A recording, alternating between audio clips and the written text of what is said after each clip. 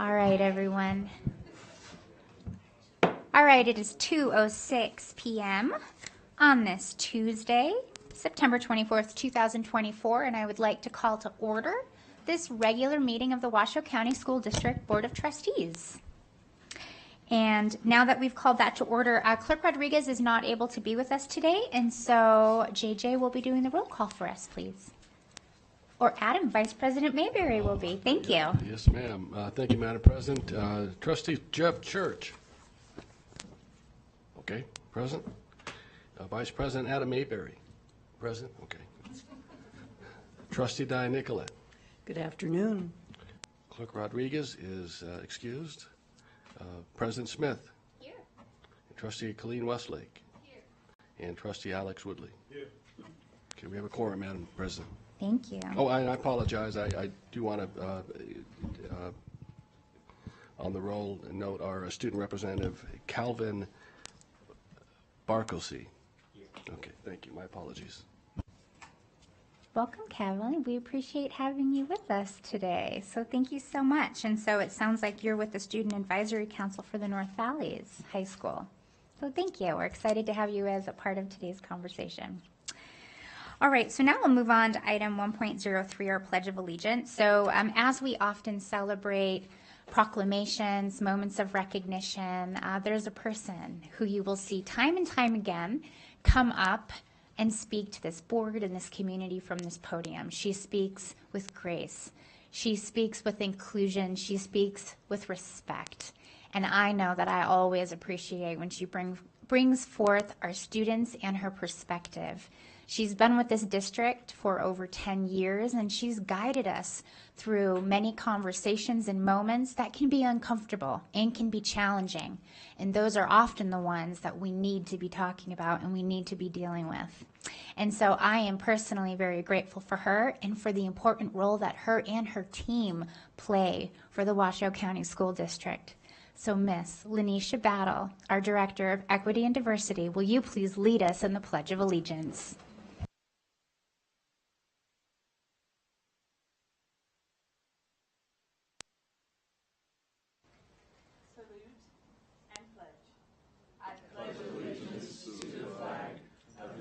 States of America, and to the republic for which it stands, one nation, under God, indivisible, with liberty and justice for all.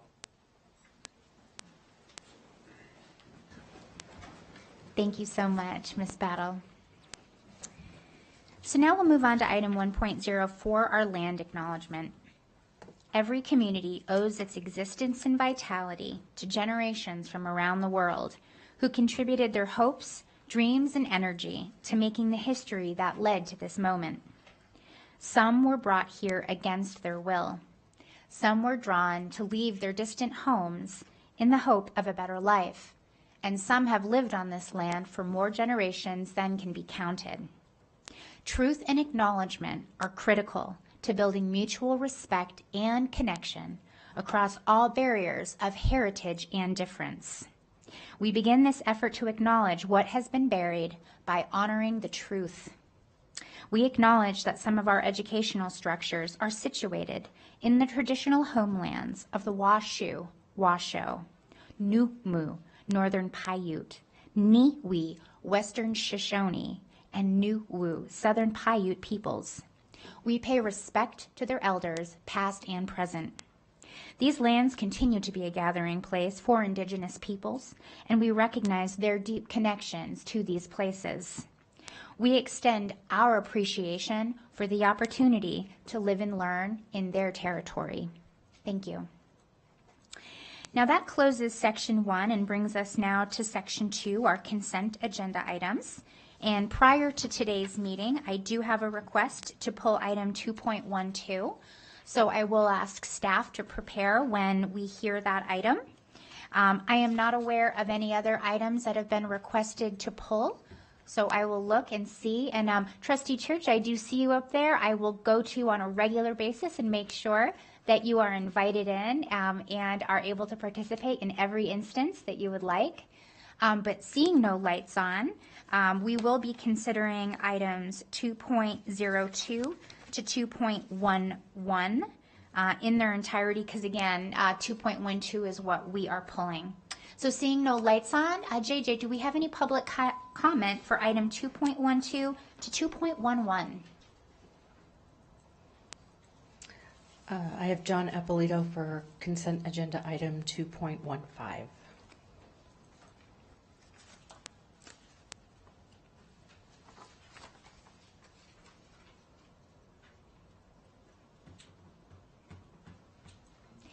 Is Mr. Eppolito in the overflow room? Oh, okay. Do I need to call for that? I said 2.02 to 2.11, and then if you would, yes. Okay. So we also have items 2.13 to 2.15. Well, welcome, Mr. Eppolito. Come on up. Thank you so much for being here. Thanks for having me. John Eppolito with Protect Nevada Children.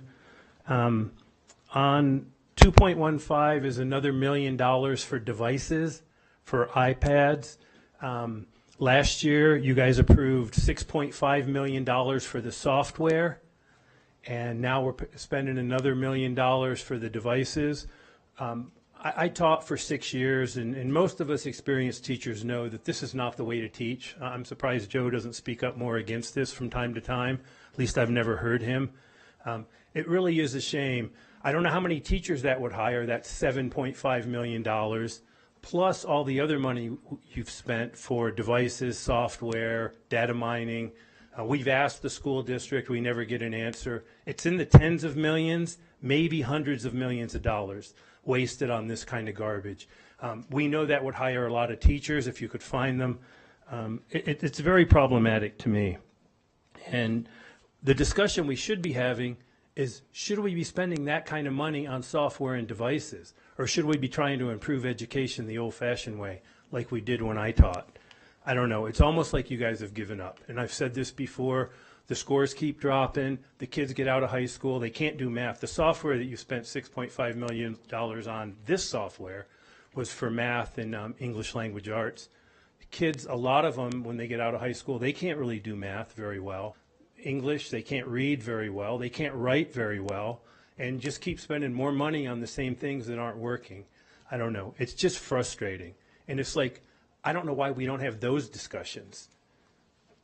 I thought I'd run out of time, but gosh, I have a lot of extra time. But this is about the email Paul White sent out about the suicide last year of the middle school student. Now, I don't know if they were using district-issued devices to bully this girl, but it's very problematic. And she begged, supposedly, according to Paul, she begged the principal and the superintendent to get involved because she was getting bullied via social media at school on her phone. Again, I don't know if they were using district-issued devices for this, but it was last school year, and according to this email that Paul sent, it culminated with her getting on social media and taking her own life after the parents reached out to the school district numerous times, supposedly, for help. I was in Carson City when they talked about this anti-bullying bill via social media, and there was a dad there that spoke. His daughter did the same thing. You guys have all these lawyers and 70 or 80 people in IT. I don't know why you couldn't help that family. It's very frustrating. Thank you.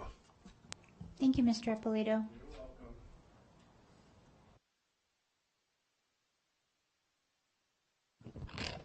That's all I have. All right. I'll bring it back here. I'm ready to make a motion, Madam President, if I may. All right. Absolutely. I move that the Board of Trustees approves consent agenda items 2.02 through 2.11 and 2.13 through 2.15. Second. All right. We have a motion by Trustee Woodley, seconded by Trustee Nicolette. Seeing no lights on, and also looking at Trustee Church, seeing no hands. All those in favor, please say aye. Aye. Aye. All those opposed, nay. All right, motion carries 6-0. Thank you so much, colleagues. And now we'll go ahead and we will move forward with item 2.12. This is the approval of the updated memorandums of understanding for dual credit courses and the 2024-25 lists of dual credit courses and additional dual credit courses for Washoe County School District students with the Nevada System of Higher Education institutions, including the University of Nevada, Reno, Truckee Meadows Community College, and Western Nevada College. This is an item now for separate possible action. And we have in front of us our Chief Academic Officer, yes, Troy Parks, and Kendra Fox. And I will defer to Vice President Mayberry. Thank you, Madam President. I appreciate it. Thank you for coming up. I wholeheartedly support this item. It offers so many valuable opportunities for our kids and truly gives them a jump start. And so I applaud our continued efforts. This wasn't around when I was in high school, so it's truly a blessing. I've experienced it with my own children. And the fact that I have children in high school, I do get some feedback specific to tuition.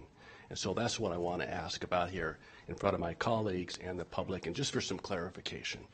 Because dual credit, in terms of how it's administered, you could have, as I understand it, a Washoe County school teacher teaching a dual credit course on one of our campuses. You could have a college instructor, say TMCC, teaching on our campus as well. You could also have students attending UNR, TMC, some of the other schools that we have in local agreements with, and they're getting dual credit. And I had asked, and so backing up a little bit, when we approved the budget earlier this year, we included funding to provide a level of equity and cover those costs for our students. And I remember asking the question specifically, does this include, as an example, students that attend a class at TMCC? And the response was to the effect, I believe so. So there was a little hesitation there, and I didn't follow it. Maybe I should have. But it comes to find out that not all of these dual credits classes are, in fact, the tuition is not taken care of by the school district. So I want to get some clarification on what dual credit tuition is paid for by the district and what isn't. Thank you for your question. President Smith, Superintendent Ernst, Board of Trustees, Kendra Fox, Director, Secondary Curriculum Instruction for the record. So under the umbrella of a dual credit is our two pathways. One is what we call concurrent enrollment, and one is called dual enrollment. Concurrent enrollment is where our instructor is teaching the class. It could be online, it could be on our campus, but our instructor, one of our high school teachers who's been approved by the college, is teaching the course. Dual enrollment is where a college instructor is teaching the class, and it doesn't matter where that occurs. Okay. Could be on our campus, it could be online, it could be on the college campus. So the distinction is really who is teaching the course. Okay. With that distinction is the ones the district is paying for are when our teacher is teaching the course. When a college instructor is teaching the course, that is when we're not paying for it. So we're covering the concurrent classes. Correct. Period. Period. Okay. And I would just offer this, that going forward, we may want to do just a better job of clarifying that. I know I got some feedback from students who, at English 101, as an example, Spanish Springs High School, the TMCC instructor teaching it, they assumed it was going to be covered, and they got a bill of about just south of $300. So, again, not accusatory, not a criticism, great program. I just think we need to better crystallize what classes for moms and dads and guardians they have to pay for and what the district is covering. Ideally, we will have more concurrent enrollment Sure. classes on our campus. That's the goal. Okay. And so then students don't have to worry about dual enrollment. So that we have this foundation of courses in all of our campuses. So it's really not even, but I agree, we do need to make sure that we're using the right vocabulary. But if we have that foundation on our campuses, then if students wants to go take a different class on the college campus, they're welcome to do that. But that we have a foundation of courses on our campus so that all students have that access. Thank you. And thank you. Can I add too, please, Trustee Mayberry? Sure. Appreciate the question, and to build on what Kendra said, we take ownership of that it wasn't clear.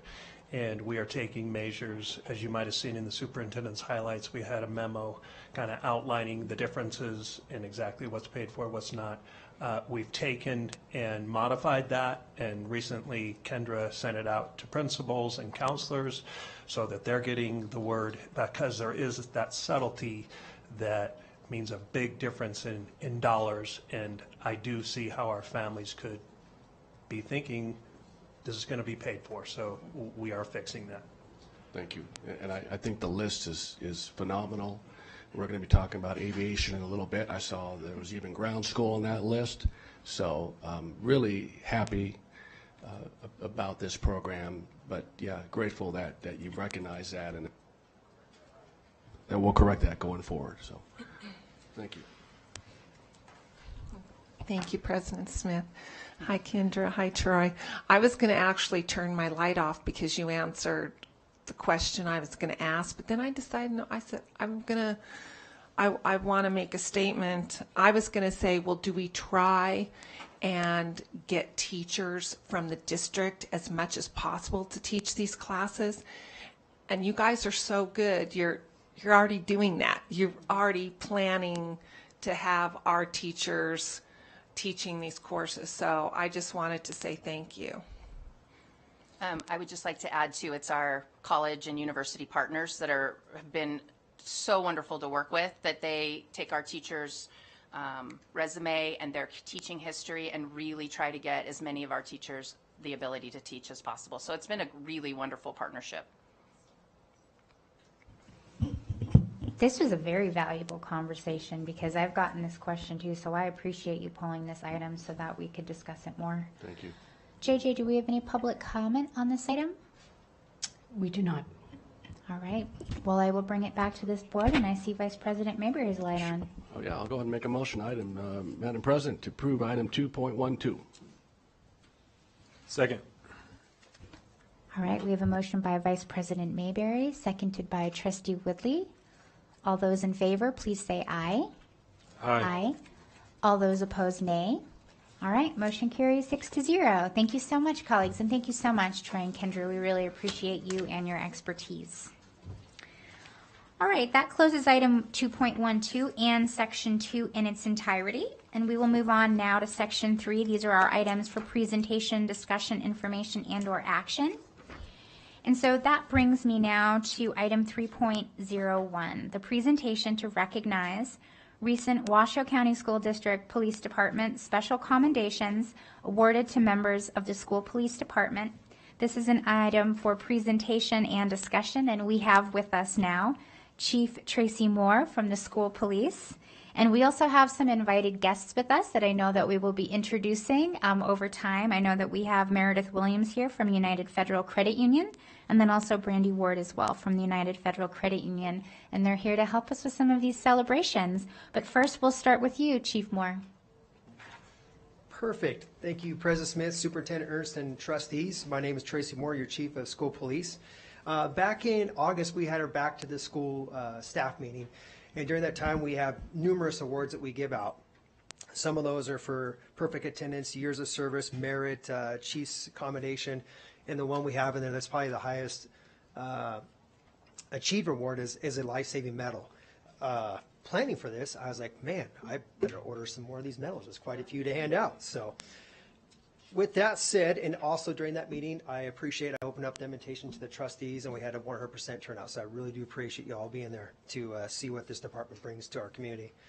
The first one, Officer Salner, step on up. We'll give you a brief history on this gentleman's training background here shortly. Oh, you come up here by me. Yeah, we'll make him sit in the chair. But on April 16th, Officer Salner was conducting a school check at Des Moines Ranch High School. While in the staff lounge, Officer Salner heard a staff member that sounded as if they were choking. Officer Salner located the staff member and confirmed they were indeed choking, as they were pointing to their throat and turning purple. Officer Salner acted immediately and began administering abdominal thrusts, attempting to dislodge the item that was choking the staff member. Officer Salner successfully dislodged the item and continued to monitor the staff member to ensure her airway was not compromised. Because of Officer Salner's quick thinking and actions, Robin Kenyon, a member of the Washington County School District family, is with us today.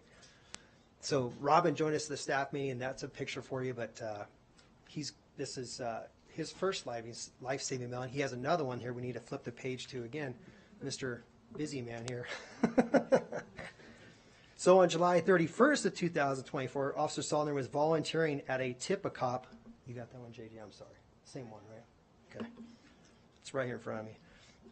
While working the event, Officer Sollner's attention was drawn to a woman who was seated in the restaurant, slumped over in her chair. Officer Sollner observed that woman was extremely pale. As Officer Sollner approached the woman, he observed that she was unconscious and struggling to breathe. Officer Sollner acted with immediacy, repositioning the woman in order to open her airway to assist in her breathing.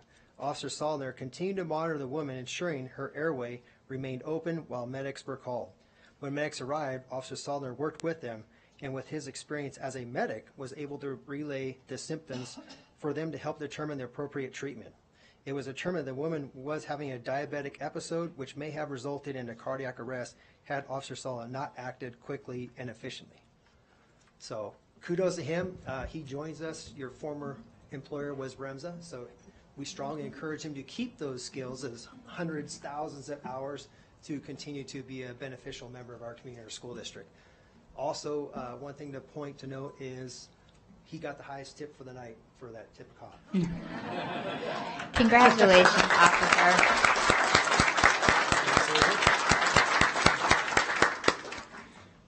Well, I appreciate the applause, but in a lot of cases, we just end up being at the right place at the right time is what it seems. And I was very grateful to be able to be a part of both of those individuals' lives, and the outcome was as optimistic and happy as we all would hope that it would be.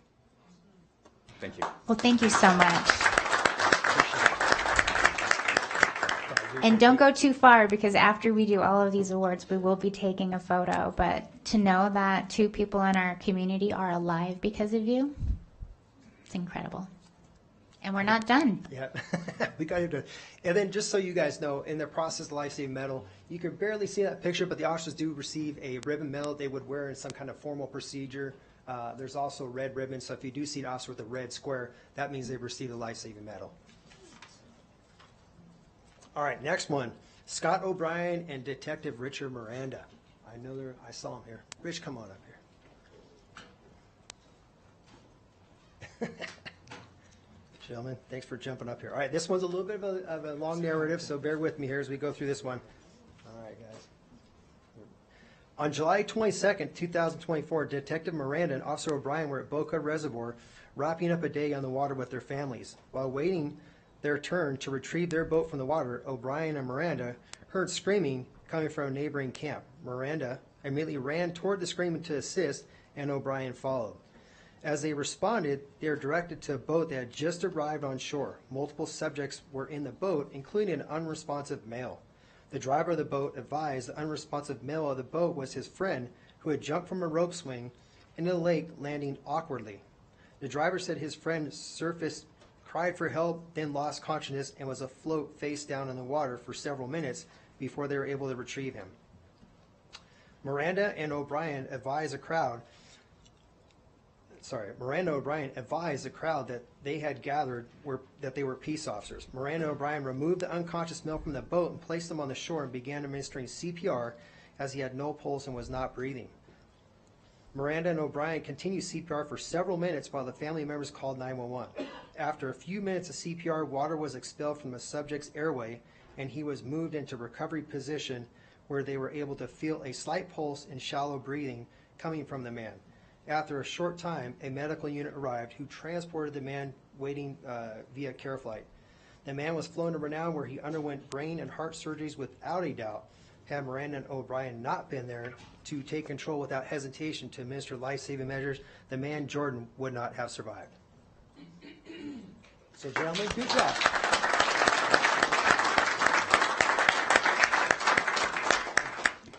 Officers, thank you so much. They're pointing to the thank you side. I always say that you guys have your chance to also make public comment if you want to about this event, but I'm super proud of you guys and the training you do and being there for our community. Thank you, Chief. Anything else, Rich? Scott? I guess it just happened that we're in the right place in the right time, and I'm glad that O'Brien's with me. He's my assistant, and It works. Thank you so much. Yeah, just thanks for the opportunity to serve my community. It's kind of a reminder that we are actually never really off duty once we make that decision to serve the community and you guys, and people know that and they look to us as those people and expect those actions whether we're in uniform or not. So that's kind of a reminder to me. So that's it. Thank you.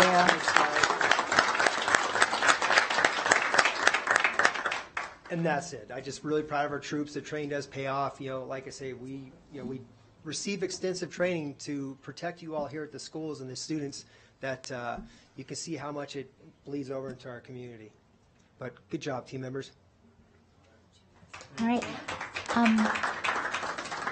Chief, I know that we were also going to be recognizing today Sergeant Bo Loretens, but he is not able to be here today. We still thank him so much for stepping in for the role of our chief while we were finding you and bringing you as a member of our team. So unfortunately, Mr. Loretens was not able to be with us today, but we do thank him so much. And then I believe we have one more. Yes. Okay. One more in there, and I will get you back to your meeting there. So we have last one for you is Officer Holly. She's assigned to the Hug High School campus. Oh, there you are. I didn't see you sneak in. They stole you from Hug. I'm glad you made it. Get over here. All right. On May 10th, Officer Holly responded to an unconscious student in the parking lot of Proctor Hug High School. As Officer Holly responded, she could see a group of students gathered around a vehicle. Upon arrival, Officer Holly observed a student giving rescue breaths to another student who was on the ground. Officer Holly immediately took control of the scene and began administering chest compressions. After several compressions were administered, the student regained consciousness. At that moment, medics arrived on scene and assisted with additional medical care. Officer Holly, without hesitation and without wavering, assisted in saving the life of one of our students. This is something all the students present, whether involved or as a witness, will never forget. Officer Holly, congratulations. Outstanding work. Proud of you.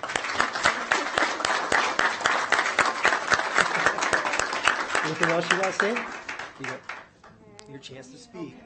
I'm just glad for the opportunity to not just serve our students just at Hug, but also with their safety. I get to see this individual, this student, every single day at school, and it's just kind of an extra bonus to my day knowing that she's here for a reason, I was there for a reason, and I'm just glad I was there. Thank you so much, Officer. And so before we take a photo, so when this ceremony originally took place, we did share it publicly.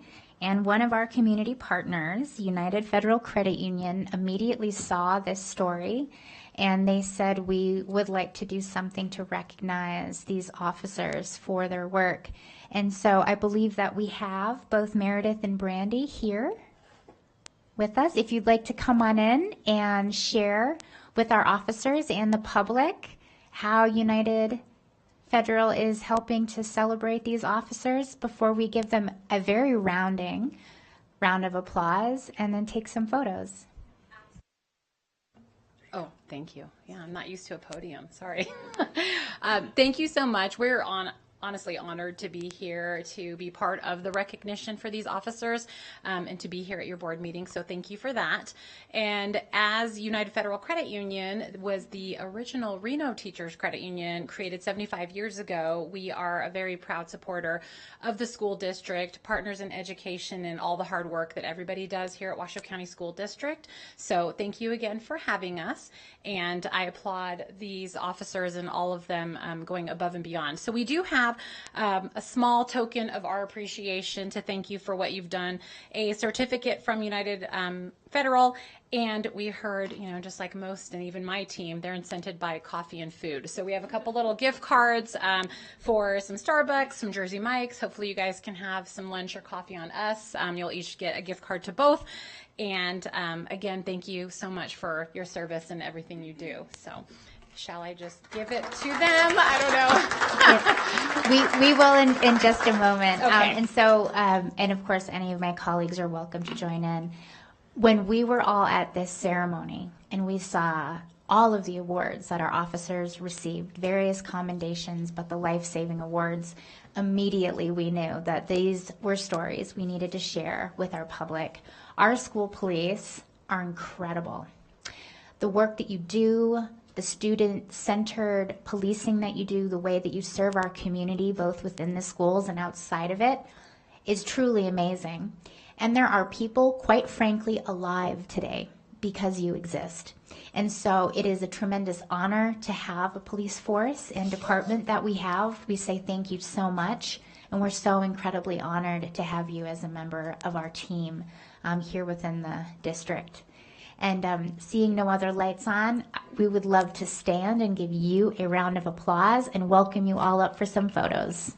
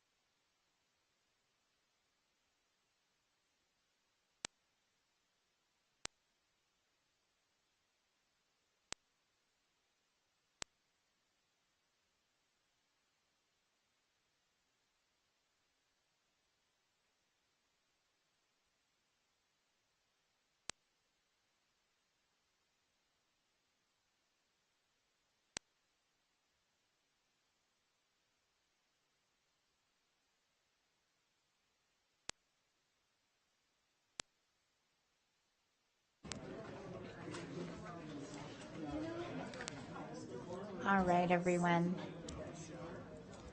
All right, we're going to go ahead and continue. Make sure we still have Trustee Church with us. Yes, we do.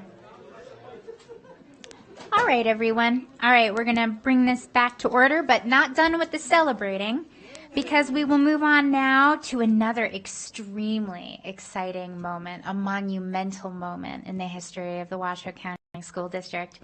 And with that, I will open item 3.02, the presentation, discussion, and possible action to approve the grant application to the Guillemot Foundation for an Aviation Technologies program at the Academy of Arts, Career, and Technology, AACT High School for $1,009,350. This is an item for possible action.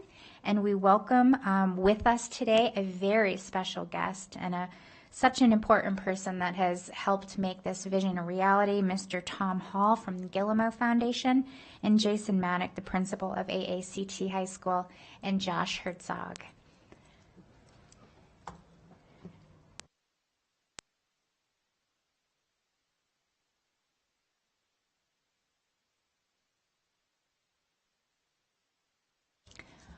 Welcome. All right. Well, thank you, everyone. Josh Hartzog here for the record. Hello to President Smith and Superintendent Ernst and the rest of the board.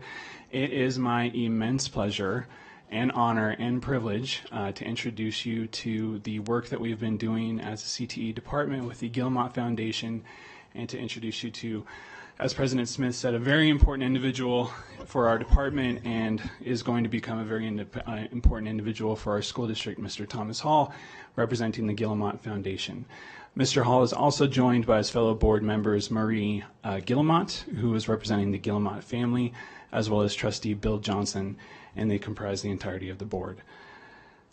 Mr. Hall is going to have a moment to share with you the vision of the work that the Guillemot Foundation is doing with respect to aviation education across our community. But before he does so, I thought it would behoove the board as well as the community to give you a little bit of background information on how we came to this historic event. As President Smith mentioned, we are presenting for your consideration an unprecedented investment in career and technical education of over $1 million to support an aviation technology program.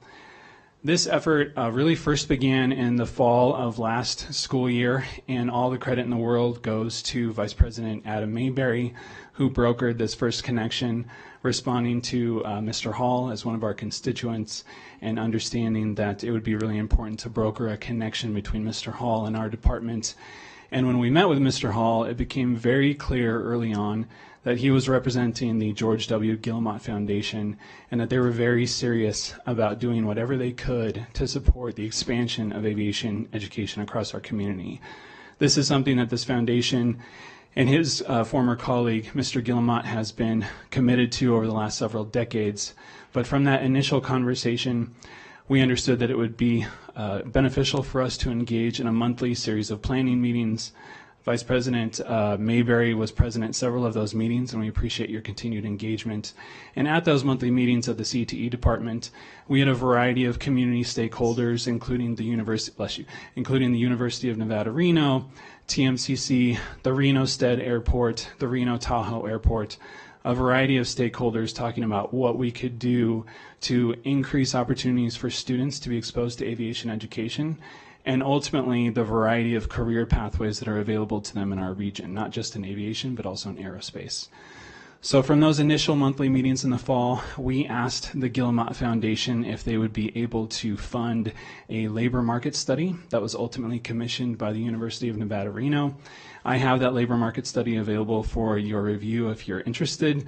Ultimately, I will be honest, the aviation and the aerospace as an industry, it's not one of our leading industries in the community, but it does offer a variety of very compelling career pathways, and that was enough for us to signal that it made sense for us to continue to move forward.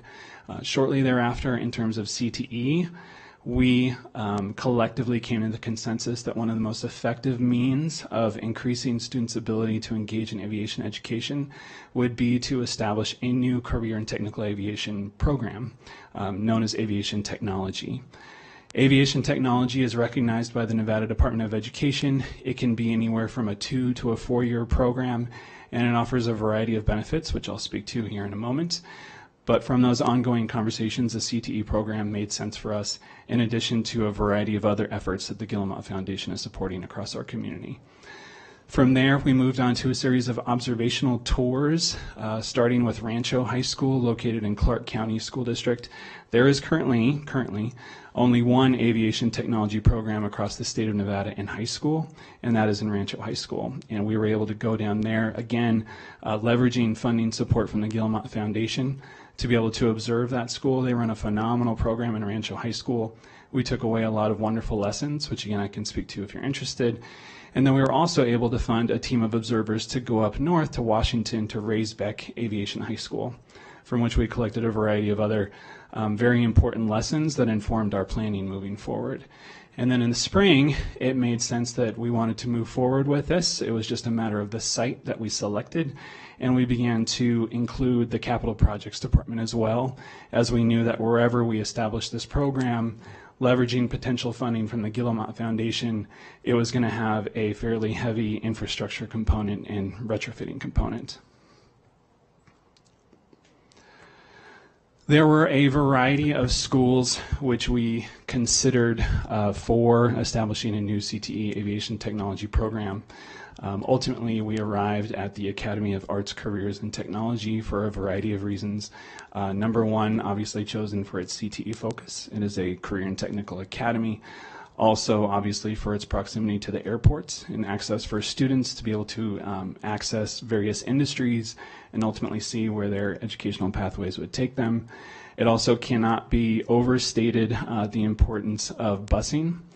We knew that if we were going to establish a new aviation technology program, we wanted to be able to provide equitable access and opportunity for students to be able to access this program. So the fact that AACT currently has busing from around our school district was very important. And then lastly, they had a very supportive administration. First with Mike Gifford, principal, who is now moving to Debbie Smith, and now with Mr. Jason Maddock, who has his own personal investments in the aviation and aerospace industry as well. The ins and outs of the actual grant that is for your consideration would be going to fund a variety of core essential activities. Number one, renovating various learning spaces at AACT, which we've identified as most appropriate, developing curriculum, purchasing flight simulators, textbooks, various pieces of equipment that are necessary, drone kits as well, training staff, and then ultimately supporting students in their ability to go on busing tours, not just around the community, but actually outside of the state as well, if that's deemed feasible. If approved, we would be working throughout this year on a variety of logistical functions to make sure that the space and the curriculum is ready for a new instructor to come in and ultimately teach this program. AACT is currently running applications for students to get into the program, and they're looking at opening up the program to serve approximately 60 students from grades 9 through 12. And you can see the project goals up there. I won't belabor the point, but ultimately our intent is to have a fairly substantial base of curriculum resources in place for a new instructor once they would be hired to teach the program next year. So this year we're looking at a lot of intense, efficient work to do what we can to prepare. And before we turn it over to Mr. Hall, I don't think there's anyone else better suited to introduce a video here that gives you the ins and outs of the actual curriculum of the program. Mr. Jason Maddock, principal of AACT. Welcome. Thank you, Dr. Hartzog. President Smith, Superintendent Ernst, Trustees, Jason Maddock, proud principal of AACT High School, here to, first of all, give a huge amount of gratitude to the Guillemot Foundation, to Josh's team, including Capital Projects representatives, Matt McKay. Shout out to Principal Gifford for his work. I'm just super blessed and grateful to fall into this position as the first-year principal at AACT, and parallel, like Josh said, this with my passion behind aviation. And so special thanks to the Guillemot Foundation here, Tom and Marie and Bill, and of course George for his huge vision with aviation and the impact that it could have on our community. I have some more remarks, but when we heard of this coming through AACT and our site being selected, we have a deep-rooted culture of student-driven work. in our communication art program, made a logo right away to support the marketing and vision of this program. And then our video production side of ComArts, who are here in the media section today documenting this historical moment, they went to work right away on the first day of school to create a promotional video to support this new academy. And so without further ado, this is the student-produced promotional video from AACT that is out for marketing as we speak.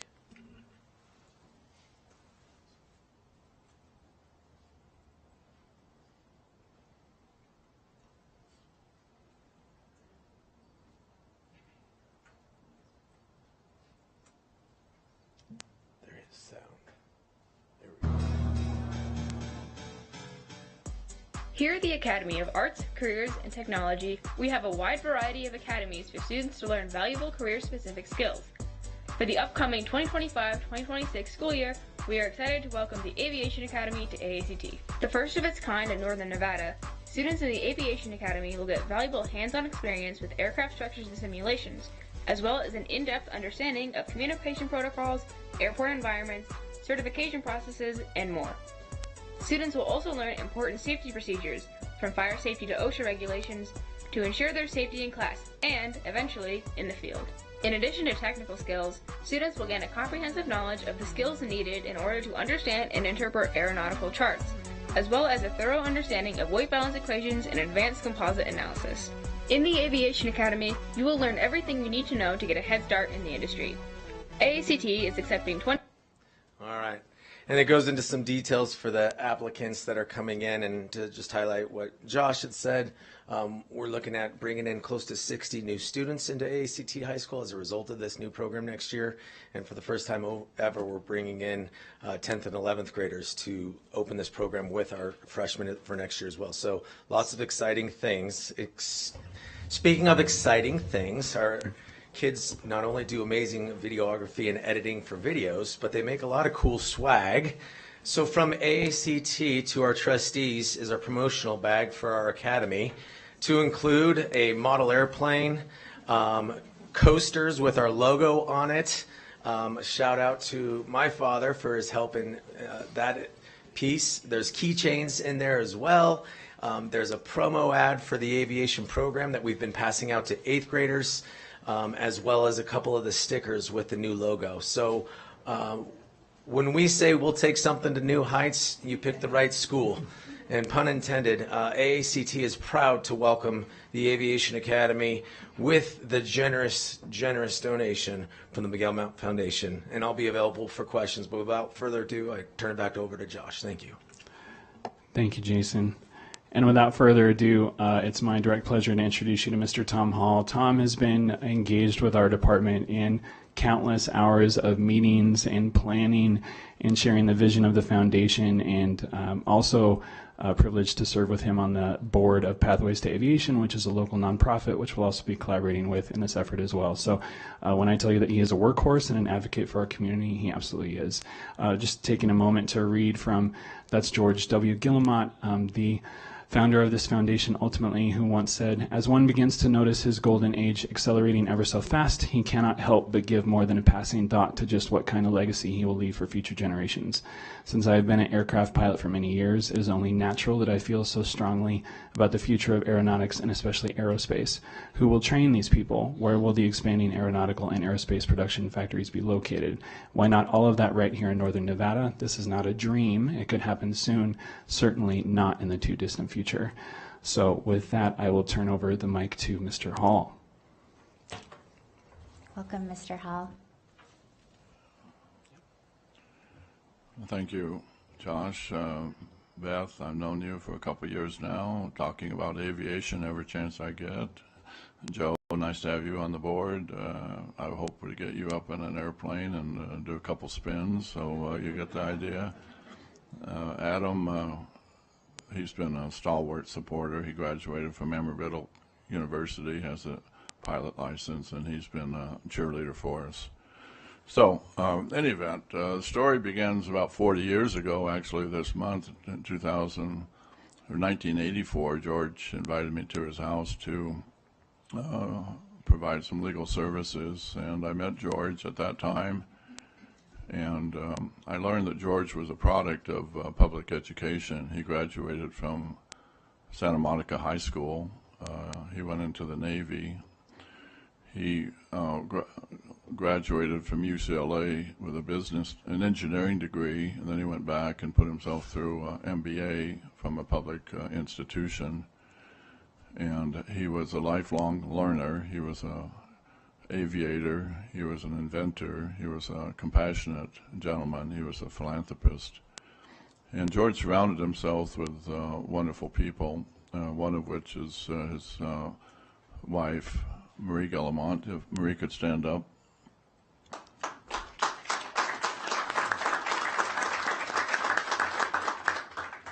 Marie grew up in Ely, graduated White Pine High School, and are they the wild dogs, wildcats? What are they up there?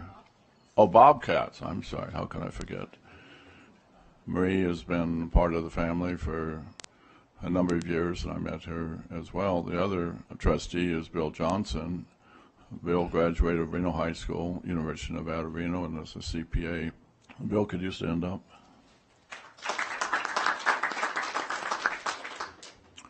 For myself, I graduated from Zephyr Cove Elementary School, class of 2, and Whitell High School, class of 11, and University of Nevada, Reno, when there were about 3,000 students there. I got my pilot's license a year after graduating from UNR, and I've enjoyed flying. My dad was a flight instructor, my mom was a dance instructor, and by the way, I was valedictorian of my 8th grade class of 2. But in any event, I'm thoroughly convinced that our youth are the most important people in our lives. It's statistically proven that youth constitute about 33 1/3% of our population, but they constitute 100% of our future. And if we don't take care of our youth in every way we can, we're missing something. So getting on with George, so it turned out I met him 40 years ago. 20 years ago, he asked me to go to John Lilly at the University of Nevada and present an idea for a School of Aeronautics and Astronautics. John Lilly, who turned out to be a great friend of mine over the years, said he had to study it, so we had a committee. That's what you do at college, you get a committee. And we studied it for a couple of years, a couple months rather, and at the third meeting, John Lilly asked me how much money was George going to put up for this, and he said, how about $40 million? I told John that, and we studied it for 2 years, and they turned us down. They said they don't have a program, they don't want a program, they don't have students, they don't have professors, they don't have champions. I didn't have champions, and it was not in their master plan.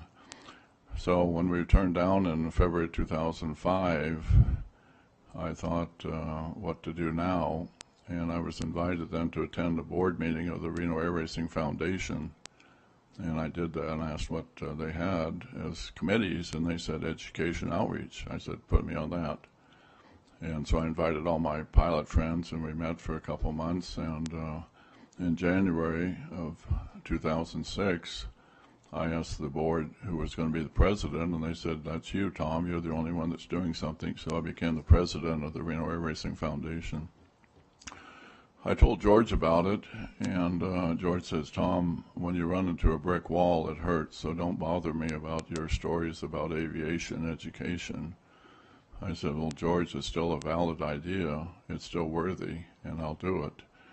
The Air Racing Association, the foundation, was kind of interesting because when we started doing programs into our high schools, they said, Tom, slow down. We only want one event a year to coincide with our air races.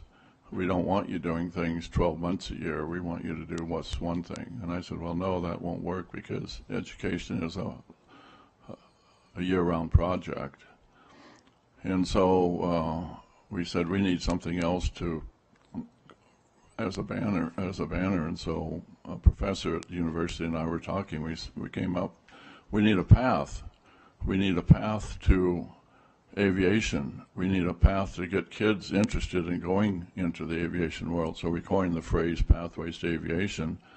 And so we renamed the Reno Air Racing Foundation Pathways to Aviation. And I've been president and board member for 20 years. And more recently, George became ill, and Bill and Marie and I started thinking about the legacy of George, even though he personally didn't want to partake. It was in his trust papers and his estate plan, so we started meeting, and I called up the Washoe County School District. I said, who would be a good person to talk to about aviation education? And they said, Josh, my buddy.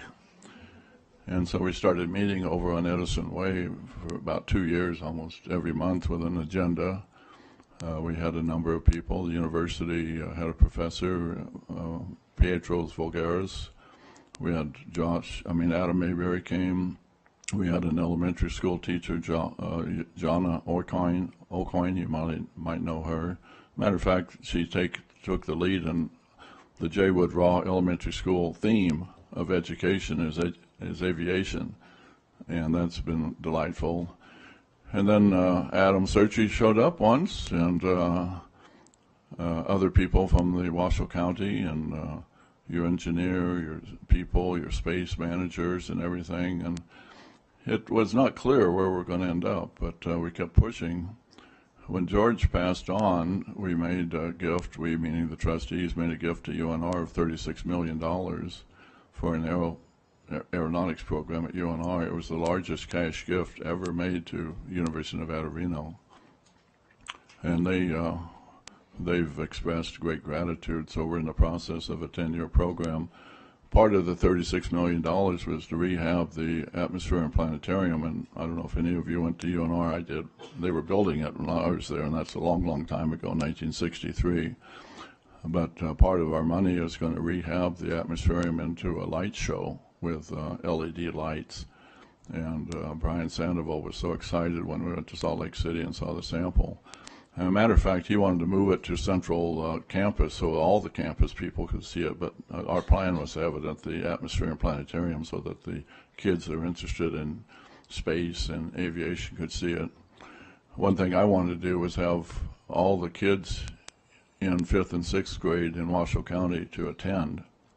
So I said I understood, maybe it's true or not, but there's 62,000 students in Washoe County School District, so I figured 10% are 5th and 6th graders. So I said, well, that's 6,200, and there's 6 counties in our region. We have Washoe, Carson, Minden, Lyon, Story County, and Churchill. And I said, I want 10,000 tickets a year free.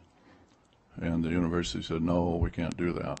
That's not in our program. I said, well, guess what? We've got the checkbook, so make it your program.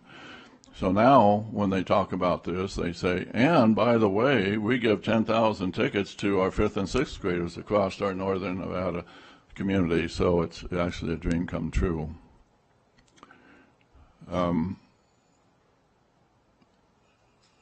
I wanted to basically end by thanking the board here, and Beth and Joe, in anticipation of meeting with you, Adam. This is a dream come true. It's a dream that George had. He was a lifelong learner and inventor. He ended up with 300 patents, if you can believe it, in the telephone components. But his dream became my dream. And frankly, I'm getting a little bit choked up here thinking about it, because we're here to help our youth. I have 5 kids. All of them have doctorate degrees. Doctor, lawyer, veterinarian, and 2 PhDs. And I just think education is what we're all about. I'm happy to answer any questions, but I'm kind of running out of things to say. But thanks to Marie, thanks to Bill, thanks to George, thanks to my friend Josh. Thank you so much.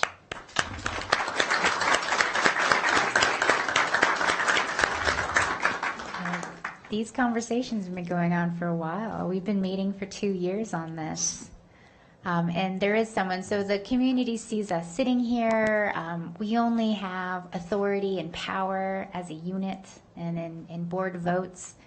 But sometimes the community also gets to see the individual advocacy that we bring as people with our passions and with our experiences. And one member sitting up here at this dais has been leading the charge with this from a place of heart, from a place of passion, and a place of commitment. And so I know that today is also a dream come true and a dream realized for Vice President Adam Mayberry. So would you please give the first comments from this board? Thank you. I'm afraid I'm going to lose my man card, so I appreciate you choking up earlier, Tom. But it's been a remarkable journey, and I'm just so grateful for Tom Hall and Mrs. Guillemot back there. The podium's in the way, and Mr. Johnson. Thank you for for providing the support. When the space program, before I was even born, first got off, they talked a lot about no Buck Rogers, right? And so that's what we need. That's what we need to make this happen is funding. That's what makes this program happen. And so we're grateful for that. And of course, I want to thank Dr. Hartzog and your entire team and the capital improvement team and Principal Maddox. Thank you so much. So proud. I love the logo. And, for me personally, just real briefly, I think for a lot of little boys and girls, aviation is something that's in their blood. They look up in the sky and they see airplanes, and that's all they want to do. They get tired of looking up all the time. And I was one of those little boys. And so I was blessed enough to be able to fly and kind of chart a path of aviation, but I was a little limited. I had meningitis when I was a little boy, and I got stricken with a significant hearing loss. So, deaf pilots aren't very effective at what they do. But instead, I decided to serve on the school board. I don't know how that happened, but it's been an honor, and I want my colleagues to know that Tom and I didn't come together and say, let's just start an aviation program. I mean, we did the work. The district, the staff did the work. We did a study to see if there was a demand. There was a demand. There was a lot of work that went in behind the scenes, so I'm grateful for that. Dr. Hartzog, could you tell us just a little bit about, maybe just at a high level, some of the curriculum that this program may offer? I say that because there is a shortage of pilots. Just today, there was a news report on a shortage of air traffic controllers, aircraft mechanics. So, no pun intended, I love aviation puns, but the sky truly is the limit for this program. So could you just highlight a little bit on what this curriculum could look like? Surely. Josh Hartzog here for the record. So the intent is that it's going to be a 4-year pathway hosted at AACT. The first 2 years will be focused on teaching students the essentials of the principles of flight, the physics of flight, composite materials, control surfaces. I believe that it's probably going to focus on both fixed and rotary wing aircraft, so teaching them the essentials of what it means to be a pilot.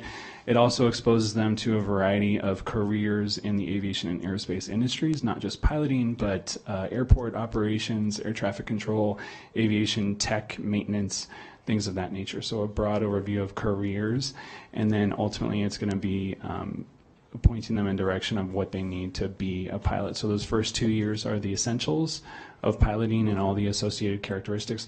There's also a heavy component on FAA regulations as well as air traffic control protocols. The third year, the intent is going to be to have them learn what they need to know about drone aviation technology. Ultimately, we want them to be able to be certified as FAA drone pilots, which is essentially ground-based instruction. And then senior year, their fourth year, it's a bit in development, but the ultimate roadmap is we would like them to have all the instruction necessary to be able to complete ground school, so they can complete that ground-based certification. And then if from there they decide that they want to go to flight school and get in their practical hours, they can. That's a rather much more involved process, as you well know, from a funding perspective, but that's the overall intent over those 4 years. So they could actually go to ground school, get their groundwork out of the way, and then flight school, and that's obviously significant in terms of cost. But again, I mean, these are things that we could look at in the future, flight training for our students. Correct, correct. All the while throughout that, exposing them to the variety of careers available both regionally and across the country. Great. And again, Mr. Hall, thank you so much for your passion. I'll never forget our initial meetings, and I'm so grateful to call you a friend, and thank you for all that you've done for our community. God bless you both. Thank you. Thank you. Mr. Hall, Mrs. Guillemot, Mr. Johnson, Dr. Hartzog, Mr. Maddock, and Vice President Mayberry, on behalf of Washoe County School District, just want to express our gratitude. This is a great example of the community partnerships that we just continue to develop and the ways that we expand educational opportunities for our students. Under Josh's leadership with CTE, we've really been able to expand apprenticeships and various dimensions of CTE programming. Earlier, we heard from Kendra and Troy regarding concurrent and dual credits, and this is just an example of Washoe County School District continuing to work to expand programming options for our students. And I think when we are looking at 100% of the future, the greater those programming options are, the better off we're all going to be. And so I just wanted to make sure that we express our very sincere gratitude and thank you on behalf of Washoe County School District.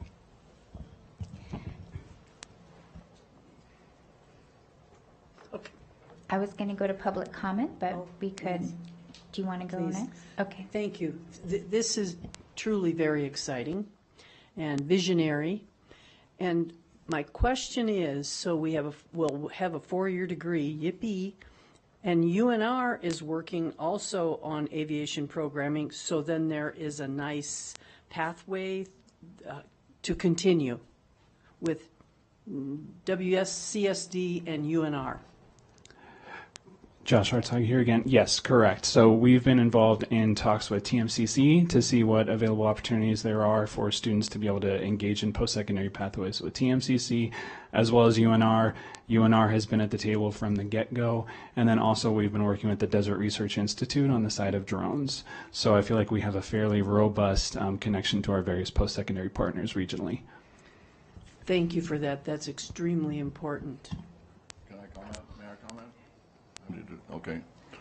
So TMCC is part of our vertical alignment and integration. So we started elementary school, Jaywood Raw. We haven't yet focused on the middle school, but we have 2 high schools. We have Washoe County High School. We have Bishop Manogue High School that are promoting aviation as a curriculum. UNR is more in the research and research area, but TMCC is more in the piloting, the tech school. And actually, it turns out, kind of oddity, I met a gentleman at the Eastern Kentucky University outside of Lexington, and EKU has a flight program that's integrated into their entire college. They have an entering class of 167 students in the pilot training now. They have a whole school of 500 students. They've just moved into a brand new building for their aviation program. They have a airport next to Richmond, and it's very similar to the airport at Reno Stead. And so Mr. James Glass is coming out and meeting with TMCC on October 4th for a day-long session as a consultant.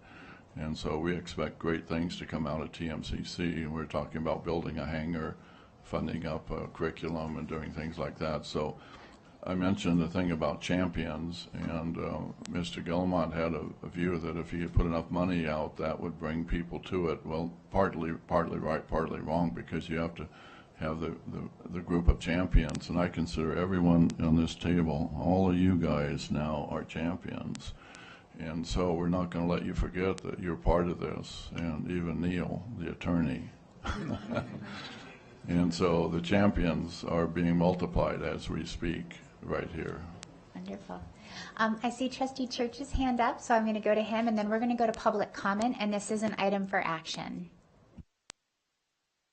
Just a quick, I had to put my Air Force hat on. So yeah, what a wonderful program. We appreciate the donation and the comments also about it's not just pilots, it's the ground crew. It takes a lot of people to get that aircraft in the air, as well as the new future of drones and the air traffic controllers. So it sounds like a wonderful program. Thank you.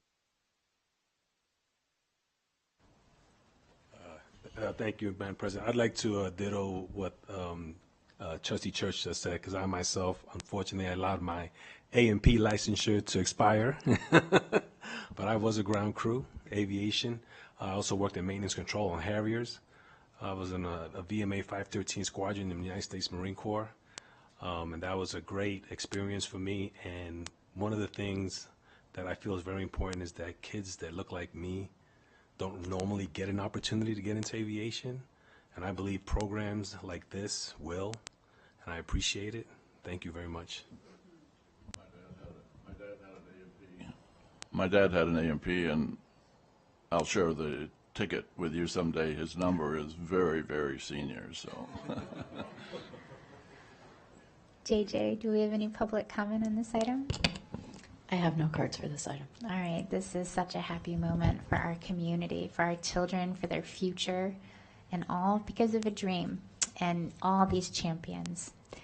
So there is only one trustee I'm going to call on to make this motion, and his light is on. Thank you. Vice President Mayberry. Yes, ma'am. Thank you. I move the Board of Trustees approves the grant application to the Gillimon Foundation for an aviation technologies program to take flight at the Academy of Arts, Careers, and Technology High School for $1,900,350. Second. $9,350. All right, we have a motion by Vice President Mayberry. We have a second by Trustee Woodley. All those in favor, please say aye. Aye. Aye. All those opposed, nay. Motion carries 6-0. Congratulations. And we have a very big check to celebrate.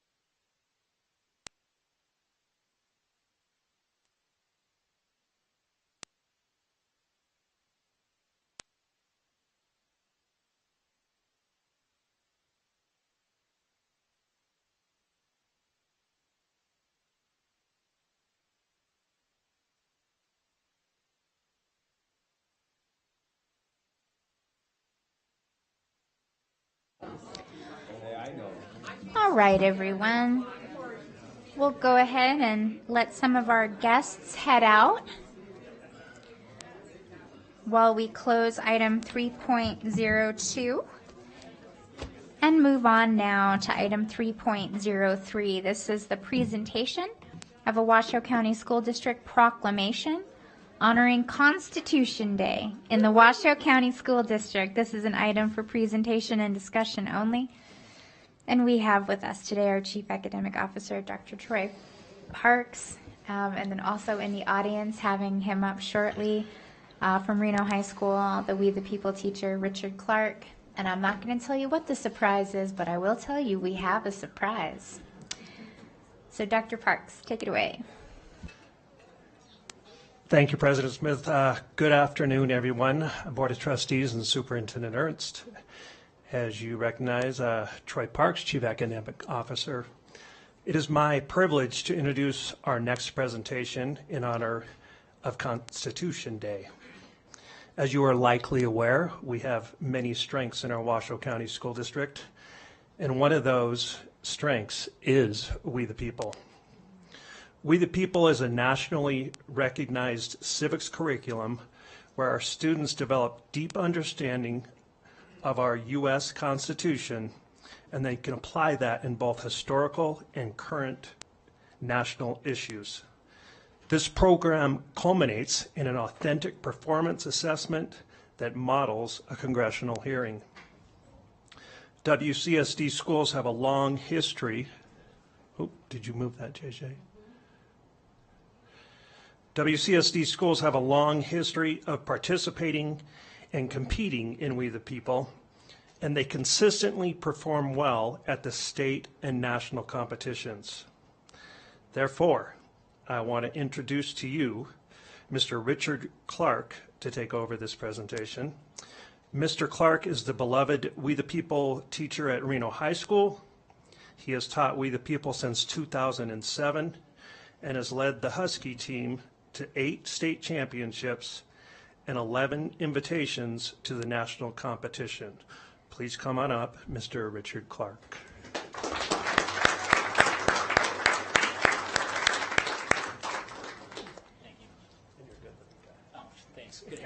So, Mr. Clark, I admit that I'm biased because I'm from Connecticut, so I am a Patriots fan, but I do recall calling you the Bill Belichick of We the People. You're not the first. I love it.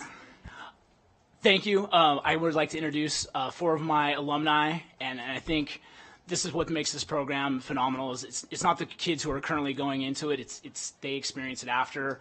So I have 4 from last year's class that finished 8th overall in the nation. So I'd like to have them stand in when I introduce them. First, she was in Unit 3, Brooklyn Minetti. From Unit 2, Taylor Moore.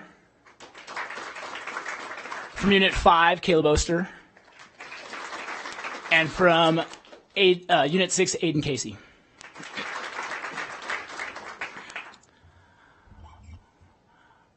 I guess, what am I doing now?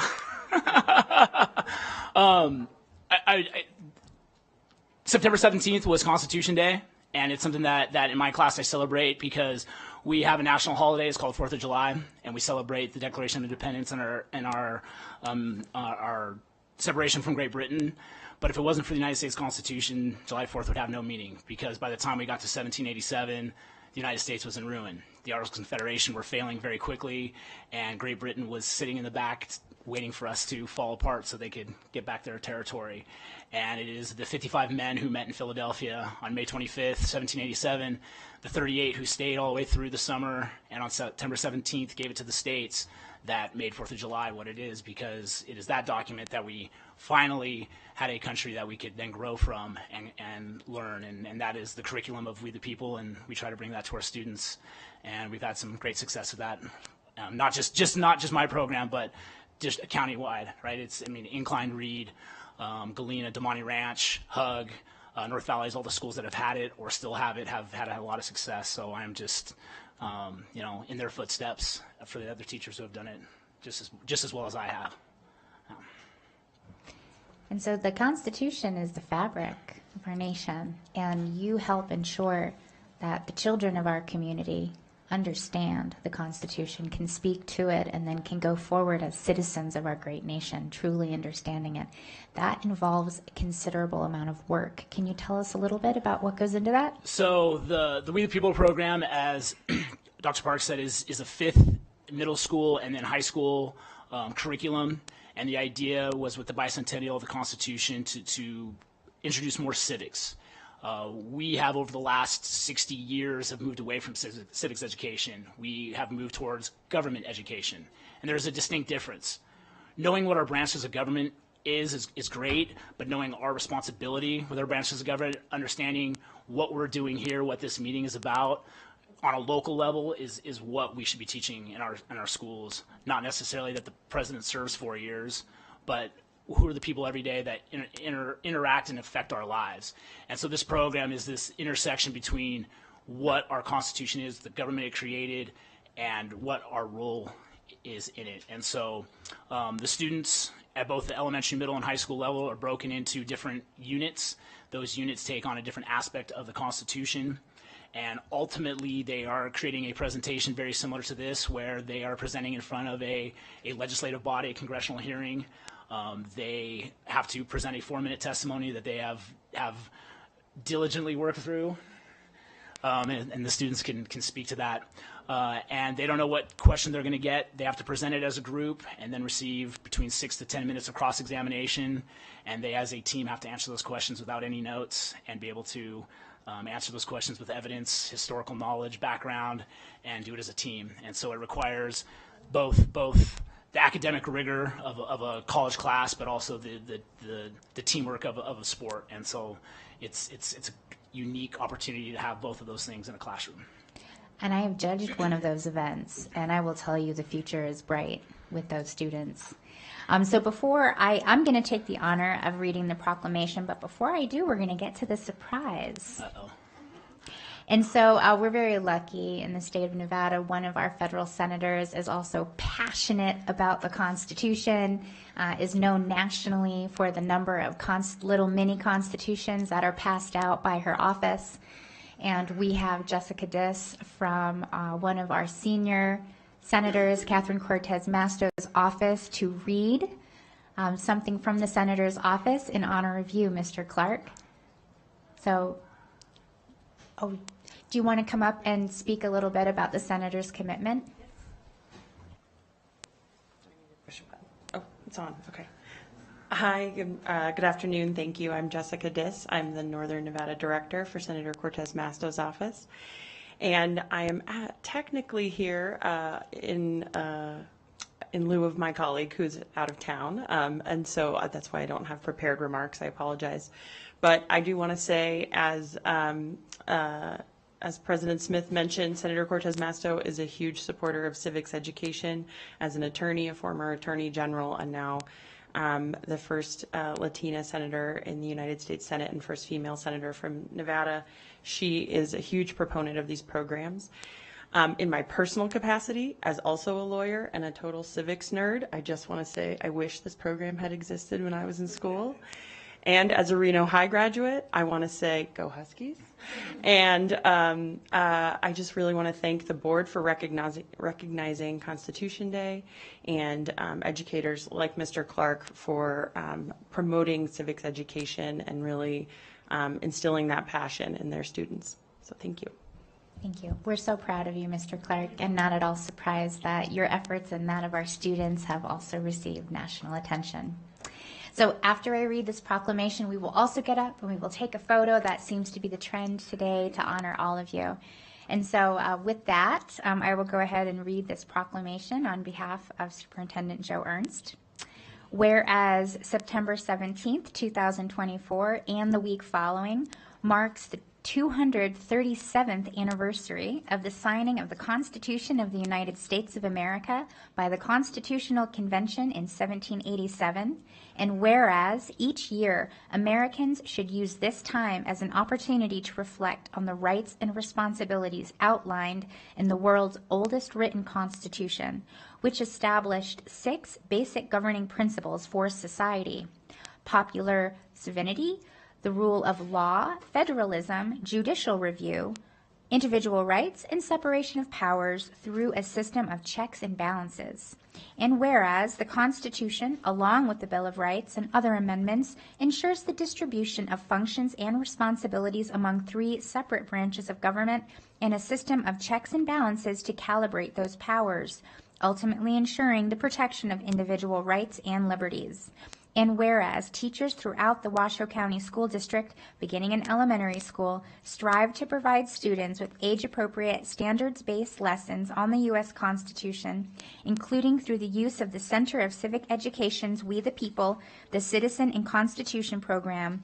And whereas We the People teams from Washoe County School District high schools have consistently moved forward to national competitions since the competition began in 1988, including the 2024 Reno High School team, which placed 8th in the national finals. Now, therefore, I, Joe Ernst, Superintendent of Washoe County School District, spoken now by Elizabeth Smith, President of the Board, do hereby proclaim September 17th as Constitution Day and further proclaim the week of September 17th through 23rd, 2024 as Constitution Week in the Washoe County School District. I urge all students, staff, and members of the community to reaffirm the ideals of the Constitution and look for opportunities to celebrate Constitution Day. Thank you.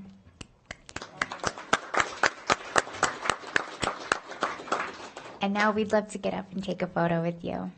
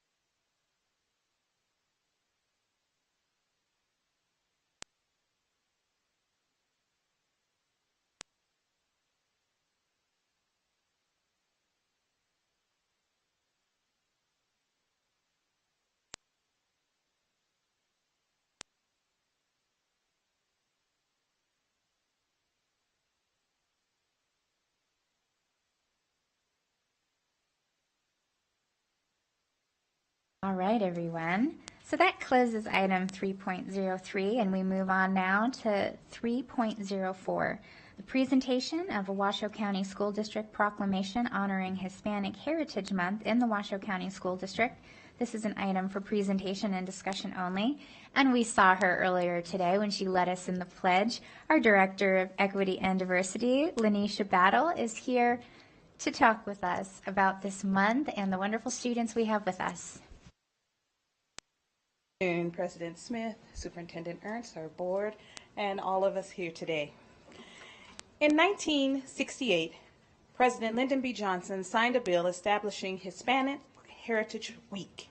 This observation was initiated during a time when Hispanic and Latinx communities were becoming increasingly visible in American society, especially with the rise of political and labor activists who championed civil rights for farm workers and underrepresented communities. In 1988, 2 decades after the creation of Hispanic Heritage Week, President Ronald Reagan expanded the celebration to cover a full month from September 15th to October 15th.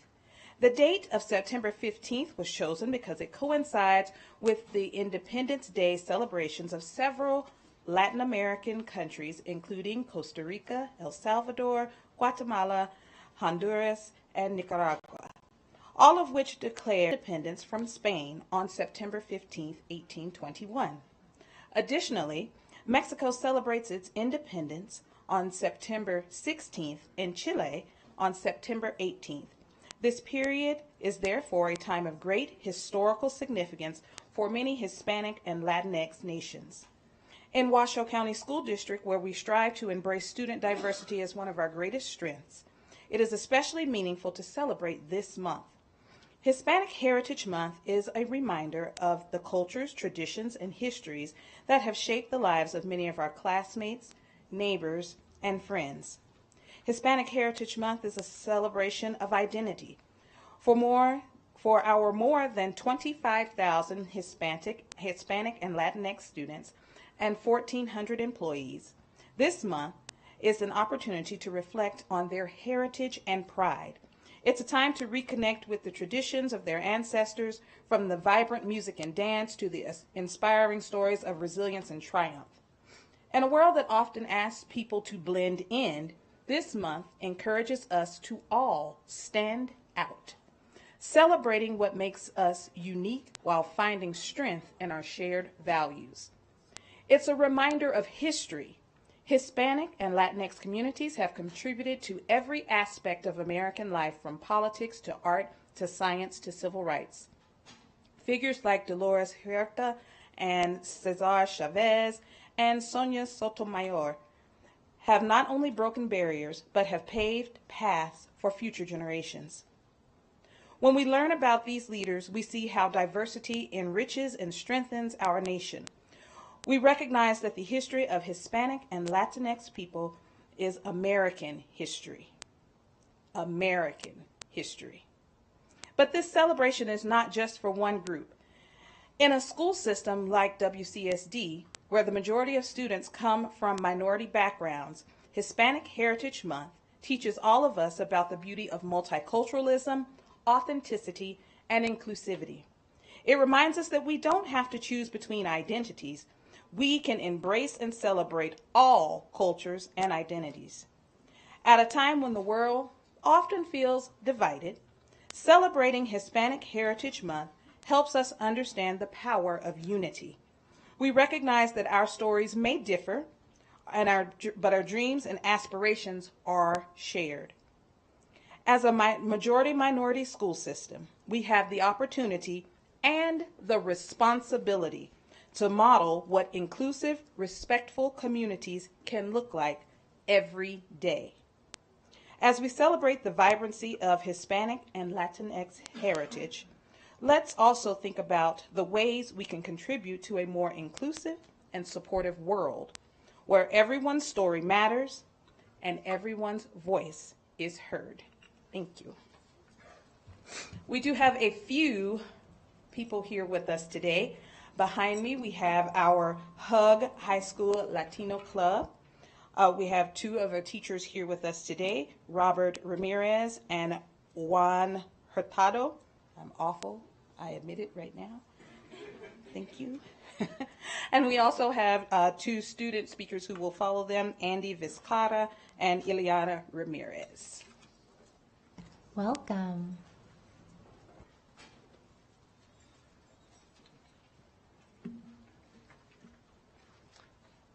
Hi, I'm Andy Vizcarra, and I am the president of the HUG Latino Club. I'm super honored and thankful to be here for this very beautiful moment that we have been provided. And it is a very good accomplishment that we have been here for a second time in a row. And during Hispanic Month, which is a very good accomplishment for our community. And our community is great to be here since we have been provided this moment to recognize our community, our Hispanic community. And with this being here in ACT, we are basically a change. We are here to show that anything is possible. We can start changes. And with the Hug Latino Club being an ACT at the Washoe County, we can involve other schools in the Washoe District to be involved, be proud of who they are, and be part of a club that needs to be recognized throughout the Washoe District. And I hope other schools throughout the Washoe District can be involved as Hug High School. And this shows that the other schools can be involved and be proud of who they are. Thank you so much.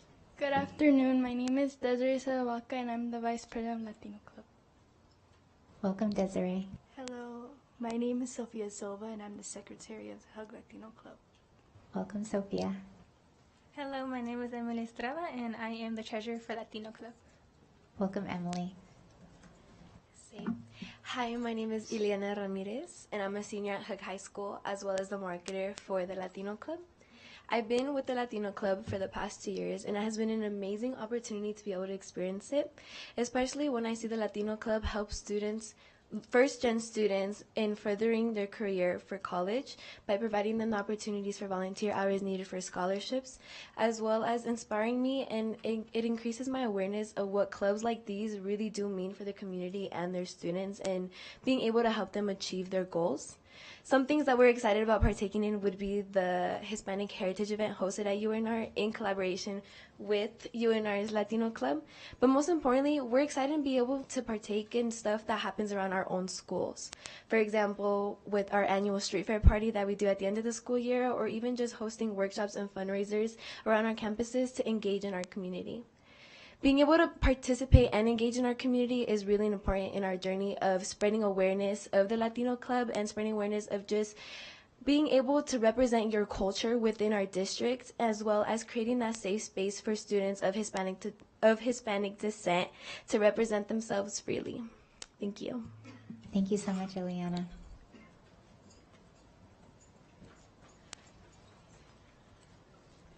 Thank you to our Hug High School Latino Club. We want to just take a moment to thank you for coming out and speaking to our board today and just being representative of Hug High School. Does the teachers have anything before we move on?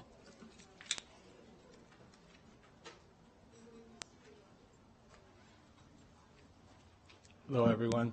My name is Robert Ramirez, and I am one of 2 of the advisors for the Latino Club. I just wanted to give a quick update. So last year we had the opportunity to come speak to y'all, and we had 6 students come up here and give a little speech. So 5 of them were seniors. 1 of them was a junior who is now a senior. And 4 out of the 5 went on and are in college now as a first gen. And our president from last year is joining the National Guard and then going to college right after.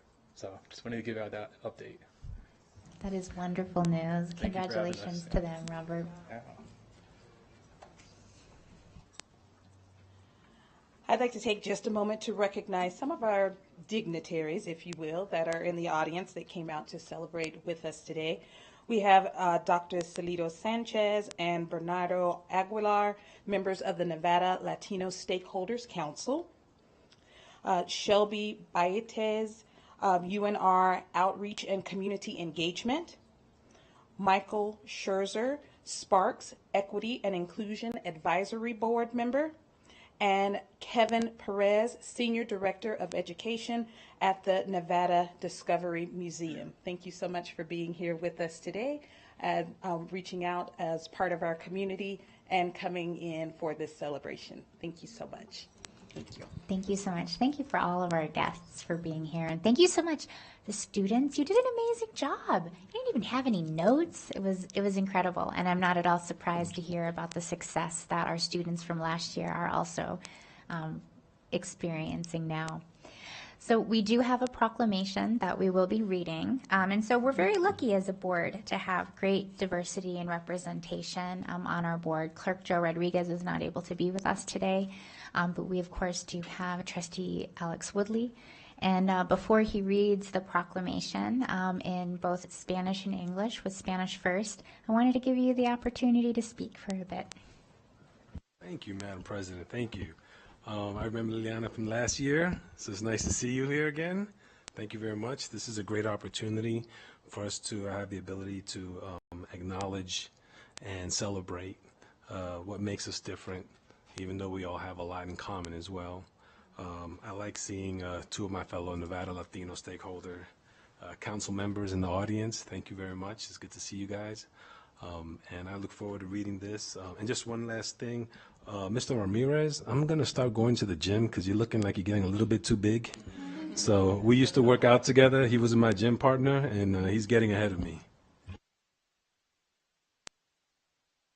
All right, with that being said, I'll start. In Spanish first.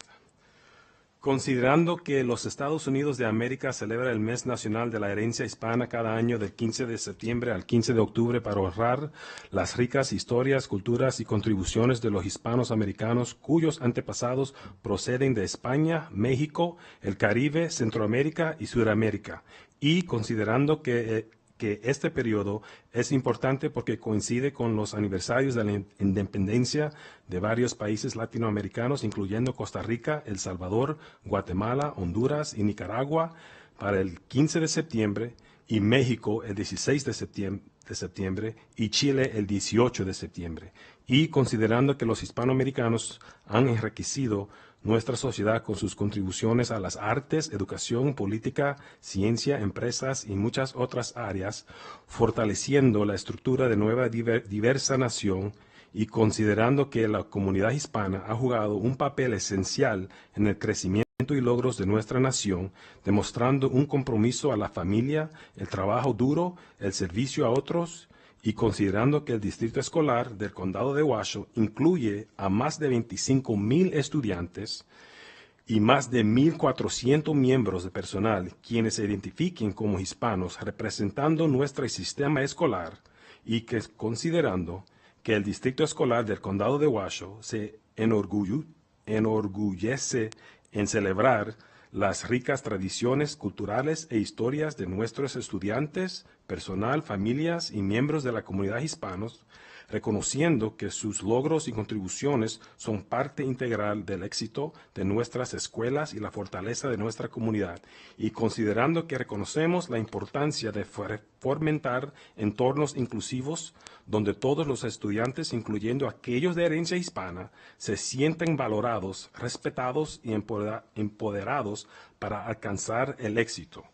Ahora, por tanto, se resuelve que yo, de parte de Joe Ernst, su superintendente del Distrito Escolar del Condado de Washoe, proclamo Mes de la Herencia Hispana en el Distrito Escolar del Condado de Washoe del 15 de septiembre al 15 de octubre, y aliento a todos los estudiantes, personal y miembros de la comunidad a tomar esta oportunidad para aprender, reconocer e involucrarse en actividades que honran y celebran la vibrante cultura y perdurables contribuciones de la comunidad hispana.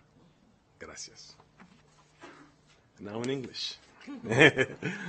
Whereas the United States of America celebrates National Hispanic Heritage Month each year from September 15th to October 15th to honor the rich histories, cultures, and contributions of Hispanic Americans whose ancestors came from Spain, Mexico, the Caribbean, Central America, and South America. And whereas this period is significant as it coincides with the independence anniversaries of several Latin American countries, including Costa Rica, El Salvador, Guatemala, Honduras, and Nicaragua on September 15th, Mexico on September 16th, and Chile on September 18th.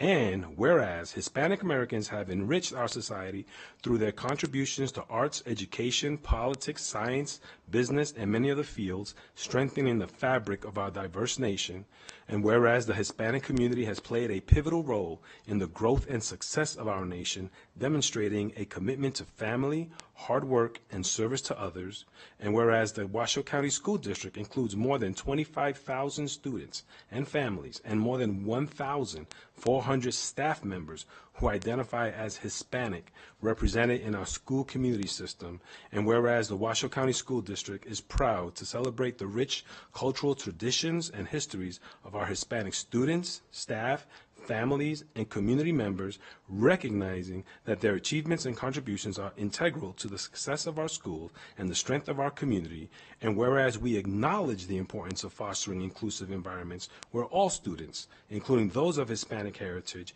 feel valued, respected, and empowered to succeed. Now, therefore, I, on behalf of Joe Hernst, Superintendent of Washoe County School District, do hereby proclaim September 15th to October 15th, 2024 as Hispanic Heritage Month in the Washoe County School District and encourage all students, staff, and community members to take this opportunity to learn, appreciate, and engage in activities that honor and celebrate the vibrant cultures and lasting contribution of the Hispanic community. Thank you.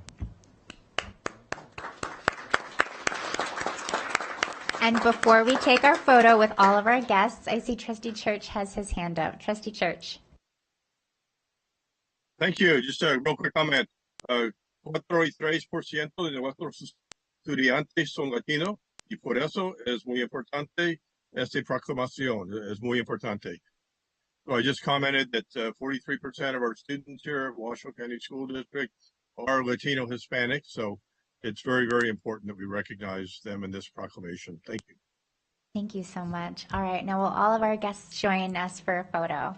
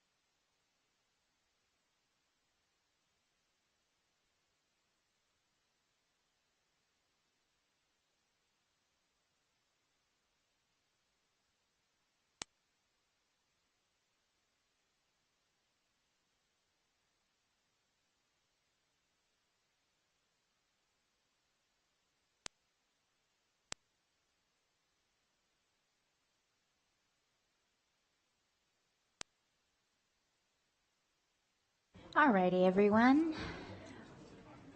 We have one more. We're not done.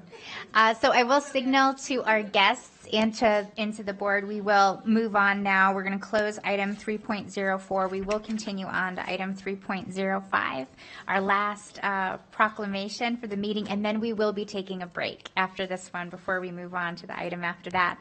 So on that note, we will now open item 3.05. This is the presentation of a Washoe County School District proclamation honoring Attendance Awareness Month in the Washoe County School District. This is an item for presentation and discussion only. And we have our Director of Intervention, Rochelle Murillo, here to start us off. Good afternoon, President Smith, Superintendent Ernst, and trustees. Thank you for having me here, and happy National Attendance Awareness Month. And that's why I'm here. Today I'm going to talk to you a little bit about some of the work and the amazing job that our schools have done to address chronic absenteeism. So during the years of the pandemic, districts across our nation experienced unprecedented rates of chronic absenteeism. We did it as well in Washoe County.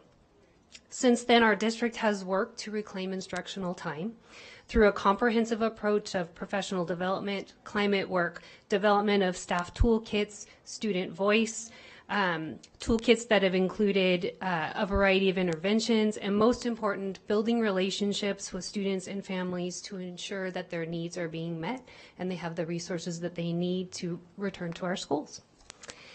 Today I'm going to highlight two schools that saw significant decreases in chronic absenteeism last year.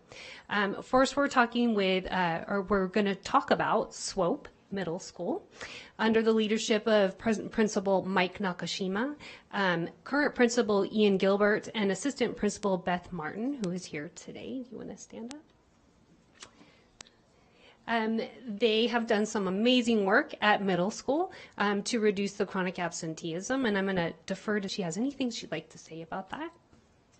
Hi, I'm Beth Martin. I'm one of the assistant principals at Swope Middle School. We did work very hard last year and continue to work very hard this year to make sure that our chronic absenteeism rates lower.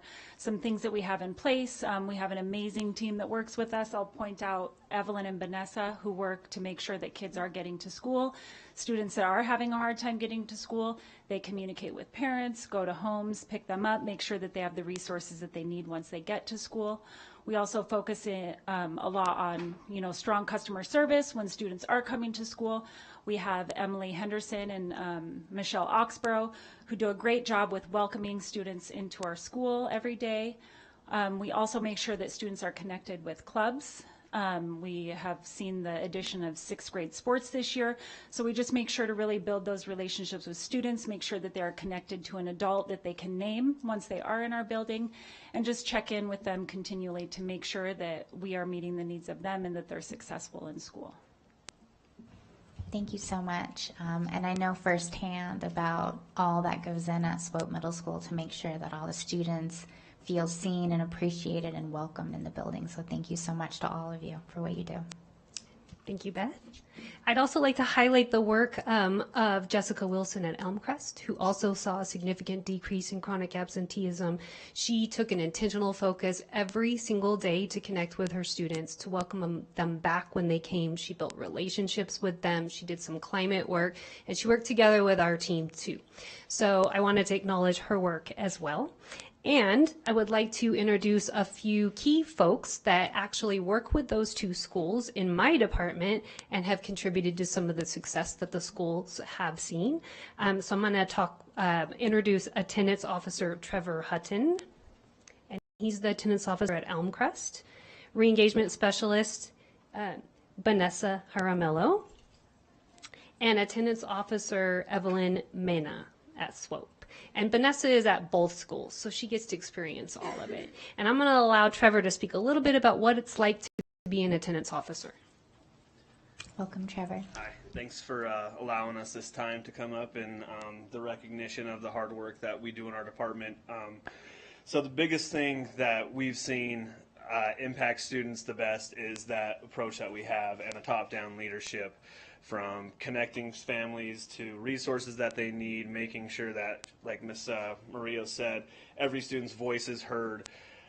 really incentivizing students being there every day. We understand that if we want test scores to improve, the biggest domino that needs to fall is getting kids into the building and being there ready to learn, ready to, attain as much knowledge as they can so they can be successful, be that best version of themselves. One thing that Elmcrest does really well is they eliminate any barriers that families might have, and they really look at case-by-case basis where students might be struggling, and they let those parents be heard and know that it's not a defensive thing. It's how can we help you guys? I think everybody in this room got into helping kids for the right reason. They want to help them be that best version of themselves. And when families really understand that and believe that, then they can work together with school leadership to help them reach that best version of themselves.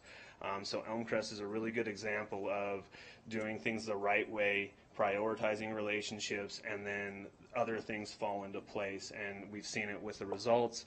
Test scores are getting better there. Absenteeism really improved. So that's a great school to look at and see that it can be done. It's a hard job to do, but if we incentivize it and prioritize it, then we see the results happening. So thank you. Thank you. Thank you, Trevor. And I do want to thank Superintendent Ernst for making chronic absenteeism one of his priorities. I do appreciate that. Through a team's approach, both schools have prioritized increasing attendance through climate work that built student community and welcomed families into their schools. They met regularly together as a team with our intervention staff to determine a plan of action that met the school's needs as well as the individualized needs of students and families. They truly partner with their families. Through this all-hands-on-deck team approach and partnering with families, both schools saw significant decreases in chronic absenteeism rates, and I'd like to formally acknowledge the hard work that they did this last year and previous years in reducing their chronic absenteeism, reclaiming instructional time, and welcoming their students back. Thank you. Thank you so much. So the trustee today that will be reading this proclamation on behalf of Superintendent Ernst is Trustee Westlake, and before you read that, would you please give us a brief moment and speak from your heart on this topic? I know it's dear to you. Thank you, President Smith. So I am so honored to be able to read this proclamation. This is something that is very near and dear to my heart. I can't think of too many things that are sadder than a child missing out on getting educational time and advancing their knowledge, being part of a school community, and being productive and feeling worthy. And I am extremely proud of the district and our community for first realizing that there is an issue and a problem that needs to be addressed, and for working hard to do this heavy lift. It's not insurmountable. We can do anything for our kids if we work together and put our mind to it. And I know we can be there for all of our children in the district, all of the children in our community and the families, and making everyone feel that they belong and that they're an important part of this community. And thank you to everyone that is addressing this and working hard on this. It's the value is, you can't even quantify what the value is, because these are our children. Thank you. So I'll be reading the proclamation for our wonderful superintendent, Mr. Joe Ernst. Whereas good attendance is essential to student achievement and graduation, and whereas promoting attendance requires noticing as soon as possible when students are starting to miss too much school in order to engage students and families and to identify and offer needed support and early intervention resources, and whereas taking a positive problem-solving approach to reducing absenteeism requires expanding data to include reviewing chronic absence and attendance data, availability of working contact information for families, and positive relationships. And whereas improving attendance and reducing absenteeism takes schools, the school district, families, and community partners working together to identify and address factors contributing to students missing school, particularly a lack of access to resources, mental and physical health services, and access to basic economic supports, including food and housing. And whereas students are more likely to attend when these 4 conditions for learning, physical and emotional health and safety, a sense of belonging, connection and support, academic challenge and engagement, and adults and peers with social emotional competency are in place.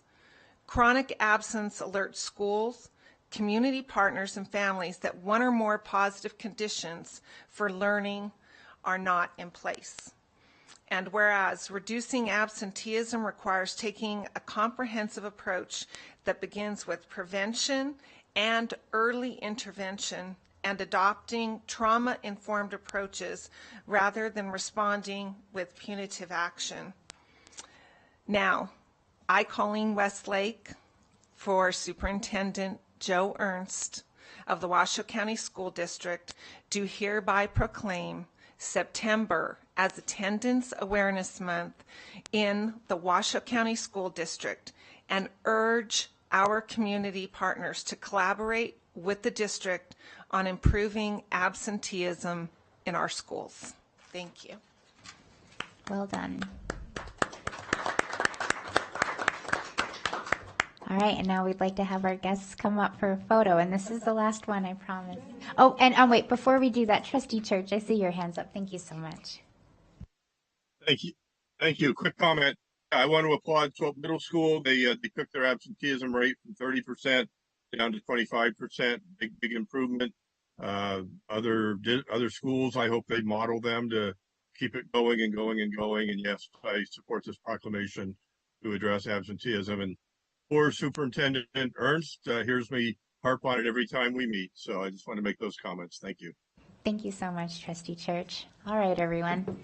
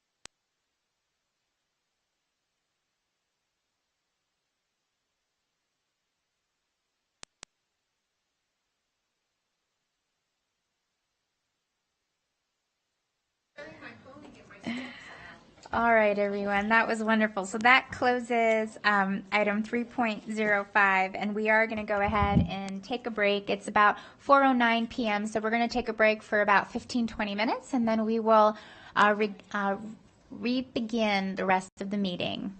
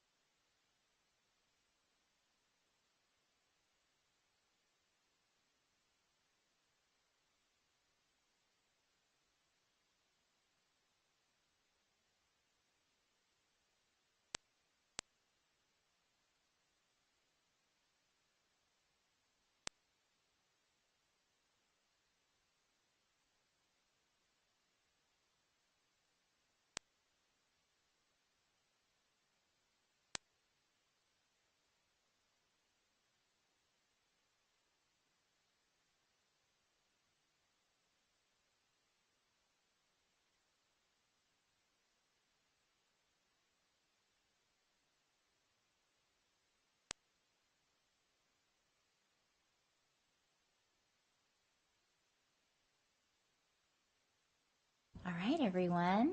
All right, first we're going to wait and make sure that we have Trustee Church with us before we re-begin the meeting. We do. All right, thank you so much, Trustee Church. All right, it's 4:35 p.m. on this Tuesday, September 24th, 2024. We're in a regular meeting of the Washoe County School District Board of Trustees, and we just closed item 3.05. And now we will open item 3.06.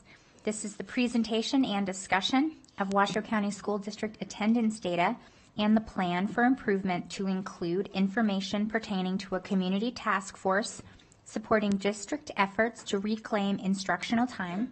This is an item for presentation and discussion only, and we have a wonderful lineup of guests for this item. Dr. Paul Lamarca, our Chief Student and Family Supports Officer, Dr. Mike Paul, our Lead Associate Chief in the elementary space, Mr. Mike Kazmierski of Strengthening Our Community, and Katie Simon Holland, also of Strengthening Our Community, and of course, our revered former board president.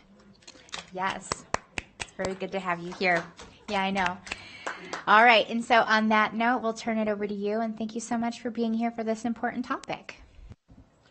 Thank you, President Smith, Superintendent Ernst, members of the board. For the record, Paul Lamarca, Chief Student and Family Supports Officer. Thank you for this opportunity, and you introduced us, and I'm sure my colleagues will introduce themselves. Before I move on, though, I do want to acknowledge one person in the audience, and she just spoke with you during the last proclamation, and that's Rochelle Maria. She's our director of our intervention department, and that group does far more than just attendance work, but she's been a leader in this area for a long period of time. She does amazing work, and so thank you, Rochelle, for everything you do. And I don't have a clicker. Oh, I do have a clicker. Okay, so we're going to move right through this as quickly as possible because I know we want to talk about the community work and we'll spend more time there. We do need to get grounded, and so we'll just go through a quick definition of what chronic absenteeism is. A student who misses 10% or more of instructional days is considered chronically absent.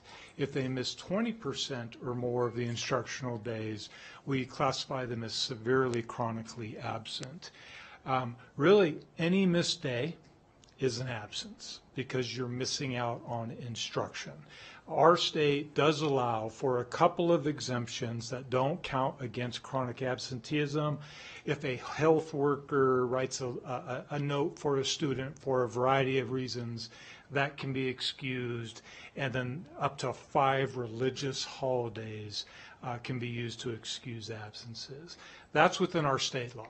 Federal law does not allow that. So when we report out at a federal level, those are not considered exemptions or excused. Now, we were going to talk about why that is, and I certainly don't want to speak for the federal government, but I do believe it's not that they're heartless, it's that instruction matters. And whether or not I'm missing because of a doctor's appointment or for whatever reason, I'm missing out on a learning opportunity. And that's what they're trying to get in front of.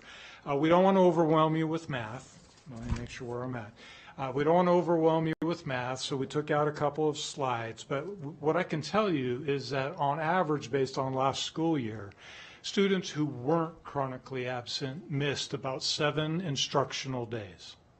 Students who were chronically absent, on average, missed about 32 instructional days. That's a difference of 25 instructional days. That's a full month. It's more than a month of instruction.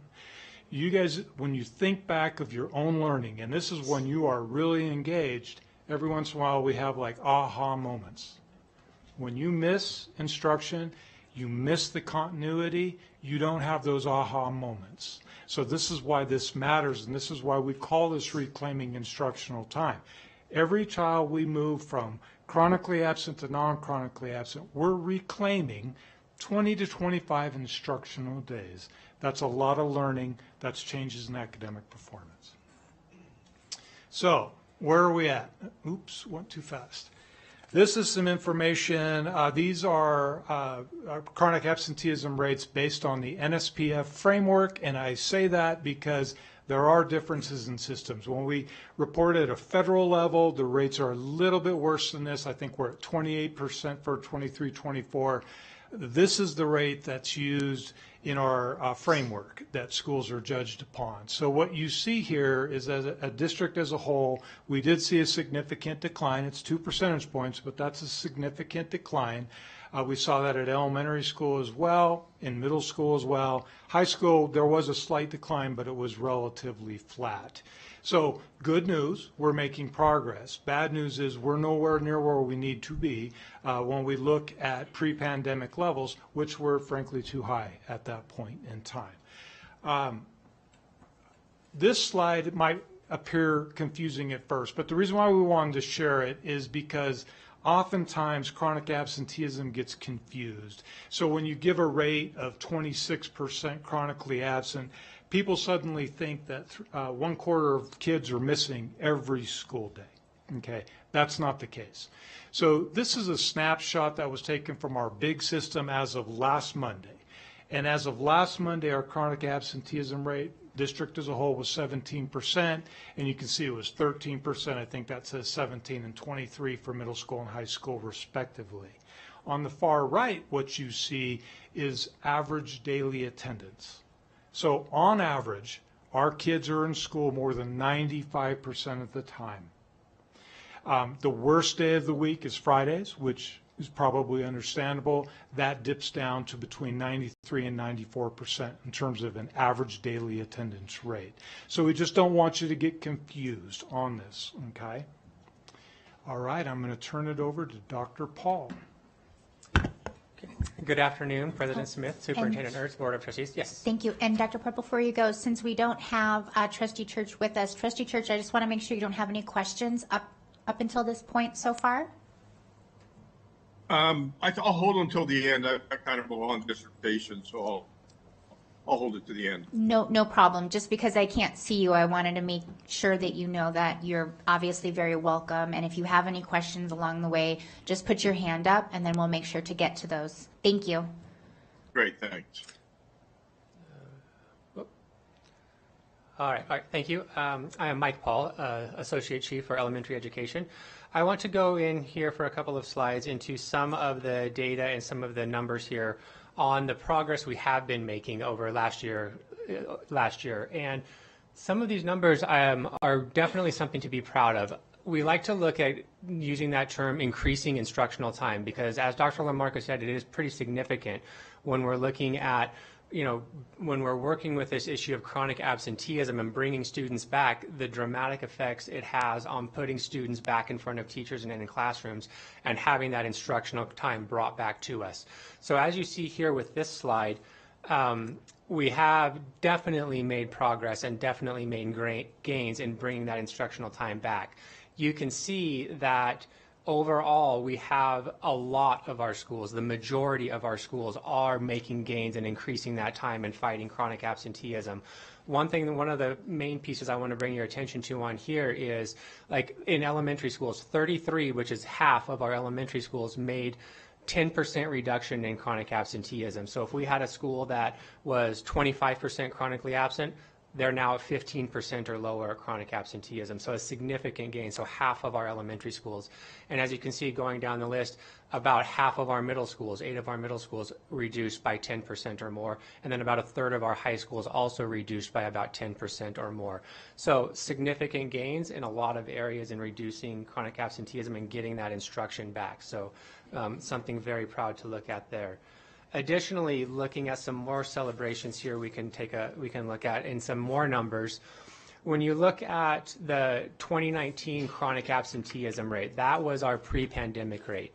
While we have a tendency to look at, well, what was happening before that time when we know things kind of fell off the rails in a lot of different areas in our pandemic, we still had a lot of work to do back then. But we know it got significantly worse, so we're trying to see how we can come back to that time and improve from there. What's nice to see about these numbers here is we are getting back to that pre-pandemic level, and even in a lot of instances, we're doing better. So we are coming to that place where we are significantly, like if we look at our elementary schools, 40% of our, or 40 out of 40 of our elementary schools are within 5% of those pre-pandemic levels, and even 16 of them are better than we were before then. So we are making that progress. We even have one of our high schools is doing a better job than that. And we have middle schools that are within 5% of that level. So we're making significant progress in that area that we need to go. So we are definitely on the right track. And like Dr. Lamarca said, we have a long ways to go, but we're headed in the right direction for sure. So one of the key aspects in working with... I'm so sorry, yes, Dr. Paul. Of course. Trustee Westlake. I guess I need to be looking for the red lights. No, I'm sorry. that's okay. You're fine. Yes, ma'am. I'll wait until associate chief calls then, and then I'll ask. Yes. There might be something else I might add. Of course. Well, anytime. One of the key aspects we do have to take a look at is determining what are the root causes. What is the why that this is happening? And that is half the battle right there, if we can understand the why. And in really looking at this, talking with our families, talking with our teachers, our principals, our kids, there definitely are themes across our schools and across our students and families that we are seeing. You know, basic needs within family units, within the community, whether it's employment instability, parents and families having to move around, housing instability, transportation within the family unit of not being able to get to school. Those are definitely things that we see happen across socioeconomic status, all across our district. We have communities and schools. We have family partnerships. We have family resource centers that we are engaging our families in. We heard some things from our truancy officers that we, just a few minutes ago with their working. They are doing a phenomenal job of listening to families and breaking down barriers and working with them. The thought of the punitive approach is completely out of our minds now. Is what can we do for you to help you to bring you back into school? And that is the significant factor that we are finding that is helping our families come back in.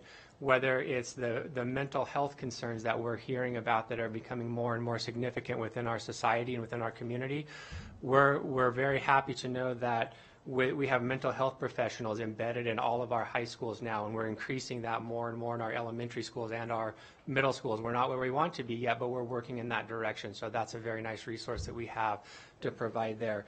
And at the same time, while we know that there are these themes and of root causes that we're seeing as a system, there's always going to be those individual circumstances for every child that we have on what's happening there.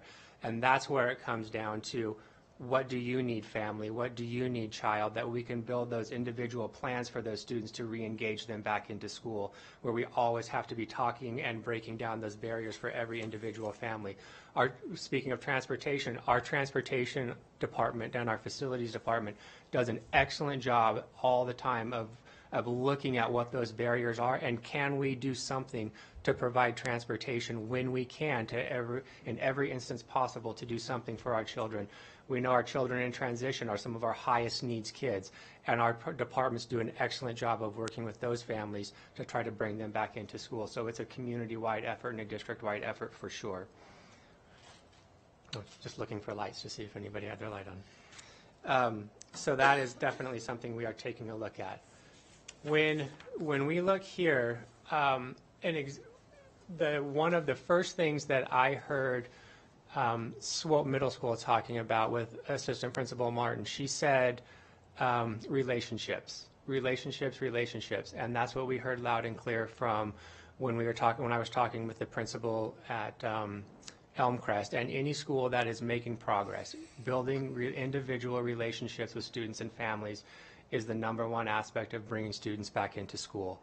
And one of the main strategies that we are looking at this year that we are instituting across all schools is an aspect of being proactive. And in looking at our big system, our big database, we are pulling up last year's list of chronically absent students who were deemed chronically absent at the end of the year, and giving the names of those students to our teachers this year and saying, we're not waiting until we see who's going to be chronically absent or who might be chronically absent coming up.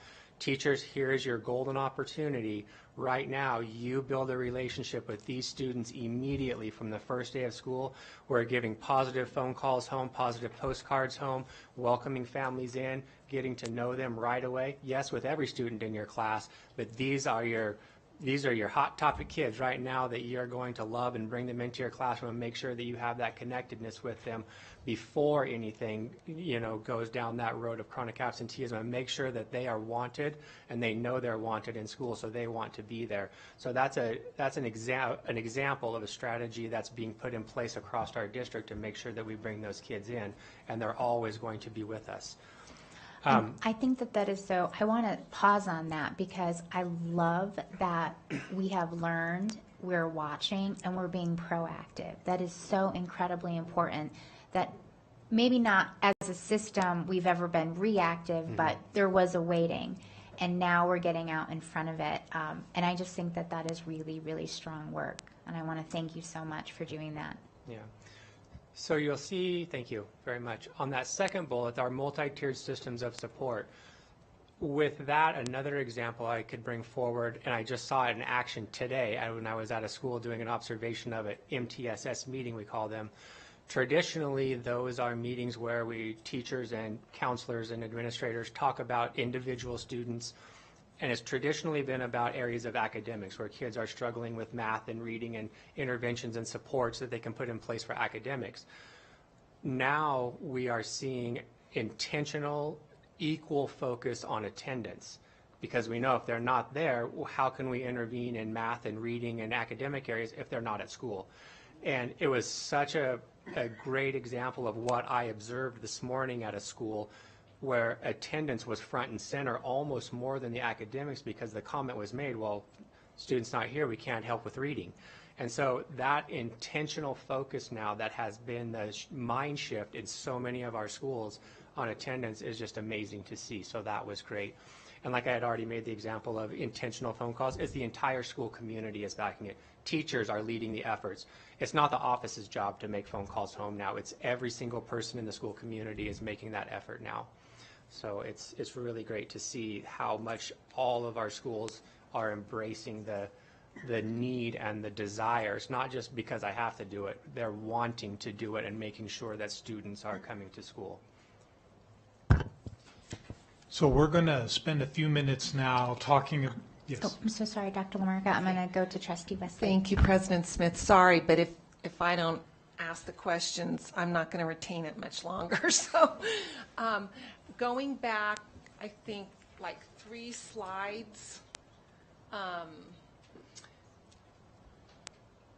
have you guys seen a common thread with those schools that have done a drastic reduction? Is there a common thread working through those schools? And the reason I'm asking this, I think it's important as a trustee, at least I think it is, to know if there's things like when the budget comes around, things that I should be really advocating to support and bolster more, if there's things that we can do more of that will give our schools more support and families more support. Is there a common thread in those schools? Yes, I do believe there is. And I think when Rochelle was talking, one of the very first things, I was taking some notes when she was talking, and one of the things, Assistant Principal Martin was saying the same thing, all of them basically were saying the same thing, and that is exactly what we are hearing is an intentional collective effort to build relationships across the school from all staff members in the school, and making sure there are trusted adults in the school that students can connect to, that they're not just left to their own devices and hope the students come to school, that there are resources provided to the families. We're not just working with the students, we're working with the families in a positive, proactive manner. When students are not coming to school, we don't say, okay, where were you? We need you at school, you better come, you better be here. It's welcome back. We're glad to see you. We missed you yesterday. We're so happy that you're here. We have this for you to do because we need you here. You need to be here. Your friends are so happy to see you. It's not a punitive approach. So it's more, the themes that we are seeing are more about the relationships, not necessarily about a program that can be bought and put in place. Okay. It's about the human connection that students feel when they're in school. Okay. Is the most powerful thing that we're seeing. Okay.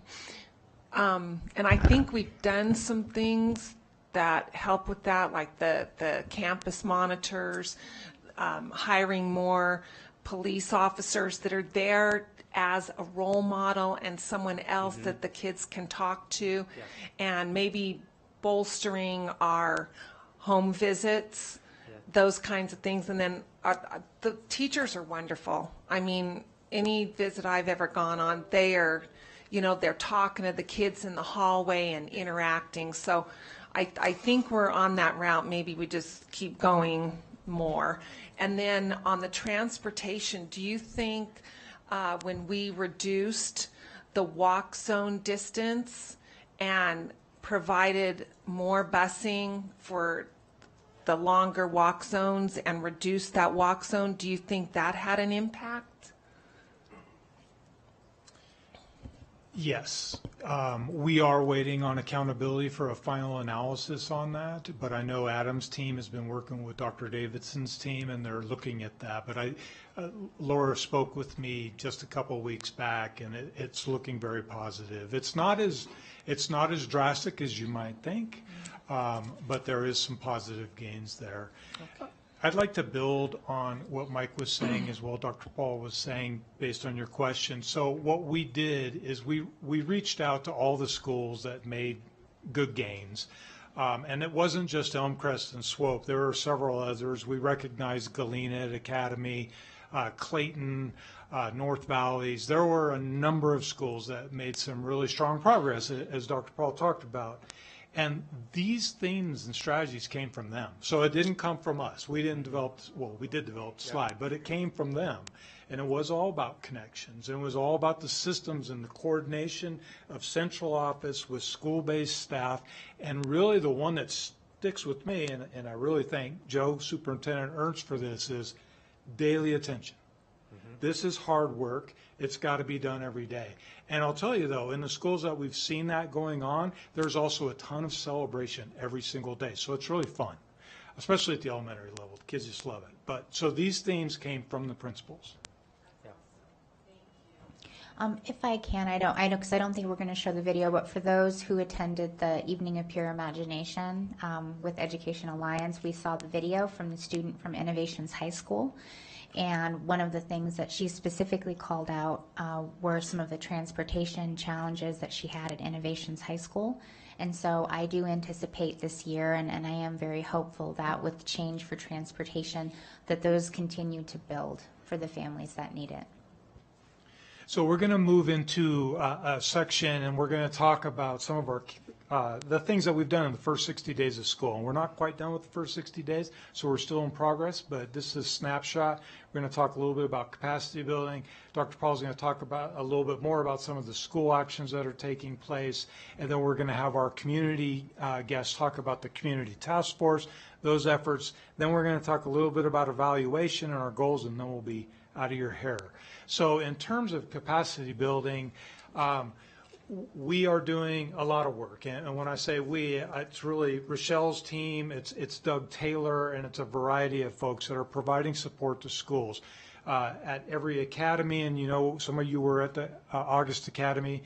Big presence, big focus on chronic absenteeism. That work will continue.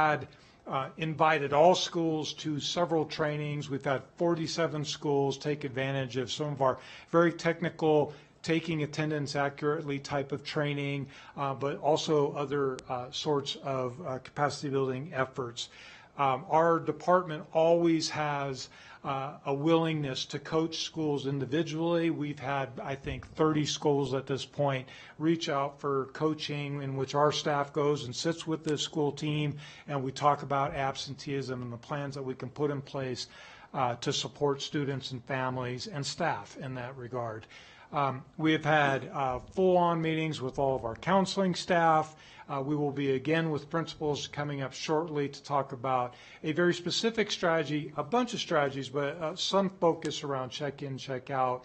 So a lot around just equipping our school teams with what they need in order to get this difficult job done. Oh, thank you.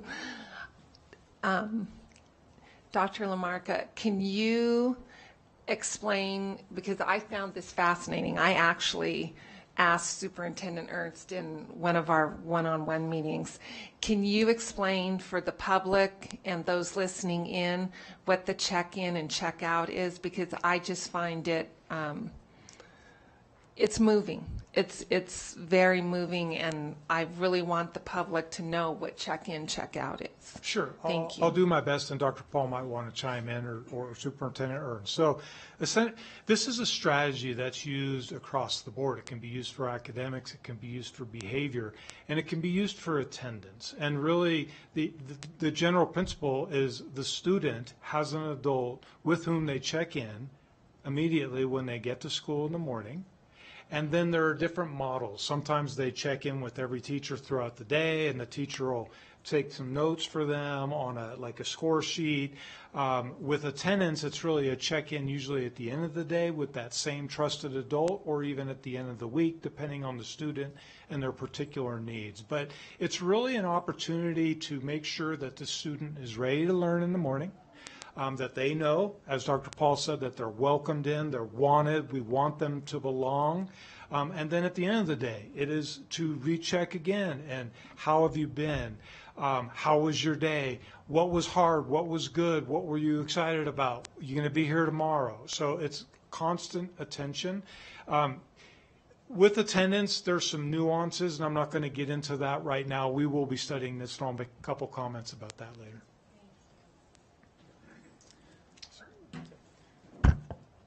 So a few more comments about what we've been doing to start this school year for some strategies.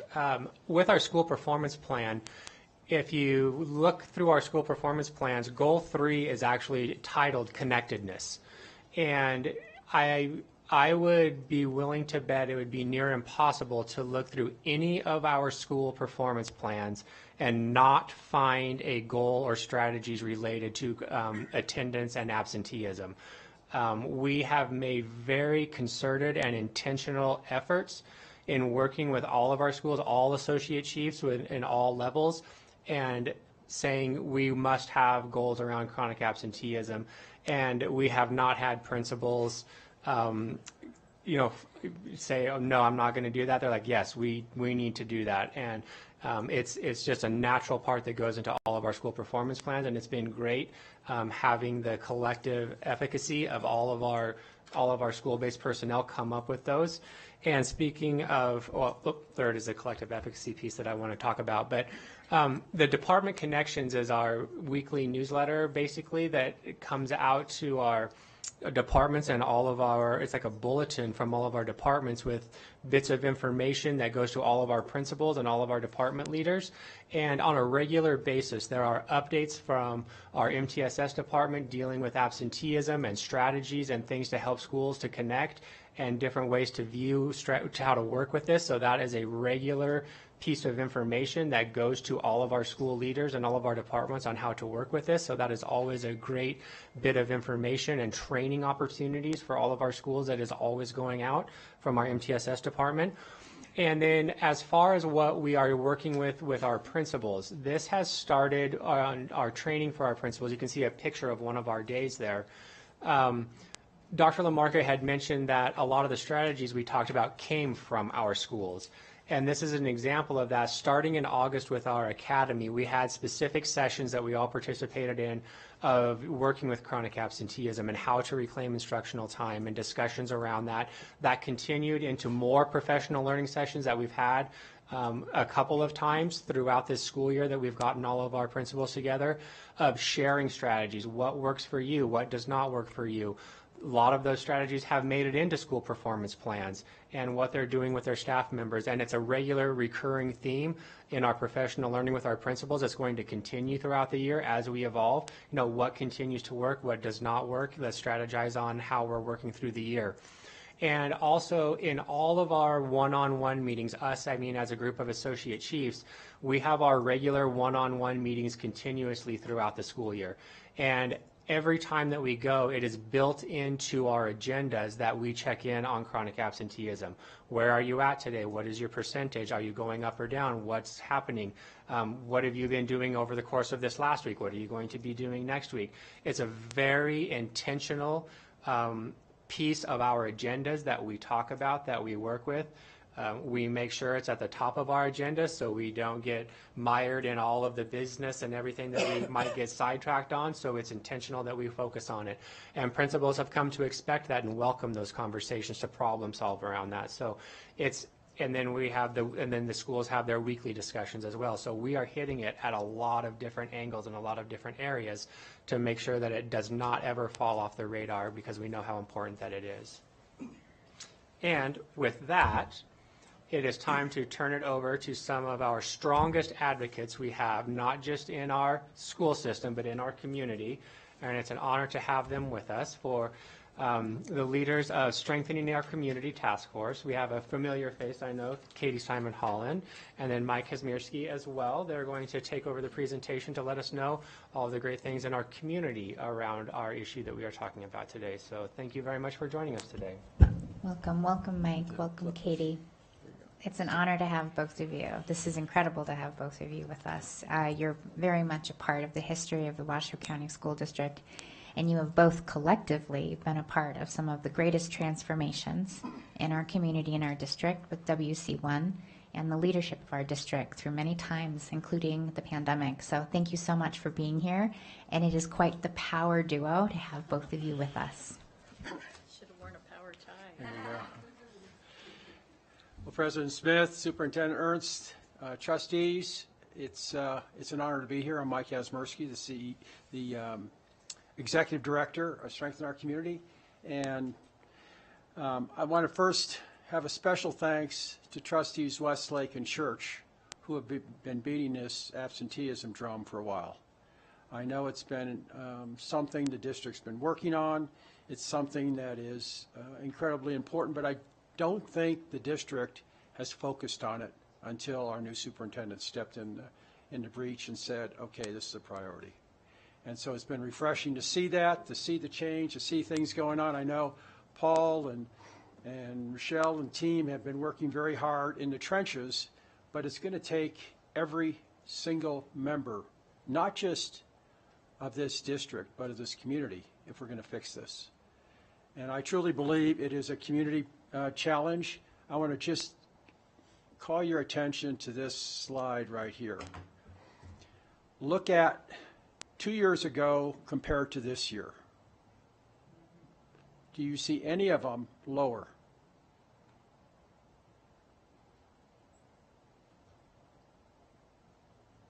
The answer is no. So while there's been a lot of amazing work going on, we got a long way to go. I would first start by saying, I believe, if you read the article I wrote, this is a true crisis. We're talking about, 32 instructional days, but you put that in numbers, that's 14,000 kids just here in Washoe County. If you go down to Vegas, that's over 110,000. So what is our state going to do when these 14,000 kids, if they're not saved by these efforts, our collective efforts, end up eventually dropping out? I mean, when you miss 32 days of 180, you're not keeping up. And then you get promoted to the next grade and you're not keeping up. And at some point, data shows nationally, you get frustrated with the academics, you just drop out. So you end up at that 2-month point off our data charts and in our jails, homeless, making babies that are now born in poverty that then we have to support with our social service systems. So the cost, if you do this research, one dropout costs society $800,000 and yet we can't find the resources as a community to adequately address this crisis. And I would challenge any of you to think back to when you went to school. Name one person that you knew in your entire education lifetime that was chronically absent. I mean, okay, yeah, there may have been some kid that had leukemia or this or that. I get that. But we're shouting from the rooftops at 23% versus the 1 or 2 or 3% when we grew up. So that's why I say it's a crisis. That's why our organization's 100% behind this. That's why our efforts are going to be to make this a community priority, because when you start talking about cost, yeah, that's a lot of cost. You double the number of dropouts in the next 10 years. Just imagine doubling the impact on jails and doubling our homeless, and all of that will double as well. We can't afford that. We can't afford that, but more importantly, and Trustee Westlake hit this really point hard, those are 14,000 lives that then create the cycle of poverty that could create many more thousands of lives that we all have to basically watch their lives be wasted. And it's just not okay, in my opinion. And so you'll see our efforts are going to be to rally the community to support you, because this is not the district problem, this is our problem.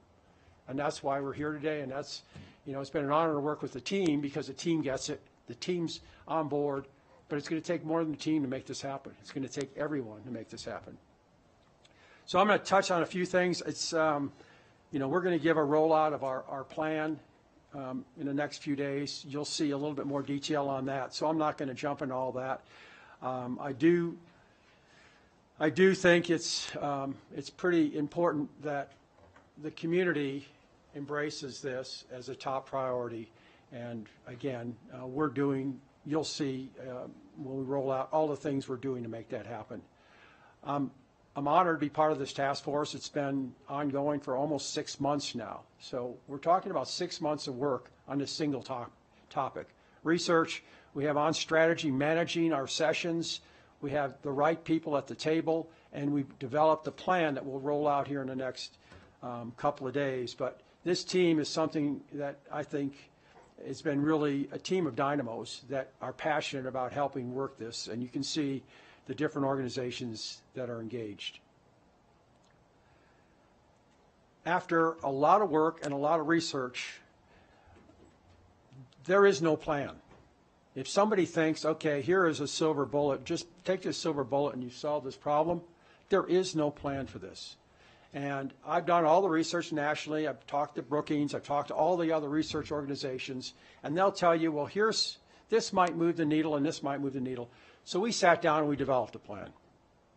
And the plan identified 14 areas that we think will help move the needle. No one will fix it. But if you hit all 14 of them, you're probably going to move this number down pretty aggressively. And so we're excited by that. We, as a task force, said, these are the 7 that rise to the top that we can put the most emphasis on, that we're going to get the community behind in support of the district. And, I'm not going to go through them other than to say our on-site coordinators nationally, and back to the words mentioned many, many times today, that trusted adult is critical. Now, sometimes that trusted adult is better if it's not a school district employee. Some of our families don't trust the school district, don't trust employees, don't trust truancy officers, don't trust social workers. So that's where we spend a lot of time with Community in Schools. Community in Schools is a nonprofit that brings that connector into the school to augment and support the district as a resource to connect that child and that family to all the community resources that are there to help them. And so one of our priorities is to have a coordinator in every school. I mean, if we had an unlimited budget, every school, but the task force said, okay, let's focus on middle schools, and we've actually gone since the first of the year where we had 6 of the 17 middle schools with engagement specialists or site coordinators, which are very similar, from 6 to 13 in 6 months. And that's thanks to Paul, thanks to the superintendent. There was some budgeting. The county provided funding. Community in Schools changed some of their rules for us. A lot of work to get us from 6 to 13 engagement specialists or psych coordinators in our middle school. So you can see that alone should help us with that trusted adult piece. A big part of what we're looking at, and we're not going to go through all of those, but when you read them, a lot of them just make sense. I mean, if the kid's hungry, or if the kid is, has no clothes or no shoes or no this or no that, they're not going to learn. So what is the community doing to help them? Because we can't expect the district to do it all.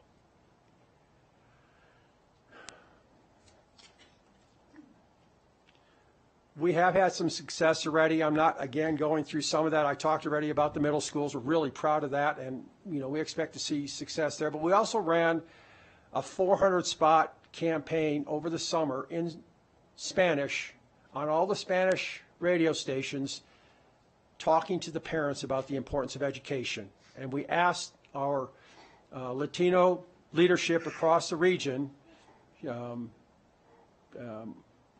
both at the city, county, and university, representatives there, to message that from their perspective. And so we'll see. It'll be interesting when we hit the 6-month point when we can compare an apple to an apple if that moved the needle. But that's just one example of, okay, we need to really start engaging across the board, parents and leadership across the board. So that's just one. I'm not going to go through the rest of those.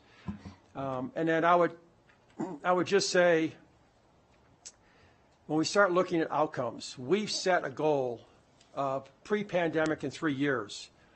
But in my mind, that's a B solution. If we can't get our numbers down to single digit or better, we are failing our kids. And so my personal goal, I didn't tell the task force this yet, is to get to single digits in 5 years. And I think once we get back to pre-pandemic, that will be achievable.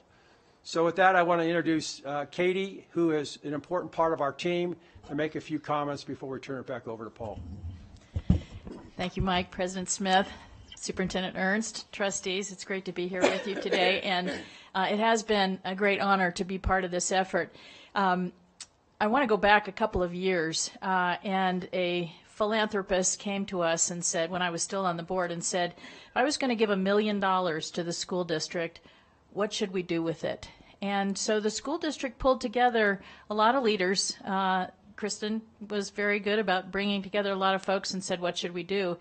And even then, and this was before pandemic became the explosion of crisis that it was, they said, we're losing kids at middle school. They're becoming disengaged. They start to fall behind academically. They don't have enough to keep them engaged. And at that time, that was the beginning of realizing this incredible shift that has taken place, and I credit this school district and the team that you have in place for understanding the importance of changing from that punitive shift, that punitive paradigm that Dr. Paul talked about, to a positive reinforcement. Even the language, truancy used to mean that it was the kid's fault. It was some kind of obstinate, those were the bad kids that were truant. And what we now realize, it's 100% of the time there are system breakdowns, there are family breakdowns, there are breakdowns within the community that have caused that kid, that student, to say, I can't be there today, and I'm not going to be there tomorrow, and I'm not going to be there next week because I can't see hopefulness. And this district has taken on that job of creating hopefulness with kids and families again. And I applaud you, and I applaud the team. And I want to take a special minute to give a huge shout out to Mike Kazmierski. I mean, we all know him as the bulldog that he is. And he, of course, twisted my arm to become part of this. But, he brought us WC1. He brought us together around this chronic absenteeism issue and said, we are not going to rest until we take responsibility as a community to do something about it. And your team at the district said, thank you. And that always hasn't been the case either. We always haven't been in the district able to say, yes, we need your help. And how can you help us? How do you want to come in? And you're not saying we're bad and wrong. You're saying you want to help us. And so Mike has really brought this entire effort together, and your team in the district, along with all of our other community partners, have been tremendous. And I also want to thank Superintendent Ernst for shining a bright light on this. As Mike Kazmersky said, you know, it takes leadership from the top. We can all be doing our little action, and teachers can be calling parents at home at one elementary school and not at another. But when everybody comes together around a single focus like this, amazing things can happen. So we're fortunate there. We do need to think about where this goes in the future. We are going to be continuing to work, and Mike has done amazing work on bringing resources from outside the district to help. The district has come forward with more resources, but we can't continue to patch this together every year. You know, your staff, even with the engagement specialists that we've had through a very generous grant of $250,000 a year for a couple of years, those engagement specialists said, well, I don't know if I'm going to have a job next year, so I'm going to go get another job in the school district, and you can deal with, you know, replacing me. We've got to have sustainability of the staff effort. We've got to have sustainability of the theme of addressing chronic absenteeism, which you all have been doing a great job of, permeating it, embedding it in everybody's responsibility, because we are all accountable for this. But we've also got to make sure that funding goes out into the future. There is a need for legislative work, and I know you're going to be talking about your legislative platform. Some of the things that we'll be introducing as part of our plan are not on the school district's budget, but we're going to all have to advocate for the legislature, the state, and others to step up. We know that philanthropists and donors are much more willing to step up if they know that the public sector is also making it a priority. And, you know, I know you all are aware, we've all learned that budgets are where we express our values. Our budgets are values in action. And I appreciated Trustee Westlake's comment about what do I need to be looking at. I know your staff will be bringing forward proposals for you, and I hope that you will find this to be a priority. We have very specific actions that they will be bringing you. We don't want to do things that are one-offs. You know, we want to make this a part of the culture of the organization, and it will require some investment by the district, and so I'm sure you'll be hearing more about that. But huge thank you to the district team for the work that they've been doing, and huge thanks to our community partners. And it is, you know, it always takes somebody that really has power in a room to get people into the room. We have consistent attendance from Washoe County Juvenile Services, Washoe County Human Services, the Children's Cabinet, Doral Academy. We have everybody in the room, communities and schools, everybody in the room. They come because they know how important this is, and they want to be there. They want to be part of this success. So thank you to everybody that's been working on it, and thank you to all of you and Superintendent Ernst for really making this elevated as the mission of our district this year, because we need these kids back, and they need to know how much we care about them. Thank you. I wanted to take a moment as well to say thank you to strengthen our community. The work that we are all doing together to address a significant concern that we have not only in education but beyond education and throughout our entire community. And while I think there's plenty to be proud of as far as progress and steps in the right direction, we know that we have work to do. We know that this is not just a short-term something, that this is a long-term endeavor of which we need to keep our attention on. And I just wanted to take a moment to just thank you both.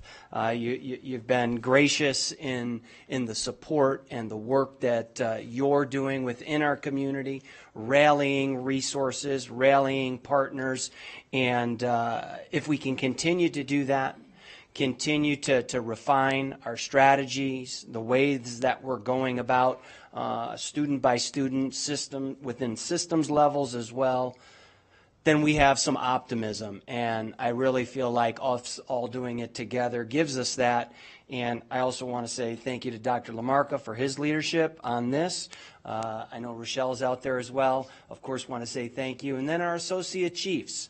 Our associate chiefs are prioritizing. As Dr. Paul said, this is something that we are talking to schools about every visit that we have. And we are looking on a daily basis in terms of what kind of attendance that we're having. So just wanted to say thank you very much. Thank you for your leadership, mobilizing the community, and then also just coming here today to share the work that you're doing. And Trustee Church, I see your hand up. Thank you. I guess that means it's my turn. I'll try to keep this under 5 minutes. Number one, I want to quote Mike Komirski and thank him for being here. Quote, "The word crisis is not an exaggeration as the number of kids chronically absent in WCSD is shocking," end quote. Getting into my opinion, and I believe this from the bottom of my heart to be accurate, the bottom line is that baby steps are not going to work. Bottom line is there's two main causes. Number one, board policy 5400, which allows unlimited absenteeism, and the state rules on credit recovery, also known as restorative credit.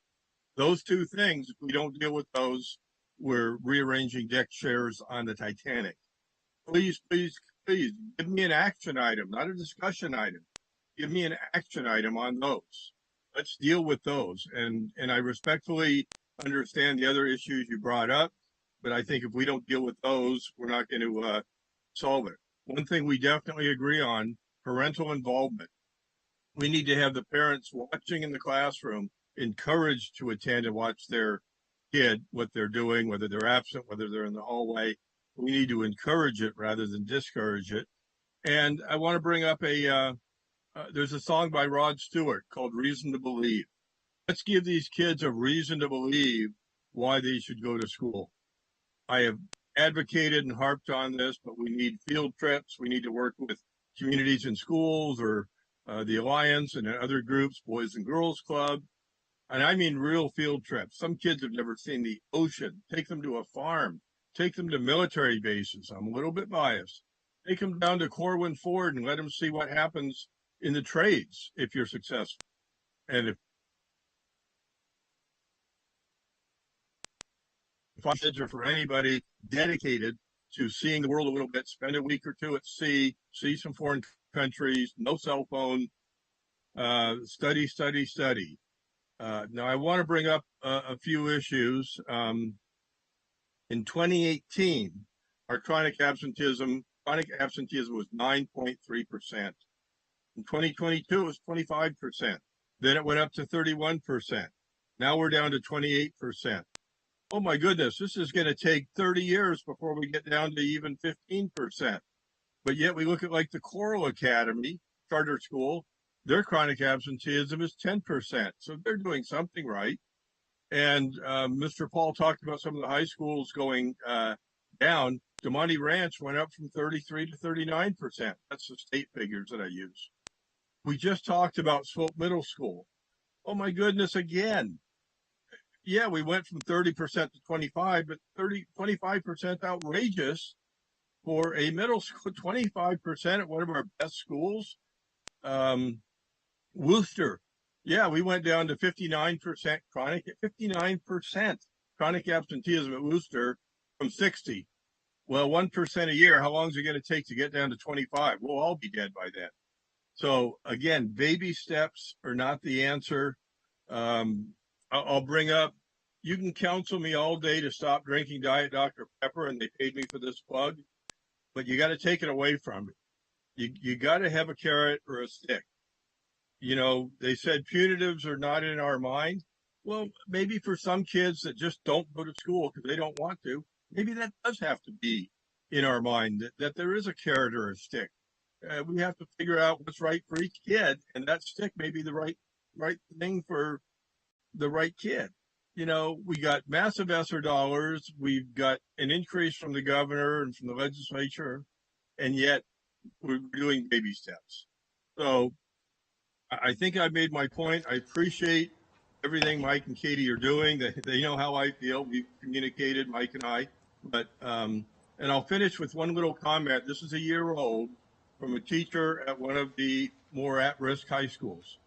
Quote, I would like to make a note that at the time of the bell this morning, I had 6 of 34 in their seats. This is unfortunately the norm for seniors in my room. At the peak of the day, he or she had 16 of 33 in their seats. So baby steps aren't going to work. We've got to deal with policy 5400. And I know it says going to wrap up, but I will have a quote from policy 5400. No student shall be retained at the elementary or middle school level due strictly to attendance. I think that's got to stop. Just try it. Make it a really low bar, 50%.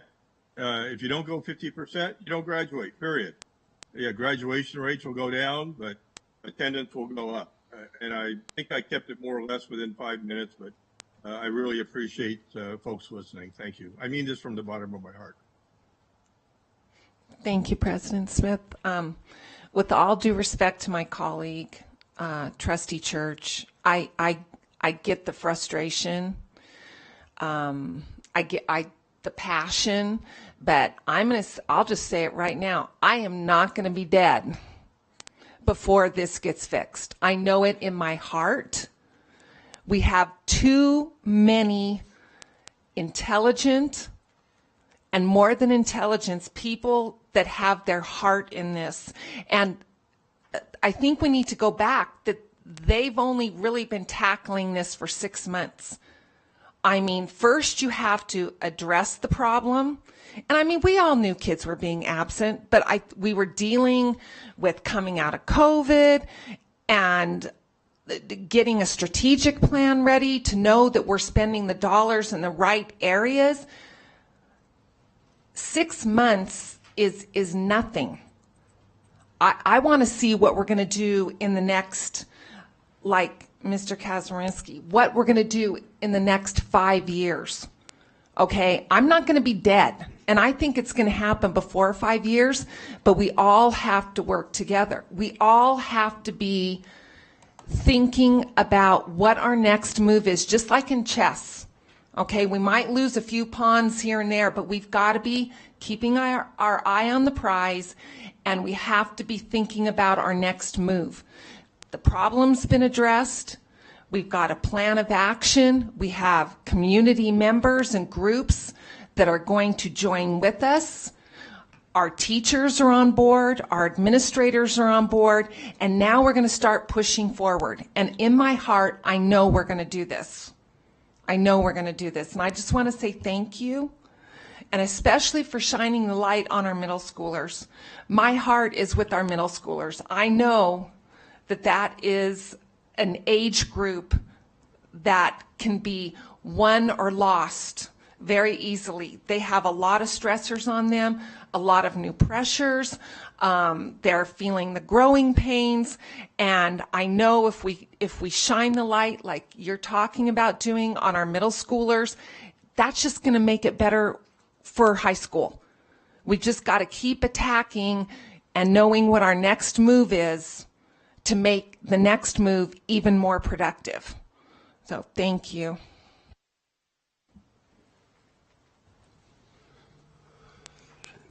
Thank you, Madam President.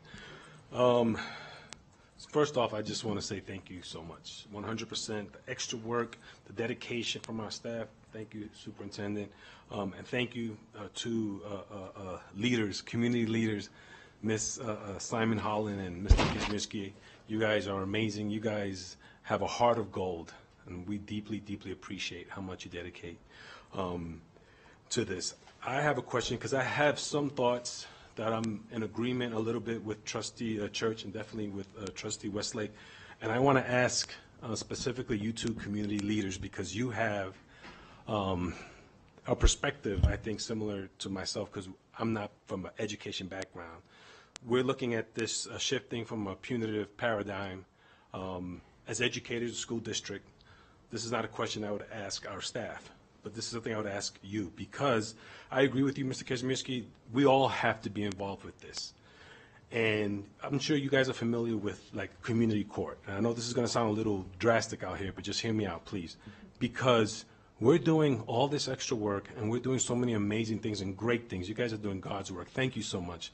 But I just can't help but wonder, is it not possible if we talk to the contacts that you have outside of the school district? I'm talking about legislators, I'm talking about the governor, et cetera. Is it not feasible for them to look at something from the perspective of similar to community court? Public nuisance type issues happen, they get community service, what have you.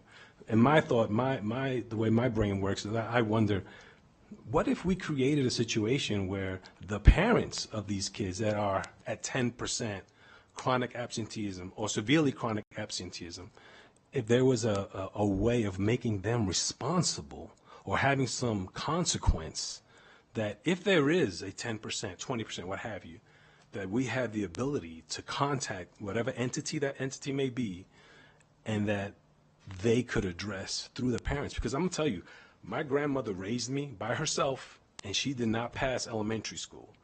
And just like you said, Mr. Kazminski, I knew that I could not miss school.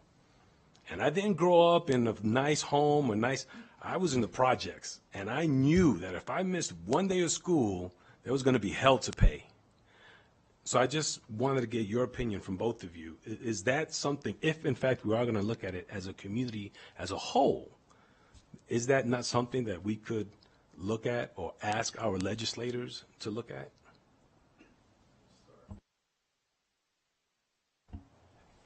Katie and I may not always agree on things, so she will have her view. I will tell you that after doing extensive research, the positive route is the one most likely to work for most students. And the data supports that. When the school district becomes an enforcer and a cop, we start losing kids. We lose, and they may physically be there, but their minds are not there. So you want them to be there because they want to be there. And so that all those barriers have got to be removed first. Are there some kids that isn't going to be enough? Certainly. And should there be maybe a track for those? Potentially. But my default position is do not be the enforcer. Do not go negative. Try every option first, and maybe that's your last resort. Katie? Thank you, Trustee Woodley. I grew up in Oakland, and we had a lot of punitive systems for parents and kids that did not show up regularly. And there becomes a sense of bitterness about that. There are ways to do things that appear to be punitive that turn out to be relationship building. As an example, we were at Billinghurst, visiting the program at Billinghurst several months ago, and there was a student in the principal's office working there all day because he had been chronically absent or whatever the issue was. But that allowed the principal to have time with that kid, and it was not being sent to the principal's office. It was, you're with the principal all day, man. You are sitting there and, and what happened was a very positive thing because that student learned that principal was all in for him. So there are ways for us to use what might be perceived as punishments in a way that can be positive. Community service, absolutely a great idea. I was part of an elementary school in Oakland that was actually a demonstration, which, we had no idea, but it was a state of California model school. We had a government in our 6th grade class. The class was organized as a government, and we had a constitution which we wrote. We had rules for attendance and that sort of thing, and we actually had a court of the kids in the classroom that would distribute certain justice for certain violations of the classroom order. Kids can take on those kinds of things, and those can be things that become a positive experience where we're not punishing kids. We're trying to understand what their issues are that are preventing them from being there. But there are ways to make sure that that the message gets through. Your job is to be here every day, And maybe there are ways that certain schools, and again, one of the things that we learned is the schools choose different programming strategies based on what's good in their neighborhood and their community, what's going to work in that school. They've used different strategies. And they share those strategies with one another, but not every strategy works in every school. But those are things that schools might be able to develop in a positive way. Serving the school community, okay, you're going to come in and, clean things up for a while, but you're going to do it as a team, and some positive student leaders are also there helping to clean up the school. So maybe there are some things that could be done. But I agree with Mike. The research shows that really making kids feel some sense of self-esteem, and this was research from long ago, if there's one thing, and this was done with hundreds of thousands of students in a massive study that was done in the 1970s, there was one thing that you could do with kids that would lead to greater incomes later, high school graduations, educational achievement, health, happy marriages. It was to build that child's self-esteem. And the more that we can build children's self-esteem one by one, they're going to come back. They're going to come to school when they feel self-esteem about being there. I don't disagree with Trustee Church that we have a lot of research about retaining kids or promoting kids. As Mike said, we're not doing them a favor if they have missed 30% of the school year, and we're passing them on to the next grade. There is work that needs to be done about that, and that's for people outside my pay grade. But great comments, Trustee Woodley, and thank you for those questions. Yeah, thank you. I too just want to chime in. First of all, I'm glad that that Mr. Kazmierski and Ms. Holland haven't actually retired. So thank you for staying. I know you're trying, but this is a conversation that's important to all 7 of us. And we have individual conversations with the superintendent about it. So regardless of if you hear from 2 or 4, it's a priority for all of us on this board. Let me make that crystal clear. And I appreciate the fact that a lot of outside individuals, community leaders, oftentimes get pushed away from government organizations. Now, we'll fix this problem. I'm grateful that we're an ability to embrace your expertise and your support, because it truly takes a village. And Dr. LaMarca and Dr. Paul's efforts, is absolutely vital. On the presentation, you haven't touched on the last slide yet. I don't know if there's a reason for that yet or not. Are we getting there?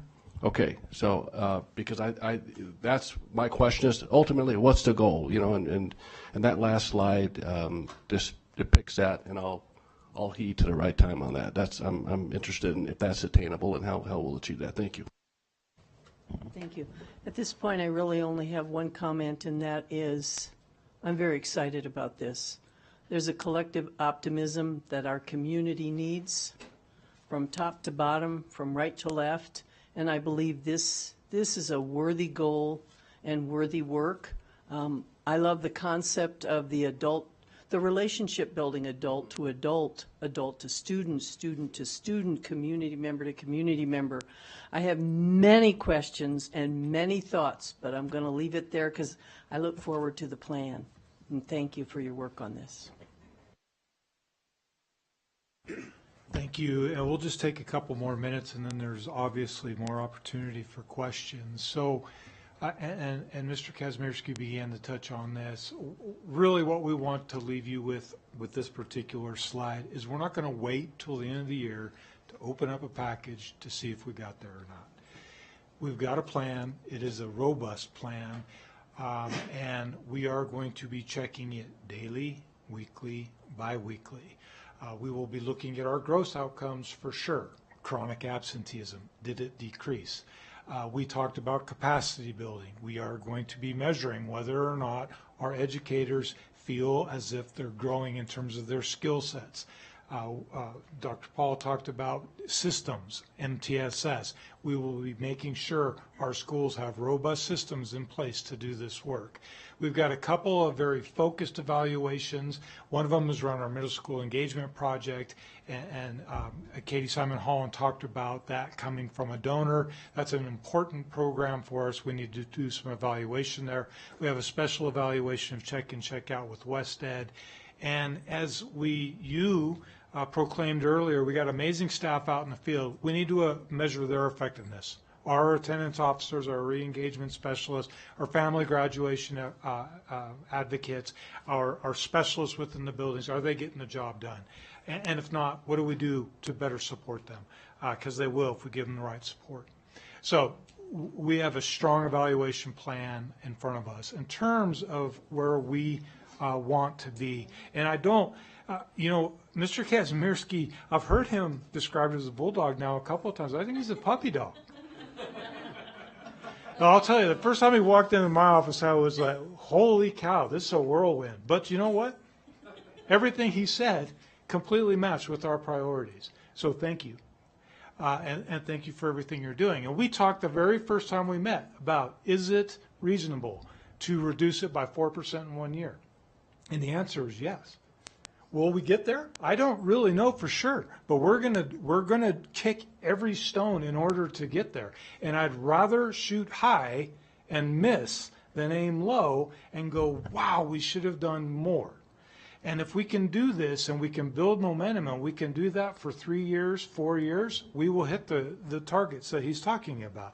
And that is getting to pre-pandemic levels or single digits within 3 to 4 years of time. It's not going to be easy, and it's going to require dedication of resources, community resources and district resources. And then I'll just tell you again, we're going to be looking throughout the year. We're not waiting for the year's end. And so with that, if you have any other questions, I'm sure any of us would like to take those, and Rochelle Murillo is here as well. So I think this is a conversation that absolutely needed to happen, and I appreciate that we are doing this eyes wide open and acknowledging the challenges that we're having, not just now, because there's obviously been quite a bit of work. And there's so much that's been said that I agree with, particularly in the elementary space. I mean, there's many things we can do, but we can't necessarily get every 7-year-old out of bed in the morning and get them to school. It's how you build those relationships with the parents and make sure that we're understanding what the families are going through and how we can support them, because we cannot be in all places at all times, even though we are tasked with educating our children and doing this work. And so I really appreciate everything. There is an important voice that we haven't heard from, and that is Kelvin. So Kelvin, I know I don't want to put you on the spot, but you're in our schools. No one knows this more intimately than you do. And so I would love to invite you into this conversation. All right, so this is what I think. I think the teachers really need to build the connection with the students, because if I don't like a teacher, and it's not going to motivate me to go to that class, because if that teacher isn't interactive with the students, or like they don't do hands-on learning, they just give you like a note packet, students are just not going to go to class because they won't have that connection. And I feel like instead of having students try to build connections with resource workers, I think they need to build more connections with the teachers that are teaching them. Thank you.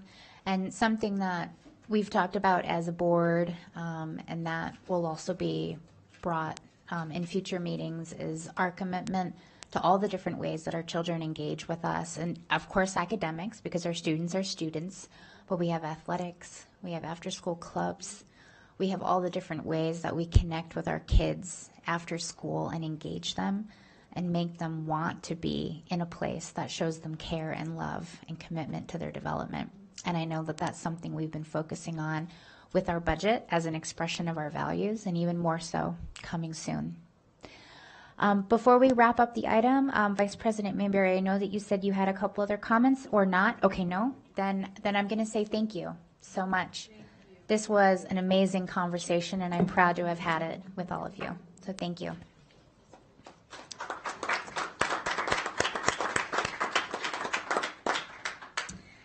All right, that closes item 3.06, and we move on now to item 3.07. This is the presentation, discussion, and possible action to adopt the Washoe County School District legislative platform for the 2025 Nevada legislative session and 2025 to 2026 biennium, including language that clarifies the district's support for a locally controlled education system, continue and extend certain sources of educational funding, and other topics relevant to public education. This is an item for possible action, and we have before us from Pinion Public Affairs, Dylan Shaver. Thank you so much for the opportunity to be here, and thank you for staying late to hear from me. Most people don't do that. We'll see briefly. This is maybe the fourth time in my career where I've followed Mike Kazmierski, and I apologize in advance. As we go. Okay, I'm set.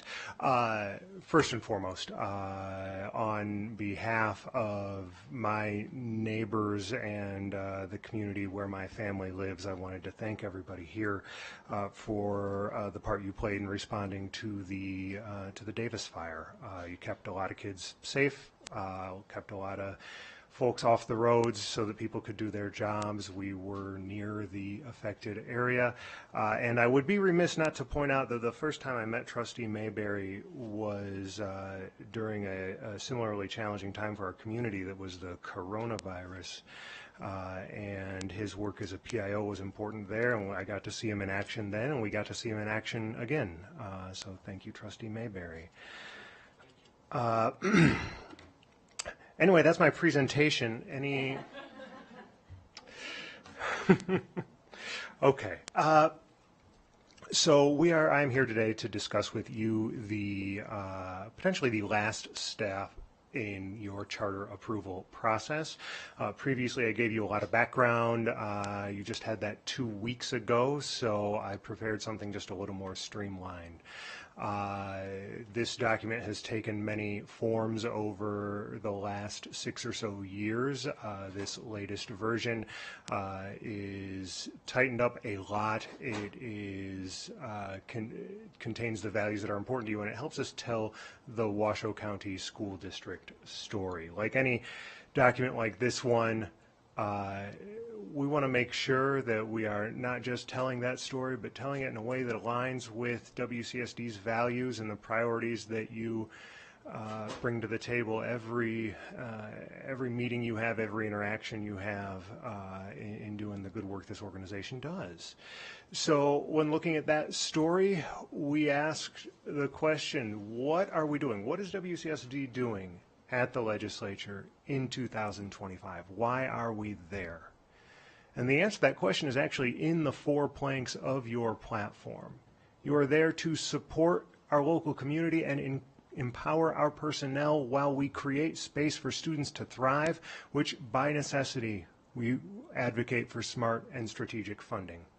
In one sentence, that's the pitch. That's what we're doing in Carson City. Democrat, Republican, doesn't matter. That is what our expertise is there to help them accomplish.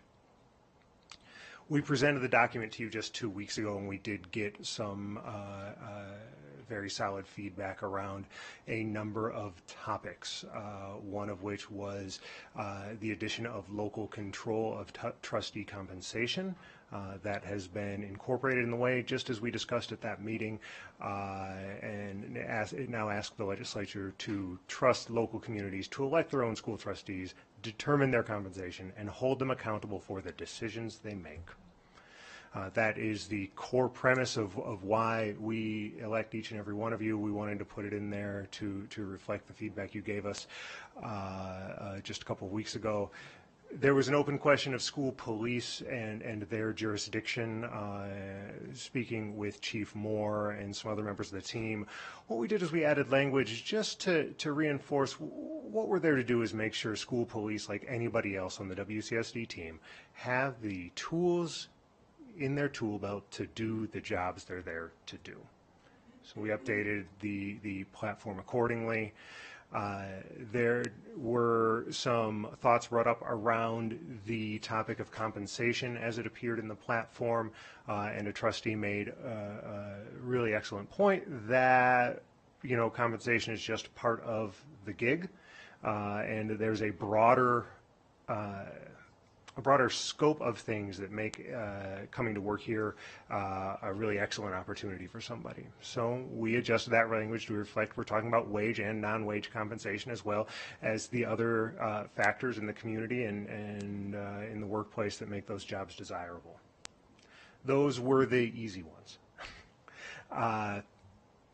As we get into this part, there was also some feedback regarding the charter school language that appears, and I just wanted to make clear from the outset that in every conversation we've had about this platform and about this topic, at least since I've been here, it's been clear where this board stands. The Washoe County School District sponsors 11 of these 17 charter schools in this community, and it is clear that it is important to you that it is that this is a part of the puzzle. We're all sharing the same goal.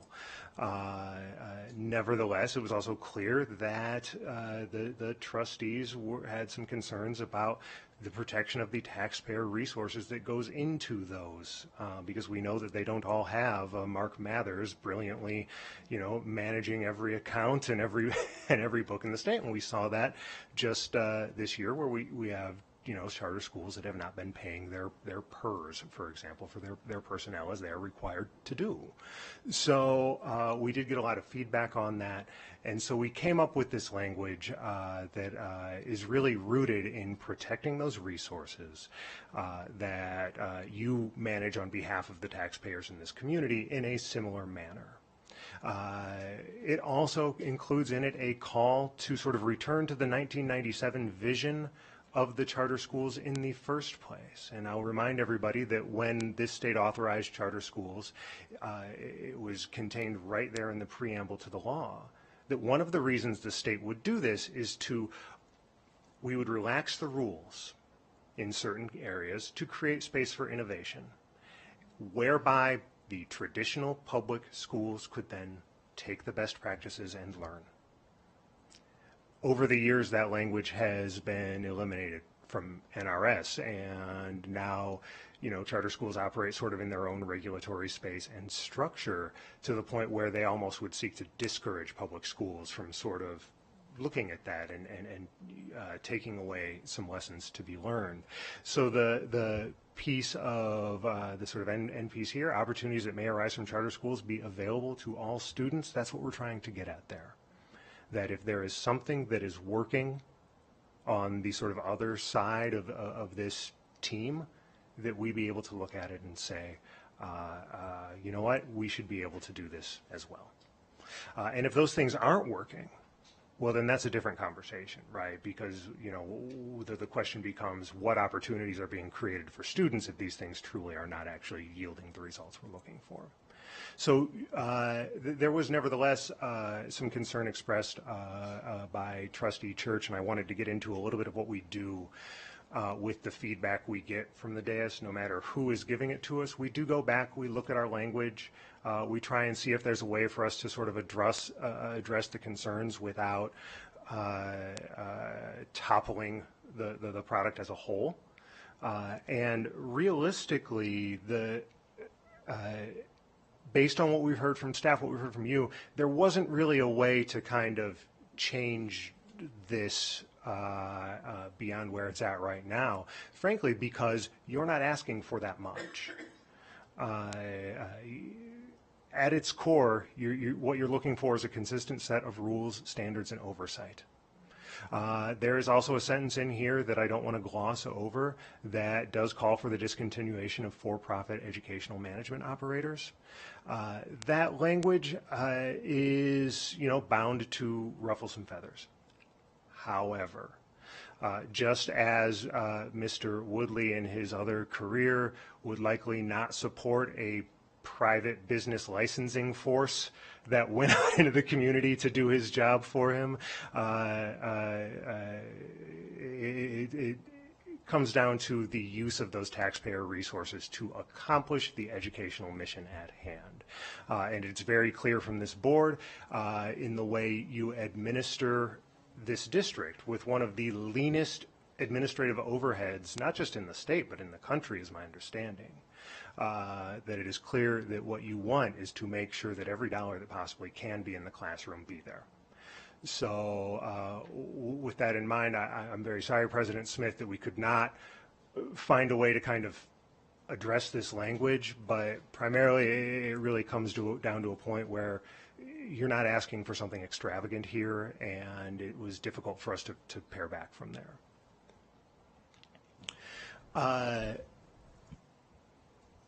You have options before you today. We are ahead of schedule from where we were in 2024. We are behind schedule from where we sort of initially intended for you to be right now. You have the option to approve this as it is presented to you and as it appears in the staff report. You have the option to approve with the additional removal of a concept.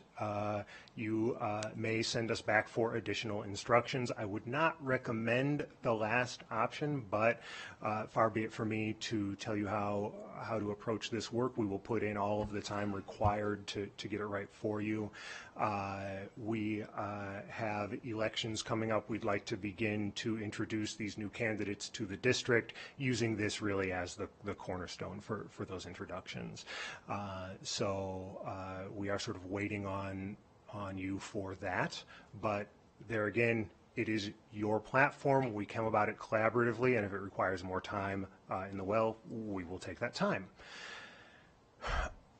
After that, we've got elections in November. We've got a legislative session in 2025, in case nobody noticed. And we will use this as the cornerstone for which we engage with any of our legislative partners. Again, using the same philosophy we have since you started working with me and the Pinion team, which is we are here as an ally to help the legislature to make sound policy as it relates to public education. We give them the resources that we have at our disposal to help them make informed decisions, and we advocate vociferously for the kids in our classrooms and our staff and the families we serve. So with that, I will yield any questions you may have. Well, thank you so much. This has been, I think, the 5th time we've talked about these topics since June, and we've taken a very deliberate approach. Trustee Church, I definitely see your hand. I am going to go to you first, but just for everybody following along, this did not just arrive here. We started this many months ago in the late spring. We've been talking about it in multiple layers. We've been gathering feedback all along the way. So personally, I think that this reflects all of those conversations that we've had. And I appreciate the very deliberate approach that we took to the platform this time. And I think that there's been some really good, solid work here. So on that note, I will go to Trustee Church first. And as a reminder, this is an action item, so we will have public comment during it. Trustee Church. Thank you very much. Yes, Dylan, a tough act to follow. You're late in the day, so you've got a tough road there. Even though I do appreciate your humor. First of all, I could not disagree more with the comment that we're not asking for much. First of all, it ain't me. I've been opposed to this for a long time. I'm a supporter of charter schools. As I will explain, this will kill charter schools. This is asking for everything. As I'll explain, this is going to kill charter schools statewide, not at Washoe County School District. My first comment, if it ain't broken, don't fix it. ACE charter school. 8.5 absenteeism versus Washoe County School District High School, 39%. Over 95% of their kids graduate. versus 81% at Washoe County School District. Floral Academy, 10% absenteeism. Almost all their kids are college ready, graduate, and their ELA proficiency, for example, is 70% versus 43% at Washoe County School District. Math, Coral Academy High School, 47% versus 24. So we're going to make them follow our rules. Let's put student success first. Nobody has to go to charter school. If you don't want to, you don't go. One size does not fit all, and these schools are perfect for certain kids. They love them, they excel. Now, I mentioned that this would kill charter schools. It would. What you're saying here is they have to follow the same set of rules. That's the opposite intent of why charter schools were developed. What if they want to have less hours but more days? What if they want to go to school, 300 days out of the year? What if they want to change the class size? Teacher compensation is an issue for the charter school. Are we going to require they be unionized or association just like the others? What about the challenged kids? And I'm talking, for example, kids that are severely neurologically challenged. And you're going to force a small mom and pop charter school to accept a kid that obviously they just cannot accommodate in any reasonable manner. But that's what it says there, that they have to take all students. We've got to put what works and innovation in front of funding for our schools. I've done a lot of research. I did a lot today. Bill Clinton was actually one of the big proponents of charter schools, and I've got a lot of research on that. But yeah, this is not a baby step. I could not disagree, Dylan Moore. I understand I'll probably be the 5-1 vote today. I think we're missing Mr. Rodriguez, but I think I'll be the 5-1 no vote. But I'm an absolute no vote. You said we're not asking for much. We're asking for the moon. We're asking to absolutely, in my opinion, kill charters if we're going to force them to follow all of our rules. Thank you. Thank you, Madam President. Okay, so first off, I just want to state, similar to what our president stated, we've been talking about this for months, and I'm talking about the overall platform first. Mr. Shaver, I appreciate how you have listened to us at each meeting that we've had, and we've shared our points of view with you and our thoughts, and you've always come back and implemented exactly what we asked for. I also see, fortunately for me, I have some experience with dealing with the legislature as well, obviously not to the level that you do, but I do see how you put things in writing, because you do have to put them in such a fashion that it applies to everyone. You can't just make it specific just for us or for any specific entity. So I say that because what you wrote here with regards to the charter schools is you can't get more level, equal level, providing parity for all. Typically in government funds, any government entity, any government funding that exists, government cannot gift any advantage to any entity over another. All entities must be at the same level playing field in order for you to use taxpayer dollars for said entities.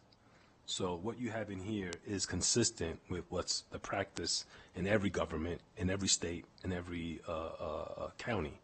So thank you for that. But once again, most importantly, I just want to express my appreciation for the work done and how you've been listening to us and what we've been asking for. Thank you. And as far as I'm concerned, I would be more than happy to approve as presented. Thank you, President Smith. Hi, Dylan. I missed the bow tie. Next time. So I wanted to ask, and it might be just understood that it's in one of these topics, but I thought that we were going to have something about streamlining licensing of teachers, or some, weren't we talking about something like that where I don't want to say easier, but less hoops and red tape and all of that? Weren't we talking about something like that? Is that in there somewhere? Okay, because I missed it. I must be. but it is in there, so that's good. Far be it for me to pass up an opportunity to say more words. Included with your staff report is the draft text of the platform in full. In an effort to streamline your presentation today, I didn't put every little word into the slides, but yeah, found in the last page of the document there, we have 3 special topics cleared out, one of which is the charter school language we just discussed. Okay, I breezed through that. I went to the meat and potatoes that you had, so thank you. I just wanted to make sure. And then the other thing I wanted to say, and I think it's important, I'm not against charter schools. Okay, they serve a wonderful purpose. Great. I'm against for-profit, any kind of school. I'm most definitely, especially when the profit goes out of the state. I'm most definitely against that. So I don't have a problem with this, and I want to add something to the absenteeism rate for charter schools. I think we absolutely need to keep in mind the parents choose those charter schools. The parents know they're responsible for getting that child to the charter school. We're not comparing an apple to an apple. If a parent is choosing something and they're being told you are going to be responsible for getting your child to the school, I would expect that the absenteeism rate is a lot lower than what we're seeing in public schools. I would expect that. The parent is already choosing that relationship with that charter school. And that's what we're going to be trying to do in the public school, is have the parents choose the relationship with us. We supply the buses. We cut down the walk zones. We added busing to innovations. So I don't think it's fair to say, well, look at our charter schools. They only have 10% absenteeism rate. Well, of course they do, because the parents choose that relationship. And the parents have already made the commitment that they're going to get, and quite frankly, I'm actually surprised that it's even as high as 10%, because the parents are choosing that. So I don't think that argument holds water. I'm sorry, Trustee Church, but that argument does not hold water. That they're choosing a relationship, they're choosing that commitment. We're going to be working on that in public schools, but I don't like charter schools working for profit, and most recently charter schools that are taking the profit out of our state. So that's my 2 cents. Thank you. But thank you for your hard work. This is excellent. Okay. Thank you. Are you going? Oh, okay, good. Okay, thank you. And another thing. No. So a couple of real quick points I just want to get on the record. You talk about, I'm working off of this sheet, yes, right? Sir. So this is a sheet that we would essentially adopt, that we would very high level, broad legislative platforms, and there's empowering our personnel, compensation. I know we had record-breaking compensation in the last legislative session. I think we all are wise enough to know that that's not going to happen, at least to that extent, in 2025. But for those of our staff that are listening, please know that we're going to continue to fight for you for compensation. So I hope that we can continue to move down that path and do what we can to increase that pie of education dollars. The second piece I talked a lot about early on is specifically the special education. I know we want to keep this high level. Mr. Shaver, I just don't see it really called out specifically. And that's for me, that's a little bit of a missing piece. And so I'd like to suggest maybe some language, but I'll let you kind of work through that. Empowering our personnel, licensing flexibility. Again, streamline, and again, I'm just throwing this out, streamline licensing requirements and create pathways for general and special education professionals to enter the field. There was one time when the state offered some incentive to special education teachers in a form of some sort of, I think, higher performing special ed teachers receive some extra compensation. So to the extent that we can that we can make it more attractive and incentivize our current workforce to transition into special ed to the extent that they want to, and those that want to enter the field. I was at a middle school last week, and we've done a great job of, thanks to Superintendent Ernst and his team, making sure that we have enough teachers at the start of this year, general education teachers, right? But we're still lacking special ed teachers. And I was at a middle school last week where there was one special education teacher with some students that had real severe needs, and this teacher couldn't even take a lunch break. I mean, she could not leave her classroom. So rather it be teachers or assistants and aides, I just hope we can find some language to make that more attractive. Does that make sense? Is that fair? Go ahead. It does. And Vice President, maybe my suggestion would be, and we could, work on this in tandem together since we're on like the 99% line. Yeah. Look through this document while we continue our comments with Trustee Nicolette and with public comment. And if you see an area where we could just add in, and special education, to provide that focus in one of these areas, you can make a motion for that inclusion. Oh, okay. We would pass that inclusion, and then if the board so chose to pass the entire item, that would be after, just like when we make incremental changes. So we could do that right now in real time. So if you wouldn't, you certainly don't have to, Yeah. but you can look right here, see where you'd like to insert that, and then we could consider that as a motion in and of itself, and then there would still be a motion to potentially adopt or to defer. But we can do that right now. Yeah, no, here. fair enough, and I've been trying to do exactly that. I appreciate that. And if Mr. Shaver has any suggestions, I'm open to that as well. But yeah, I don't want to beat a dead horse. No, really and don't. we I can know we're talk almost about there. it right now. We do have to go, not right now because we're going to go to Trustee Nicolette, but first I'm going to go to Mr. Shaver, but we'll do public comment, and after that point, we could make a motion at that point for a specific inclusion.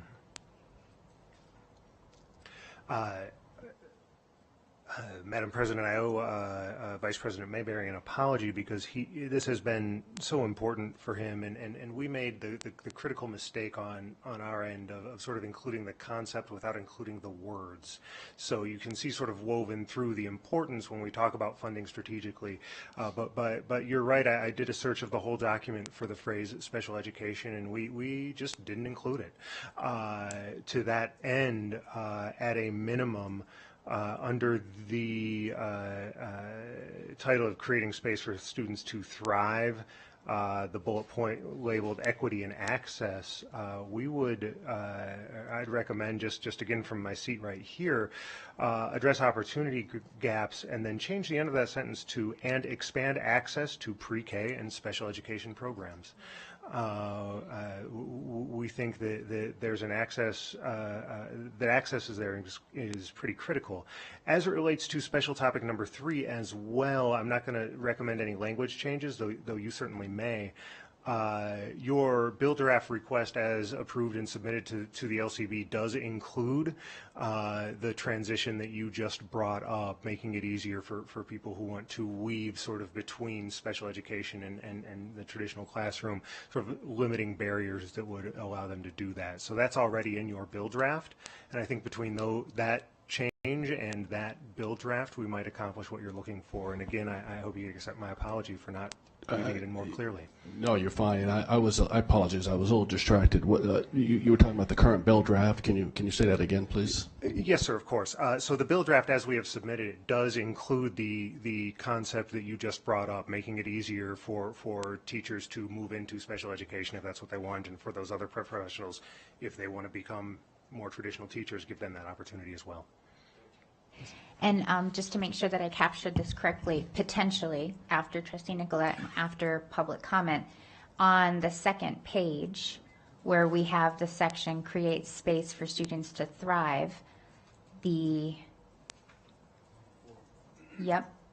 that one would expand access to pre-K and special education programs. That's right. Okay. Okay, so we'll keep that filed. We're going to go to Trustee Nicolette, and then JJ will go to public comment. Thank you for your continued work on this. It's a brainstorming session, I'm certain. We're at a nexus here, and I'm looking at slide number 6 in the PowerPoint, revisiting charter schools. And again, we are at a nexus here, and I will say that I struggle a little bit with the portion that says discontinue the use of for-profit educational management operators. I am very much for, again, back to the nexus, we are at a spot where we need to really be reflecting on how we equitize and equalize per pupil spending. And it is a big discussion, and I don't know if we are ready, we as a communities in Nevada are ready to have this deep dive of a conversation, because there are many, many components. I see families and students and employees when I think about this concept. And again, discontinue the use of for-profit educational management operators. I don't like that concept, because that is free enterprise. And whether we like it or not, education is big business. Having said that, again, back to the equalization and equitization of how monies are used, I absolutely fully embrace the beginning. Ensure taxpayer-funded educational opportunities follow a consistent set of rules, in my mind, NRS and NAC, standards and oversight that demand the protection of public resources. Further, that opportunities that may arise from charter schools be available to all students. Therein lies, to me, another rub, in that there is a different intentionality. And I'm just going to say it. Public school doors are open to everyone. Charter school doors, I know they try to be open to everyone, but there are certain guardrails and certain thresholds that they get to make choices. And I respect that, and I honor that. And again, I repeat, our doors are open to every student. Public schools doors are open to every student. And so I absolutely can embrace, again, the opportunities are consistent. Those are legislative decisions that I hope our legislators can deep dive and really beat up and come to a point where we can realize that we are pitting each other against each other with the student as the victim in the middle. So that's my 2 cents. I cannot, excellence for all students on this slide, I cannot give a yay for discontinue the use of for-profit educational management operators. I can have a deeper dive into the equitization and the equalization. And that's a different discussion, and I know I've muddied things, but feel very strongly about that. Thank you. All right, let's go to public comment, JJ.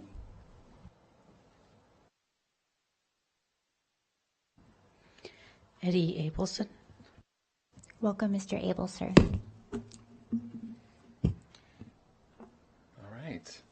Honorable members of the Washoe County School District Board, for the record, my name is Dr. Eddie Abeliser. I'm the CEO of Tri-Strategies. We're a public relations firm, and we have the privilege of representing 3 public charter schools here in Northern Nevada. I want to address the issues that you are discussing today regarding legislation that could establish consistent rules, standards, and oversight to protect public resources. If your goal is to implement a unified framework for public charter schools and district schools, we welcome that commitment. The public charter school community encourages district schools to align itself with the laws outlined in NRS 388A and to adhere to the stringent regulations that govern public charter schools. These are regulations that traditional district schools, such as yourself, are not bound to follow.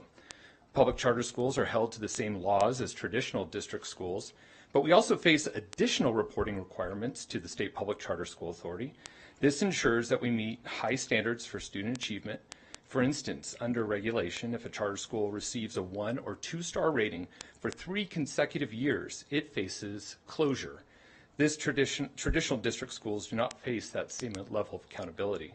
Furthermore, public charter schools are required to notify parents if their school is underperforming, providing them with information about alternative education options in the community when their star rating falls below a 3. We encourage Washoe County School District to adopt similar transparency and accountability measures. Regarding concerns about public funding, I want to clarify that public charter schools are funded by taxpayer dollars. They're held accountable to the same taxpayers, and should a charter school close, all of its assets revert back to the public. The notion that they operate as privately held entities is very misleading. Many charter schools must lease space from private landlords. They do not receive specific taxpayer funding for capital expenditures. So to that point, if you care about that, we urge the Washoe County School District to support legislation that allows public charter schools to access facility funding to build their own schools rather than being at the mercy of private landlords. Finally, I want to address this issue of for-profit education management organizations in statute. And all it is another name for private services provider. That's all they are. It is important to note that public charter school boards vote in a public setting, such as yourself. They make decisions to hire private companies, very similar to what you all did today. You approved almost $7 million going to private entities in your board meeting today. Public charter schools do the same, because you can't hire staff to do small projects. You have to hire a private company, such as a lobbying firm, to do this type of work. The Washoe County School District should be working with public charter schools in Nevada, not creating political divides based on false narratives. Public schools in Nevada. Thank you so much, Mr. Abel, sir. If it's okay, I'll submit my records and comment to the board. Thank you. The board received an email from Gil Lopez. All right. Vice President Mayberry, now that we're on the other side of public comment, we do have your suggestion, which Mr. Shaver suggested for that inclusion. I do have it written down. I don't know if you do too, but if you were interested, we could go ahead and take a swing at that addition. I'm absolutely, thank you for your assistance on that. I think that does the job for me. Equity and access, this is on page 2. Do you want me to read into the record? Do you want me to make a motion? Yes, because you'll make the motion, or Okay. you have the option to make a motion under the section create space for students to thrive. Okay. The 4th bullet to slightly adjust that ending. Yeah, so I do move, if we can, just add some language. You're right, at the 4th bullet point under create space for students to thrive. 4th bullet point would read as follows: equity and access, ensure equitable access to education, address opportunity gaps, and expand pre-K and special education programs. I second. All right. So we have a motion by Vice President Mayberry, seconded by Trustee Woodley. Seeing no other lights on, I think, for that conversation. Oh, Trustee Church, is your question, this is not for the whole platform, this is just for the one edition? Okay. Yes. I won't go into great detail, just technicalities on that. I'm going to be a no on this particular thing as well. Okay. Very good. All right. So with discussion over, all those in favor of that addition, please say aye. Aye. All those opposed, nay. All right. Motion carries. And now we can go on to the entirety of the platform.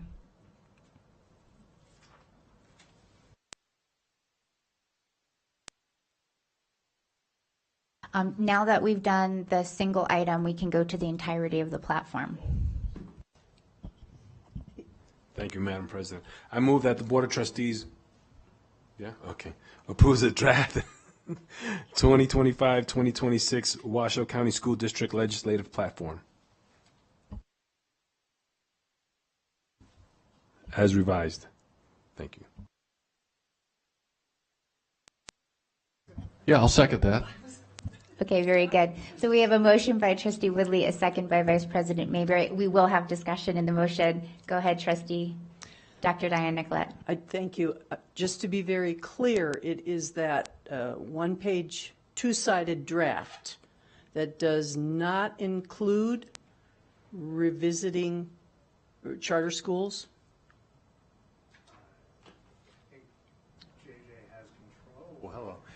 I think JJ has control of the slide here, and it is at the bottom of that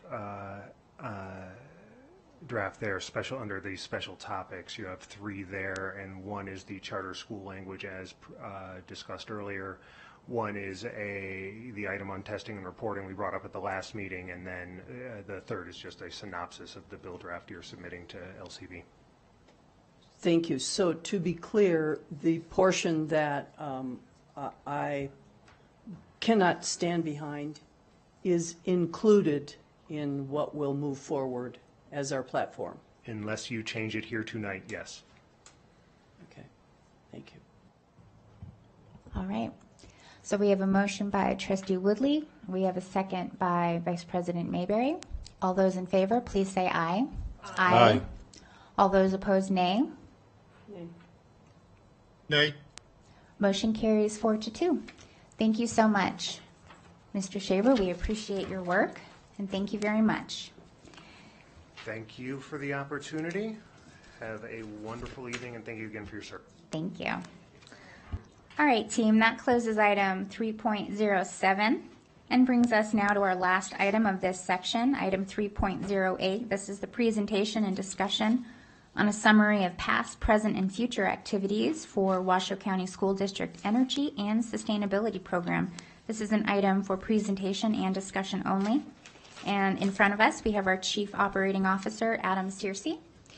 Before we go to COO Searcy, a little bit of background on how this item came to this board. So for those who do watch our proceedings, you know that any 2 trustees can request an item to be discussed. And a few months ago, Clerk Rodriguez and Trustee Woodley brought forward some questions, concerns, and thoughts about wanting to talk openly with our community about our commitment and the work that's been done in this area. And so we're very grateful for them. This item is at their request. And prior to COO starting this presentation, I'd like to defer first to Trustee Woodley to talk a little bit about the inspiration for this item. Thank you, Madam President. First, I just want to thank you for, because I did ask you in the previous item to allow me to make the motion, and I got distracted. I have a sick kid at home, but thank you for seeking me out so I can make that motion. Now, back to 3.08. That is correct.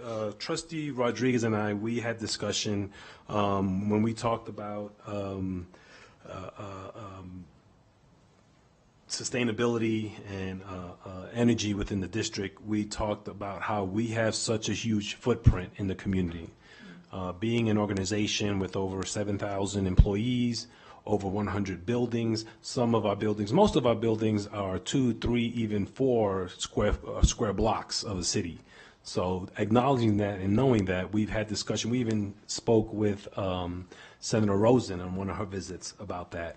And so I had interest, and so does he. I'll be honest with you. He had a little bit more in-depth interest. My big interest was, hey, are we recycling enough, and are we using LED lights on all our buildings? The report you gave us was mind-blowing. It was like, wow, I didn't know that we did all those things. So thank you very much for bringing forward this very in-depth report. We really appreciate that. And that's all I have. Thank you. Thank you. All right, Mr. Searcy. Thank you very much. Good evening, everyone. Adam Searcy for the record.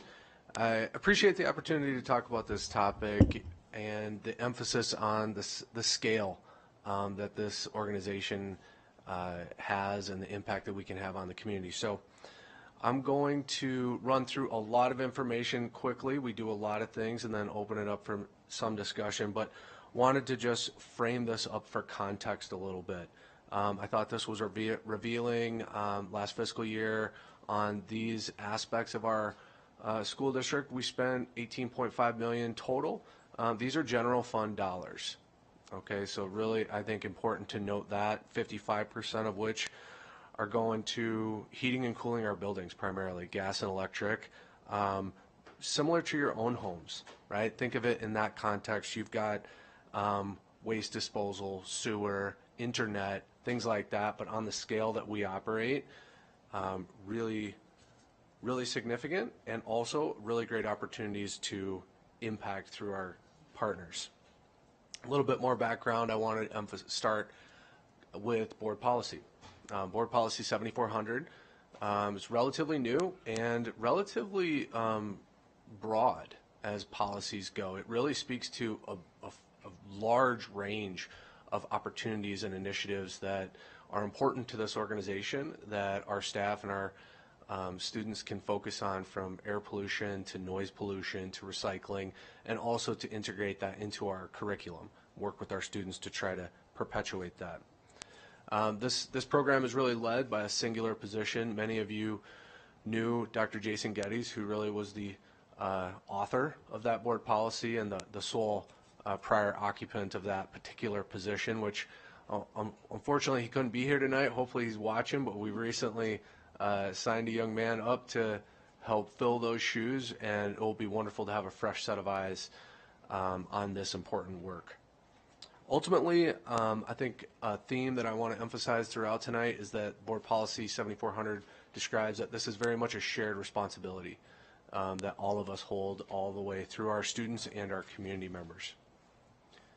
So, focusing on some of the areas that our district really does expend these resources and has opportunities to tighten our belts in our transportation department. Some astonishing facts: 4.7 million miles driven by our school district transportation department last year.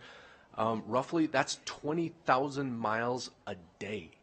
Just to put that into context, these are eye-popping numbers. Really, really impressive, the size and scale and logistics. It's also really expensive. If you notice on that previous slide, over $3 million in fuel alone just for that fleet, 20% of which are non-diesel fuels. So primarily propane. We're going to talk a little bit later about our electric buses. Also, a significant utility expense, basically, of our district and waste generator is our IT. Every year, the scope and scale of our IT grows in our society and in our schools. We manage those, we invest in replacing those, and we thoughtfully recycle those. That hopes to become a small revenue generator as those batteries and those components become ever more valuable in our society. But I also wanted to mention on that initial slide that we pay about $500,000 a year for internet, that we have Wi-Fi in all of our school facilities across the district, and our consumption of bandwidth or data at all of our schools grows every year. And that's an area of focus for us. Along with our nutrition services program, I wanted to kind of level set, provide some orientation to what we do, starting with the scale of that program. 8 million meals served last school year across the entire district. That, broken down on a school day basis, is about 44,000 meals a day across the entire district. Always room for improvement, but important to note that all of our middle schools and high school meals are scratch cooked on site daily. The ingredients are delivered, and the staff actually prepares the pizzas, cooks them in the ovens, and then itemizes them up and serves them. The elementary schools, of course, many of you have toured our central kitchen, where very efficient portioning and pre-packaging are then shipped to each of our schools for distribution. This is done in partnership with our vendor partner, Aramark, who brings industry expertise and national best practices from across the nation, all fit within the National School Lunch Program framework. I emphasize that because that is a very stringent program that is subsidized by the federal government to allow us to provide nutrition on such scale. They require, it's heavily audited, right? They require for us to claim a meal that, certain elements of that meal be distributed to every student, right? You can't just have a cookie and call it lunch, which is a good thing. But to mitigate that and to provide flexibility, especially in mitigating waste, right? You got to take the entire meal, but you only eat the cookie, you're going to throw the rest away. Hey, national best practice in this photo here represents what they call a share table. And this is United States Department of Agriculture. Hey, you're not going to eat your apple, your milk, your applesauce, whatever it is, and it's something that you can pass forward. Other kids can go grab those. Those are in all of our elementary schools. At the middle school, they have a similar program, and this again is sanctioned by the National School Lunch Program. They call it offer versus serve. So you have to take, there's 5 elements of a menued meal. You have to take 3 of the 5, something like that, to give the kids some choice, not force them to take everything, reduce some waste, and give them some utility in this. So there's a lot more to discuss on this one, but I'm going to come back to all of these on future slides. So diving a little bit more into our facilities, I want to talk about reclaimed water. It's an important issue in the high desert and where we live. It's something that we enjoy and take advantage of everywhere we can. We have 11 of our schools currently plugged into non-potable recycled water.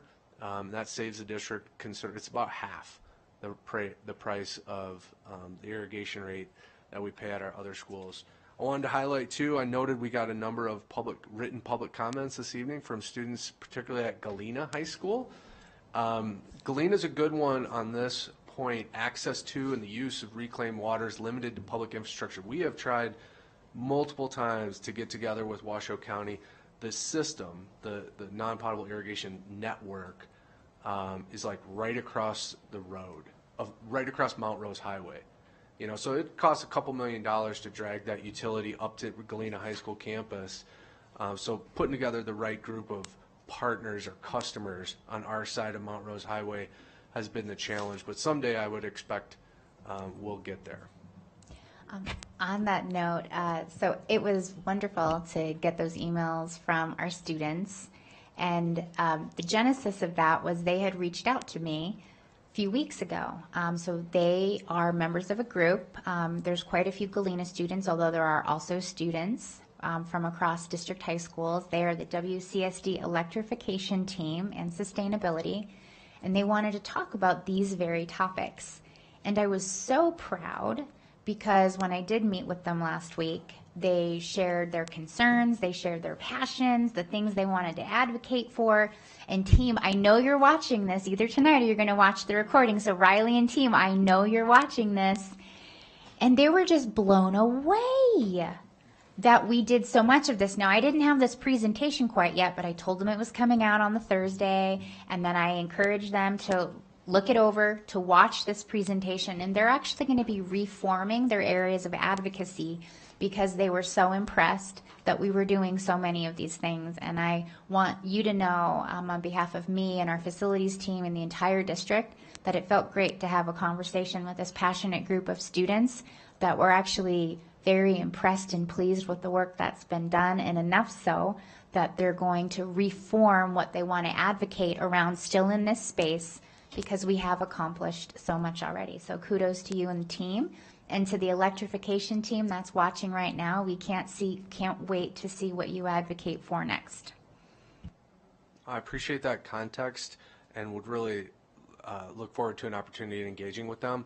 Also take the opportunity to acknowledge a number of our community partners and utilities who are here in support of us this evening. NV Energy, Waste Management, I believe Tumwa, a couple of our vendor partners, Aramark, McKinstry, you'll hear about later, was also represented. Many of them serve in some form or fashion on a nonprofit organization known as Envirolutions, who often bring curriculum opportunities into our schools. So, these are the types of collaborative endeavors. Even one of our friends from colloquially known as the Green Team, I believe, is here in support. And that's the type of engagement and input that continues to drive us towards better and better outcomes. So anyway, diving on a little bit more what we do now, solar energy. Many might be surprised to know that 36 of our schools have some form of solar arrays installed. Nearly 10%, 7.5% of our total district energy consumption was provided through solar energy, and more of that to come as well. We also have significant geothermal energy use in our schools. 14 of our schools are heated and cooled primarily on the backs of the passive energy stored within our earth. This is a photo of the construction at Hug High School. And so now if anyone goes to visit Hug High School, all that dirt area is basically baseball, softball, soccer fields, but underneath those fields are approximately 400 individual wells that are nearly 400 feet deep and are interconnected by a loop that circulates fluid and passively exchanges or extracts heat from the constant temperature of the earth below those ball fields, brings it back into the building and allows us to modulate the temperature inside the building for pennies on the dollar. So 14 of our schools today are heated and cooled in that way. It is a dramatic cost savings. Here I define the acronym EUI. You'll see that used repeatedly as opposed to kilowatt hours or dollars per square foot. It's sort of, as it says there, a crude measurement of efficiency. And this is our preferred HVAC system, which, as I began with, is the predominant driver of expenditures, right? Gas and electricity are really our primary expenditures. So when we can plug into that free energy of the earth, we do it. And then once we actually operate our schools, we really leverage technology as well. So this is also something that many are surprised to understand, that in every single one of our schools we have a building automation controls, basically a digital system that allows us to monitor and control the operations of the majority of the HVAC components. That's temperature settings, on and off fans, things like that, and make adjustments when they're either out of occupancy or not working correctly. This is an area that I'll come back to as well, where small changes on the scale that we operate can really have a significant impact. So that's kind of the baseline that I wanted to set up, and then going forward, we're talking about the changes that we have been able to accelerate our program really once WC1 passed. And we weren't just worried about plugging the holes in the roof. We're able to make really aggressive changes that save us money. So it started really in 2017 with these energy retrofit projects. This was a comprehensive audit of all of our schools, identifying energy saving opportunities, and then the capital funded implementation, over $30 million touching every single one of our schools. So literally go down that list. Full LED fluorescent lights conversion district-wide. Not only does that save us money, but that improves the quality of the learning environment, right? Just dimly lit rooms, spaces, shadows, that stuff, that matters. That was repaired, that was fixed, that was improved in every classroom in our building quite a few years ago now. We also made adjustments, programmable thermostats, that allows us to improve the consistent thermal comfort. Also, that matters inside the learning environment to the best of our ability. You see low flow fixtures. So these are flushing toilets, most of the sinks as well. You don't think about it when you pull that handle, whatever. If it's not set to, it gets out of sync, you're wasting a half a gallon that you shouldn't be wasting. That type of stuff saves us money, conserves water. And then the last couple really speak to just intelligent management. You know, you're looking at huge reams of invoices on utility bills, negotiating on scale with some of these utilities and our local governments, sewer providers, et cetera. Hey, how can we do this a little bit smarter and then continue to monitor and optimize how we actually manage these programs, saving pennies every step of the way? And on scale, we're talking about real money. How much real money? We're talking about $2 million a year saved. These are general fund dollars on the backs of these improvements. These are actual avoided costs, right? So money that we would have otherwise spent had we not done this. Every year, these are basically perpetual, right? No additional investments required. We're just mitigating any cost increases that the market might throw at us. And then, of course, last but not least, improved learning conditions. Oh, I should also flag NV Energy, you know, incentivizes many customers to do this work. So since we've done this, it's been audited and verified to NV Energy that, you know, it's doing what we said to do. They actually provide us a rebate for this. So over the course of all these years now, over $1 million in direct incentives have been paid from NV Energy back to the school district, which we then reinvest in these types of projects. I mentioned earlier the intelligent management that some of these control systems allow us to bring to bear. This is all demonstrated on a publicly available dashboard. So this is a tool, if any student or any citizen in our community there's a live link, if it works on that PDF, or it's readily available drilling in through our building's website to find this dashboard. Very customizable. You can look at it from all different angles.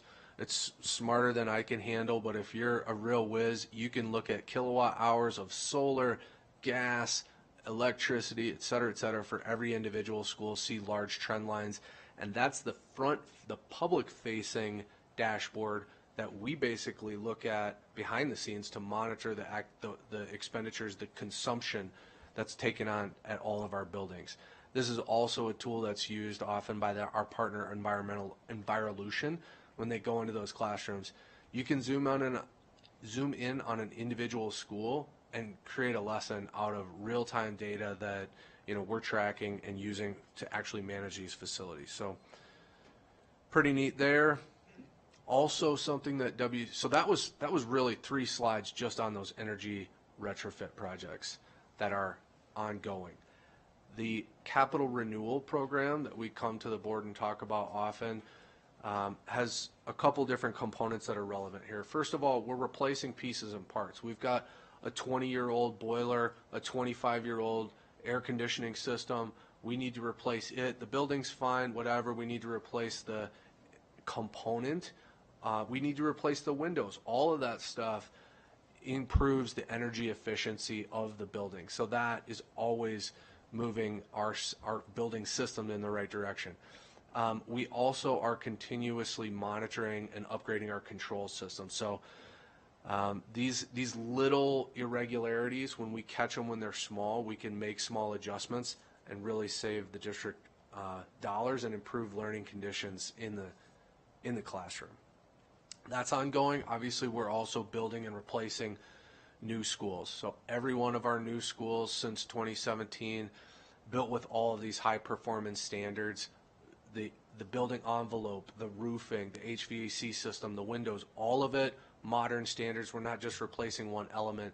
You can see by generation, the newer technologies, the newer materials, the newer design standards lead to 50% more efficient buildings that have all been built in recent years. And then the facility modernization, I wanted to highlight O'Brien as a case study. We were able to plug in to the previously unavailable non-potable irrigation system there, dramatically improved building envelope. We've got more windows, less air transfer, much more efficient system. And then underneath the parking lot that you see there, and actually under that storm drainage detention basin, hundreds of those wells that I mentioned are at Hug High School as well. 50% reduction in overall EUI energy consumption rate.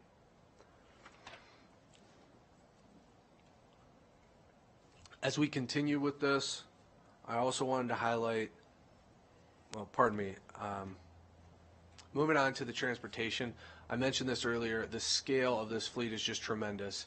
But similar to replacing the components of our school facility infrastructure, we look at upgrading to modern diesel buses. So even just as simple as replacing a 10 or 15-year-old bus with a brand new diesel bus is still a dramatic improvement in the cleanliness, the dirtiness of the exhaust is dramatically improved with modern technology and more well-functioning piece of equipment. This is also a part of our CIP, our capital improvement program. This really wouldn't be possible at the pace that we're moving today without the increased resources in WC1.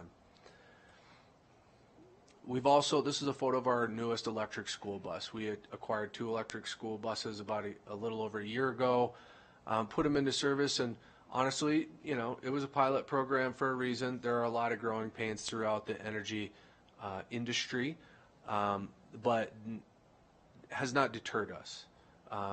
You'll hear in a couple of months the probable expansion or renovation of the central transportation yard. That's going to include several dozen charging stations for future electric school bus fleet electrification, expansion of that.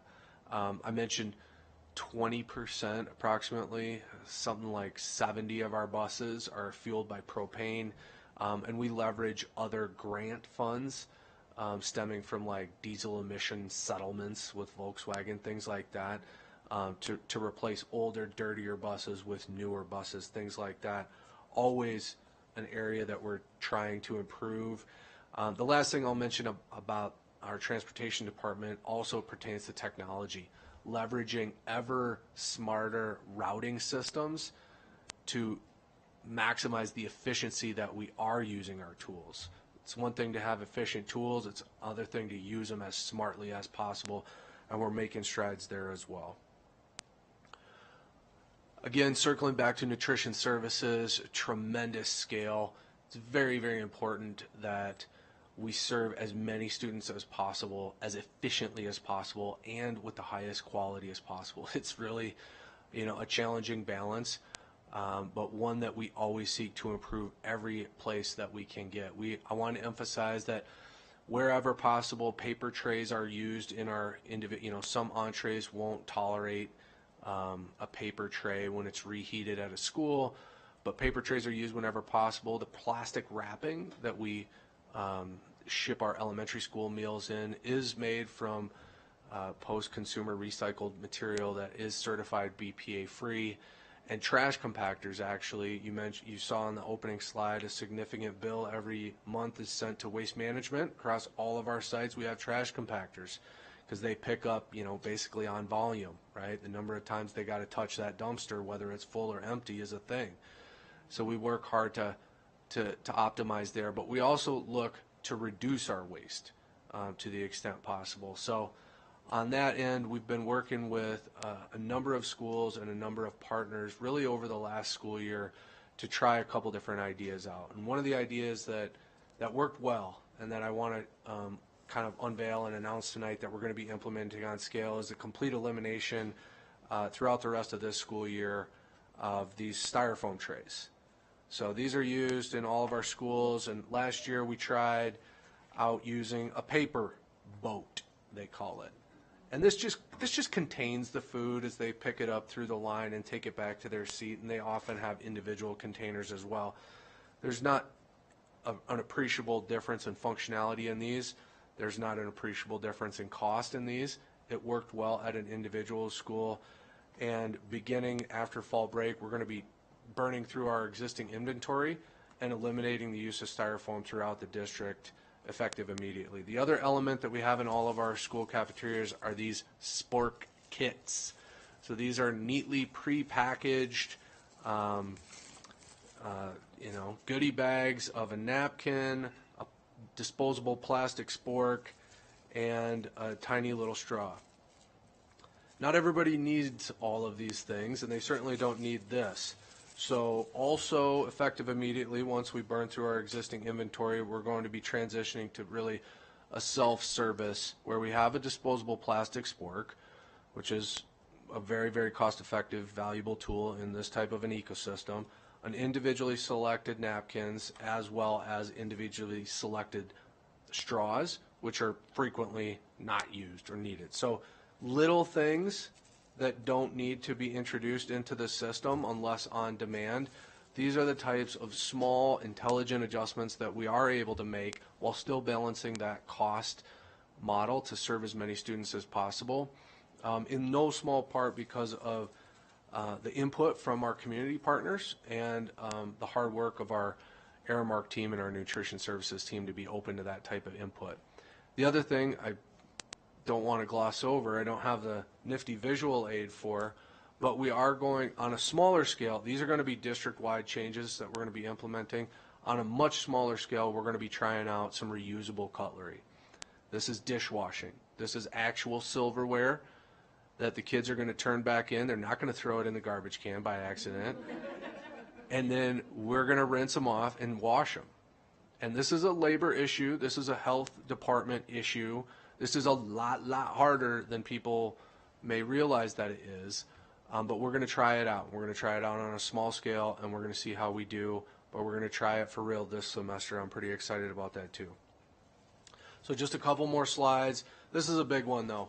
We can move the needle the furthest, the fastest in our facilities management department, and this is an area that I'm pretty excited about for the future. Of course, our capital renewal program is going to continue replacing boilers across the district, et cetera. But the facilities modernization program, as you guys are well aware, is going to be dramatically improving existing schools and replacing them all across the district very intensively.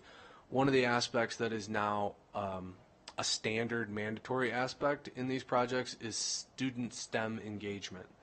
So we're going to be bringing these construction projects into the classroom, whether they relate to energy and sustainability or just teach a kid something about the exciting aspects of these projects. That's something I wanted to highlight. The other thing that I wanted to highlight on here that's sort of represented by that screenshot from Facebook 2021 is a community solar program that NV Energy is also sponsoring, that we're going to be applying for and hope to receive approval for. Lots of opportunities to add solar to our facilities. If you guys are familiar with the new Moana Springs pool and the beautiful solar arrays that are over the parking lot right next to those soccer baseball fields, those were funded through this exact program. In fact, I think this effort here for SWOPE came in second to the good folks at the City Arena there, but we've got some really strong candidates, and we're thinking possibly even putting those types of solar arrays that you see over parking areas on playgrounds, where that shade can have a dual purpose. You know, it's one thing to shade the cars. I want to shade the kids while they're playing on the playground. These are ideas, these are applications, these are just ways that we're trying to integrate more solar into our. The next and more significant way that we're looking to leverage is related to the Inflation Reduction Act. So it's a huge omnibus bill that included elements from really all walks of society, but huge provisions for direct rebates on elements such as our geothermal HVAC system. So literally as we speak, we're working with a specialized tax advisor to apply for what we anticipate will be at minimum $350,000 of direct rebate to us for the construction that we did at J. Wood Raw in the form of that geothermal ground source HVAC system. Through the Inflation Reduction Act, we are actually going to receive a rebate for the work that we're doing anyway. Going forward, knowing that those are available, we're actually going to be influencing our design to more aggressively take advantage of those types of rebates, specifically starting at Vaughn Middle School. Because there's already a building there, I'm not going to have the opportunity to drill those wells, right? I got to have a traditional HVAC system. That's fine. It's going to be brand new. It's going to be highly efficient. It's going to be spectacular. But we are going to put solar on the roof, and we are going to apply for this rebate opportunity and likely dramatically offset those costs. Same playbook at Loader, where we're going to be designing solar installations because it now makes financial sense, and then we'll reap the benefits in terms of generating that electricity at our schools. So those are the big ones. You all received word in your superintendent's highlights of some exciting gas-powered equipment partnerships that are forthcoming in partnership with the local health department. Those are smaller scale, but that is something that's likely to be replicated at schools going forward as well, right? When we buy all the new lawn and garden equipment for Vaughn, it's going to be battery powered, because why not? And lastly, just talking about how this circles back onto the kids, looking at those outdoor environments I mentioned, hopefully those shade structures. We're looking at other exciting things like partnering with different organizations around tree planting and even heat reflective paint that we've seen in other urban areas that can brighten a space and also lower the surface temperature by a couple handfuls of degrees. That really makes a difference. So that is a broad and fast overview. The conclusions, takeaways, really small changes can make a big impact. That's what makes this fun. Just finding the smallest opportunities can really add up and make a difference. It's not as daunting as you might think it is. Also wanted to mention continuous improvement. I enjoy that. I appreciate the questions. I appreciate the engagement and the push from the community, because there is always an opportunity to do better. I started with reference to the Board Policy 7400, the fact that sustainability is really everyone's responsibility.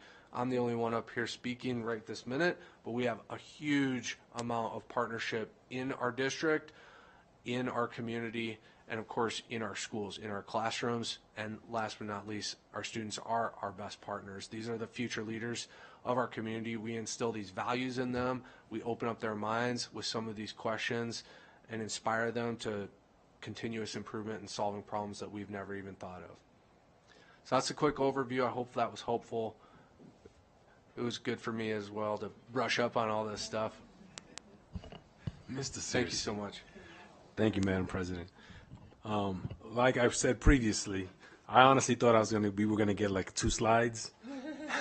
I honestly did not think it was going to be 20-something slides. So we appreciate it immensely. I do see Waste Management out in the audience.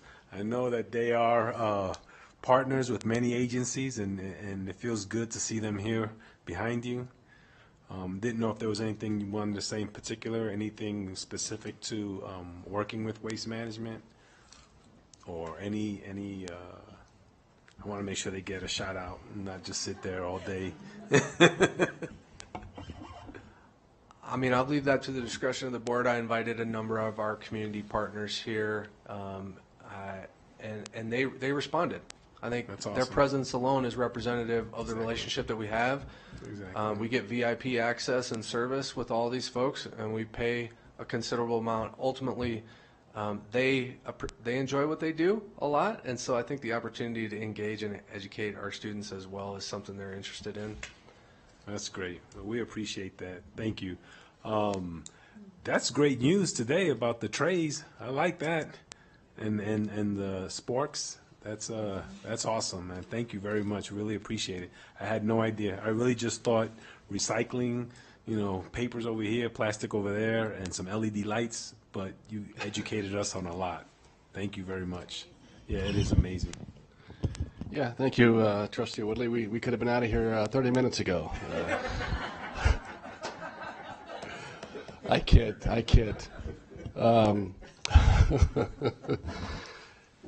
Yeah, no, I was really happy to hear about the styrofoam and the plastics. I mean, I think we've all been getting emails about that, so what a blessing that is to get rid of the styrofoam. So thanks for really focusing in on that. I thought we would get there. I didn't think we would get there as fast as we did, so thank you for that. And then on the buses,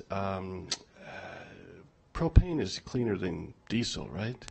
So are we moving toward more buses with propane? Did I hear you correctly on that? It is cleaner than diesel. It's not as readily available. There's some pros and cons. It's a valuable tool in our toolbox, and we've been expanding our fleet there for some time. But I think it will likely stay on the minority end of the scale as far as. Oh, well, okay. And very impressive. 4.7 miles or 4.7 million miles our buses take. I did a little math and came up with that's 2.5 times 2.5 trips to the moon and back. Yeah, I was pretty proud of myself. Thank you. Well, thank you so much for this. And to all of our partners that are out there, this was an outstanding item. Thank you to Clerk Rodriguez and to Trustee we're asking for this. I think this is so good that it should be on the website underneath, facilities and sustainability. This is good news, particularly the announcements. And this team embraces it because you could do it the resistant way or you could run right into it. And I love that this district runs right into it. And we also are able to do that thanks to WC1, which allows us to rebuild these schools, to make improvements, to make capital improvements that benefit our environment. And so just thank you. This was a wonderful, wonderful item, a great way to end this portion of the evening. So thank you so much. All right, folks, so that closes item 3.08 and section 3 in its entirety. And I'm going to take a few liberties and move a few things around. So we will be doing board reports. However, I am going to open section 4. We will start with Calvin for item 401, our student representatives report. And then I'm going to pause section 4 and I will go to public comment.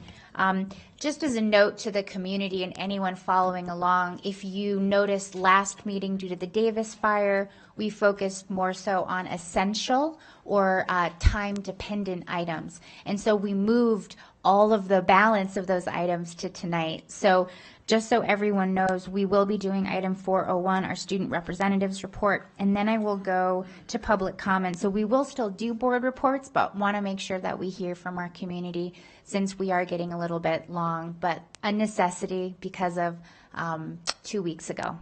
So on that, Calvin, I'd like to introduce you and invite you for item 401, our student representatives report. All right. We held our district student voice meeting on Tuesday, 9/17, which was last Tuesday, and this month's meeting was held at Worcester High School. We started off by asking some of the representatives from each of the schools how their student advisory councils within their schools were looking like. Most of them said that they had them up and going and it was going great, and the ones who didn't are working on starting up their own advisory councils within their schools. And then we moved on to talking about our three main topics, which are respect, student wellness, and college and career readiness. Each of the groups split up to talk about what their main focuses would be this year, and the respects group main talking point was to address several types of disrespect that they see within the schools. An example of this is how teachers have favorite students and how students have favorite teachers. And then the student wellness group, they discuss how they would like to see more school therapists and counselors, and even if there could be possibly a physical therapist within the school. Another idea that they had was a way of connecting the schools by putting a mental health mural in each of the schools that gives students support and have like positive quotes and maybe even some resources that they could use. And last but not least, we had the college and career readiness. This group talked about how we can help high schoolers, freshmen through seniors, get better prepared for life after primary school and help them find different options on what they could do, such as military, a trade, or even just going straight into a career.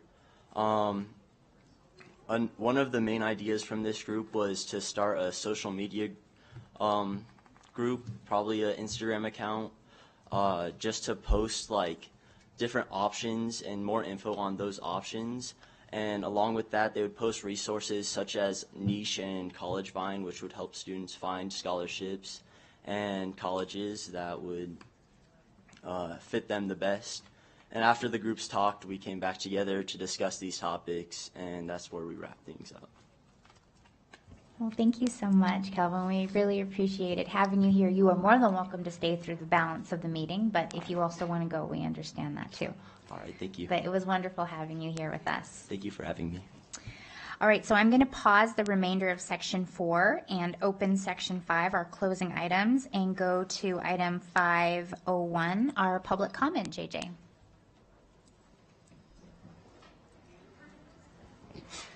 Colin Robertson. Welcome, Mr. Robinson.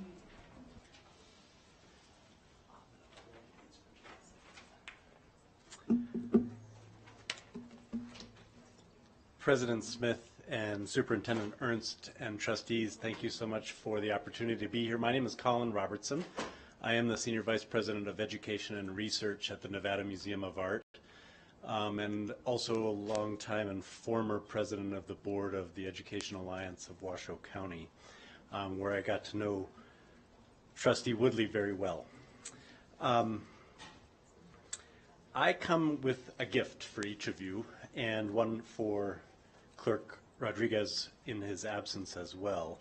This is a teacher toolkit that my team has put together in relationship to the opening of our new exhibition at the Nevada Museum of Art called Deep Time Sea Dragons of Nevada, which brings together 25 fossil ichthyosaurs from 250 million years ago in Nevada. And you may know that that is the state fossil of Nevada. We have 25 of them on display, which haven't been seen by the public since they were excavated beginning in 1868 and 1905. And they're really astonishing things to see and tell a really good story. But what I'm most proud of is that my team, working in collaboration with a great group of people from the Nevada Discovery Museum and from PBS Reno, collaborated on this, which is 4 lessons that are aimed primarily for 3rd to 5th grade teachers with augmented materials for teachers from K through 3 and all the way into high school, plus a copy of our published children's book called Annie Alexander's Amazing Adventure in Nevada, which tells the story of the pioneering female paleontologist Annie Alexander, who everyone in Nevada should know but doesn't. And this is an effort to try to fix that. This is an exhibition that's up for the course of the next school year, and we are working really hard to collaborate across the district to bring art and science in particular into conversation throughout this exhibition and through its run into January of 2026. So it's up through all of this coming calendar year, which I'm really excited about. And the reason that that matters has to do with the runway into opening our new building, the Charles and Stacy Mathewson Education and Research Center, which we'll get the keys for by Christmas this year and begin to open in phases to the public in March of 2025. Very shortly thereafter, we'll host the Nevada STEAM Conference there for educators across the state on Saturday, April 5th. And that's a space that I have a lot of autonomy to use in collaboration with you. And I'll just say that I'll ask JJ to help me pass these out, and thank you so much for the opportunity. Thank you very much, Mr. Robinson.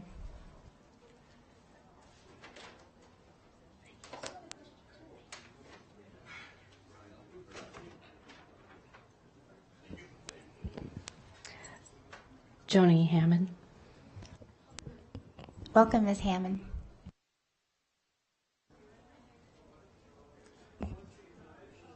Good evening, President, Superintendent, and trustees. I don't have any gifts for you, though.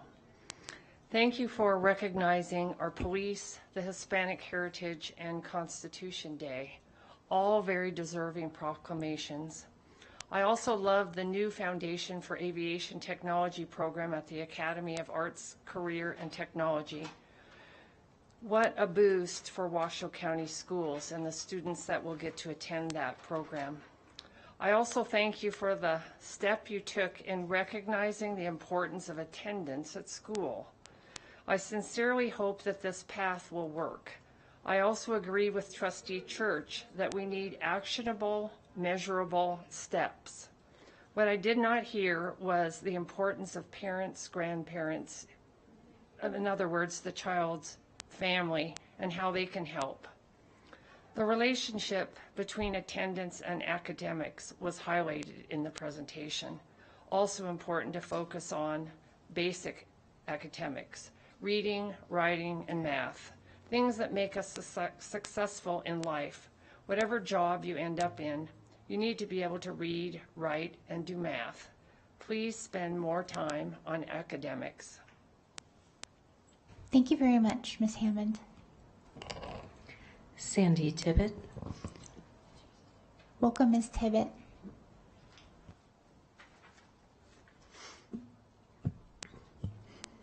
So I really want to thank the family members of the students who drove the 3 hours to address this board last month, and commend the female students who found the strength to come before this board to voice their concerns about boys being allowed into the girls' locker room while they undress. It takes courage to stand up for your rights and redress your grievances to a government body who is supposed to listen and then act accordingly. I pray this board heard them and they do the right thing. Have you addressed their concerns? No. President Smith was very clear on how important it is for her to be a strong supporter for the rights of the LGBTQIA students during her Pride speech this last June. So are the rights of the LGBTQIA students more important to you than the rights of the female students and their parents? It really appears that way, President Smith. Why doesn't she and this board clearly support the mental health and well-being of all students equally? Nobody's feelings supersede anyone else's God-given rights, and there is no law that makes what is wrong right. This board has the authority to stop this nonsense by exercising some common sense. Why would any of you with a daughter or granddaughter want a biological boy sharing a locker room with them? I don't want my granddaughter in a locker room with a boy changing. How are any of you okay with being complicit in violating the rights of these girls? President Smith, quote, "Who you love and how you show up in the experience of love deserves respect and acceptance." Don't you find her concern and support for a student's love experience weird? I do. It is weird. And not appropriate topic for a school board trustee. The same virtue signaling speech, while speaking about mental illness, she said, "This is where our work sits." Your work. What is your work exactly? Is it to indoctrinate the students? To destroy their mental health with DEI and gender ideology garbage? Soon you and your work will be irrelevant.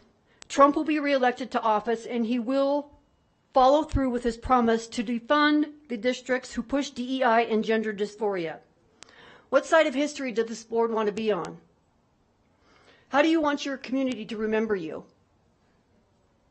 We the people demand the following be put on the agenda for discussion and action. Again, the challenged books, a board policy for library books, to terminate the ALA relationship, and admin regulation 5161 and parents' rights. Those need to be on the agenda for discussion and action. Thank you very much, Ms. Tibbet. Thank you, President Smith. I signaled Council Rombardo to make sure it would be okay for me to speak. And please jump in if I'm overstepping or... Two things can be right at the same time. I think communities lose sight of that. And just because we don't advertise and put out on banners, newsletters, radio spots, what we're doing doesn't mean that we're not doing something. And I mean, to be fair to you, you wouldn't know. But work has been done, it has been addressed, and that's where I say two things can be right at the same time. I myself had a meeting with our council to discuss these things, and my concern was that all of our students, every single one of them, no matter what, be treated with dignity and respect, and if we could come up with a solution where none of our students were pushed out of their comfort zone and their needs were met respectfully and with dignity, two things can be right at the same time. And a solution was reached in this case. And I asked if it could be put into a policy, and I do agree with our council on this, Every case is going to be different. So if we box ourselves in to a stringent policy, that might not fit in this particular case or this particular school. I can tell you that all of the students' needs were addressed and are handled and will be handled respectfully. No one's going to be left out. No one's going to have to feel uncomfortable. These are the things that get done behind the scenes. And sometimes, you know what, maybe we don't toot our horn enough. We did good work. We did good work. Okay? As for the books, that also was addressed. I personally and President Smith had probably 6 meetings, meeting with team members, several emails. I personally read every single one of those books. And to say that we don't take parents' voice seriously, that's not the case. A form is going out from our English class teachers. It's on Connect Ed. It was being distributed at open houses where we're requesting parents to please return this document signed stating if you don't want your child to have access to specific genre, because not everybody's opinion's the same. My idea of what is acceptable is going to be different from JJ's idea, from Trustee Mayberry. The best way to handle this is to put it and give the power to the parents to have a voice and advocate for their child. And that's what we did with the books. We're not moving books out. We're not moving books in. Parents have a voice to say, I do not want my child to have access to this reading material. And they won't. They won't have access because I am not going to dictate to a parent and say, your child is not going to have access to this, that, or the other, but I can certainly advocate for my child, and every parent is going to have that opportunity to say, I don't want my child having access to that. And I know that's not going to be enough for some. Some are going to think it's too much. Some are going to think that the schools and the librarians should, they know best. I'm saying parents know best. And that's I think important, is for our parents to have a voice. Thank you. Thank you very much, Trustee Westlake, and I share your opinion that parents know best. John Eppolito. Welcome, Mr. Eppolito.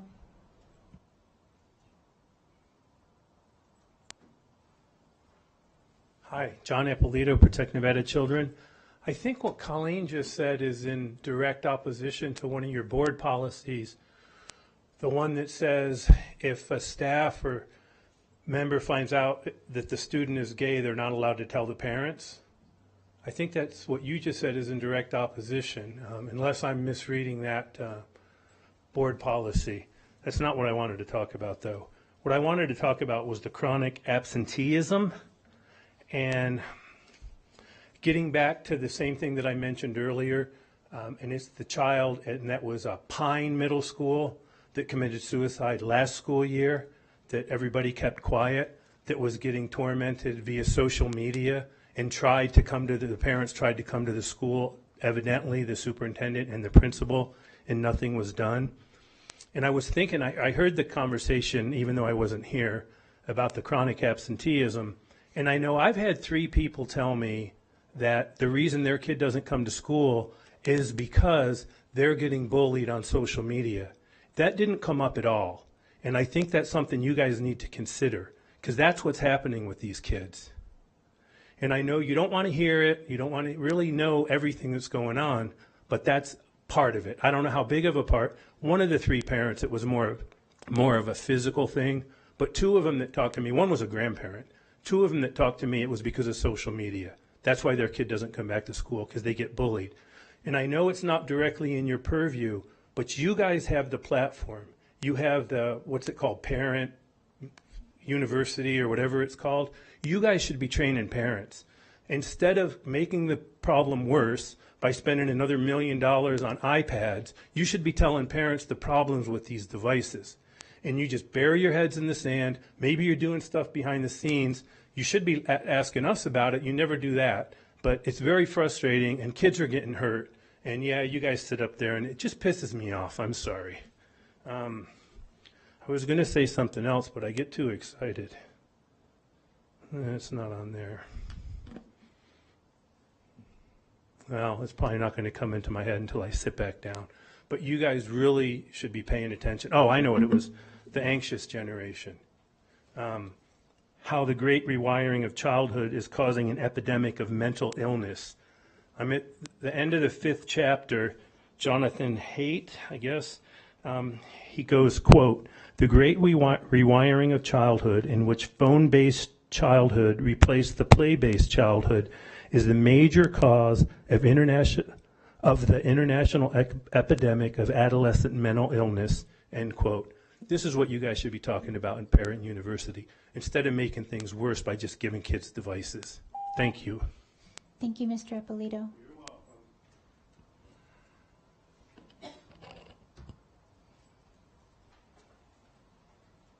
Thank you. Bruce Foster. Welcome, Mr. Foster. Yes, hi, President Smith, ladies and gentlemen of the board. First off, the aviation technology is awesome. I know that when I was 19, it was a great sense of accomplishment when I got my private pilot's license. And then number two, you're overlooking an incredible resource out there regarding the issues of absenteeism.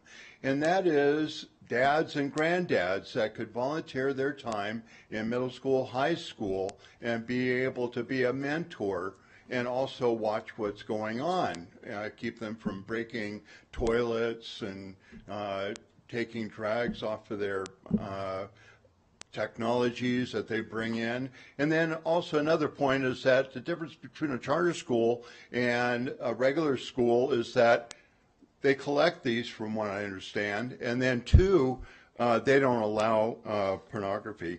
And then to Trustees Westlake's conversations, and then I want to say that it would be great if we had town halls, so there could be a two-way conversation. But hopefully we can reverse the trend, because 4 platforms you've been highlighted, and you got the email from me, but I just wish to review. My word, you've been highlighted in InfoWars. Minor girls labeled transphobic after speaking out against the LGBT and on and on, boys using their locker rooms, which you already say you addressed. How about the base mother talking about the same thing? That's involved in the Instagram. And also John Amarchukwu, you're highlighted in his next documentary. And that is going to be coming out in October, and it's going to be featuring basically 22 words exposing the loss of decency in American education. And, you know, Karen England, she says hi, has stated that Washington County School District has the most unfathomable worst issue with pornographic books. And I don't know what kind of educational product that comes out of these books. You want to keep them in the libraries? Why? And you're going to have basically the featured guests, Kirk Cameron, Lieutenant Governor Mark Robinson, Crystal Amarchukwu, Bishop Patrick Lane, Wooden Sr., Benedette Boyles, and the list goes on. And so that's going to be available. And then I'm sorry you missed the 1916 project, and this is a shirt that I got from them. Thank you. Thank you, Mr. Foster. The board received emails from Lisa Wang, Conrad Moran, Riley Sherman, Eva Akpati, Emily Ho, Arisha Ho Houdin, Linda Miller, and Joyce Chen. Thank you so much. All right, everyone. That closes item 5.01, and we'll go back to board reports and open item 4.02. And Trustee Church, I'll go to you first since we have you online. Thank you, and I'll be extremely brief. Don't really have much to say or report other than people that are concerned about some of the issues that came up today. The State Department of Education, the statewide Department of Education, meets October 2nd at 2 p.m. So you're always welcome. Citizens can make their points known there. They don't get as many attendees as we do. That's all I have. Thank you. Thank you very much. Trustee Westlake. Thank you. Nothing too exciting, because the exciting part of being a trustee is actually getting into the schools, which I'm starting this week, and I'm going to start by few school visits tomorrow and then reading to the kindergarten classes again at Sun Valley Elementary. But I was the primary caretaker for 3 of my grandkids, the 2 older twins, and I call the baby, he's 16 months old, Vance, I call him Mussolini because he's a total dictator.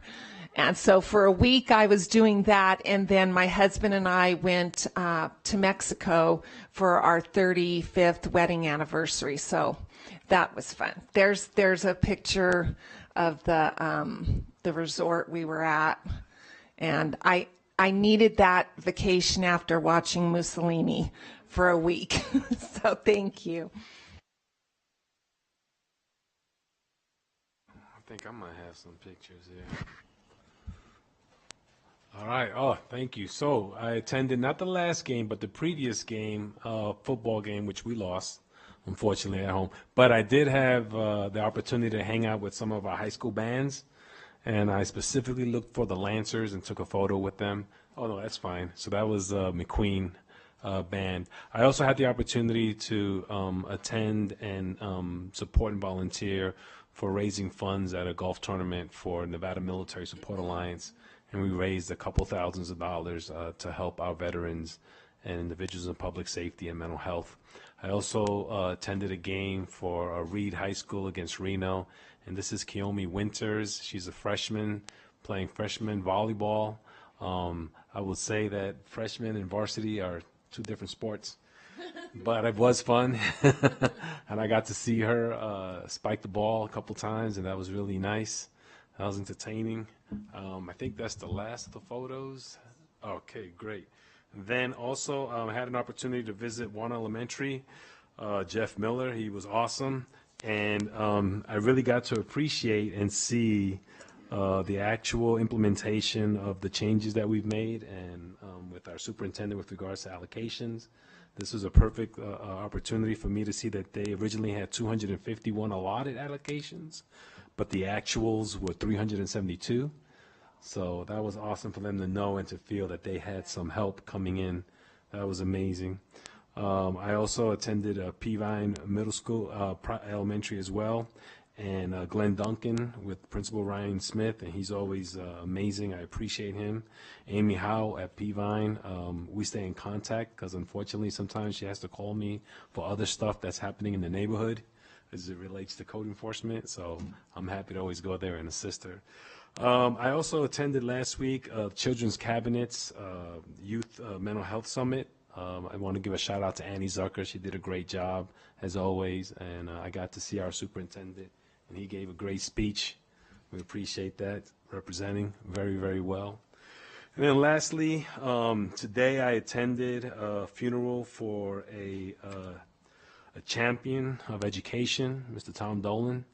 We all know him as an amazing human being who gave so much to the community and who supported our school district so much. We all know about what he did for the Catholic Church in Sun Valley to help rebuild that church. That was all him, and we deeply appreciate it. I have a lot of experiences with him. He was an amazing human being. I'm going to miss him. I love him. I can't believe that I was actually with him the week prior, and he didn't look too good.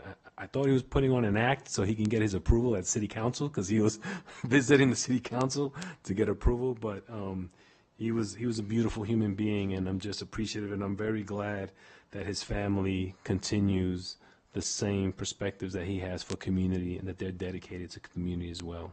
So thank you. Thank you. Well, I can't top that. That was nice.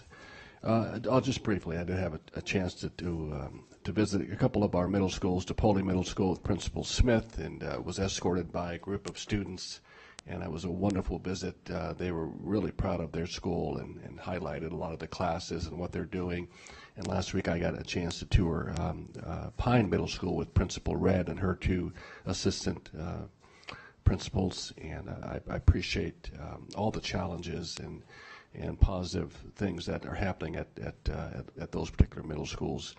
A few weeks ago, I did have a chance to attend the balloon breakfast at Mammy Toll's. A lot of fun. Last Saturday evening, I spent with President Smith and Trustee Nicolette at the Pure Imagination event for the Educational Alliance of Washoe County.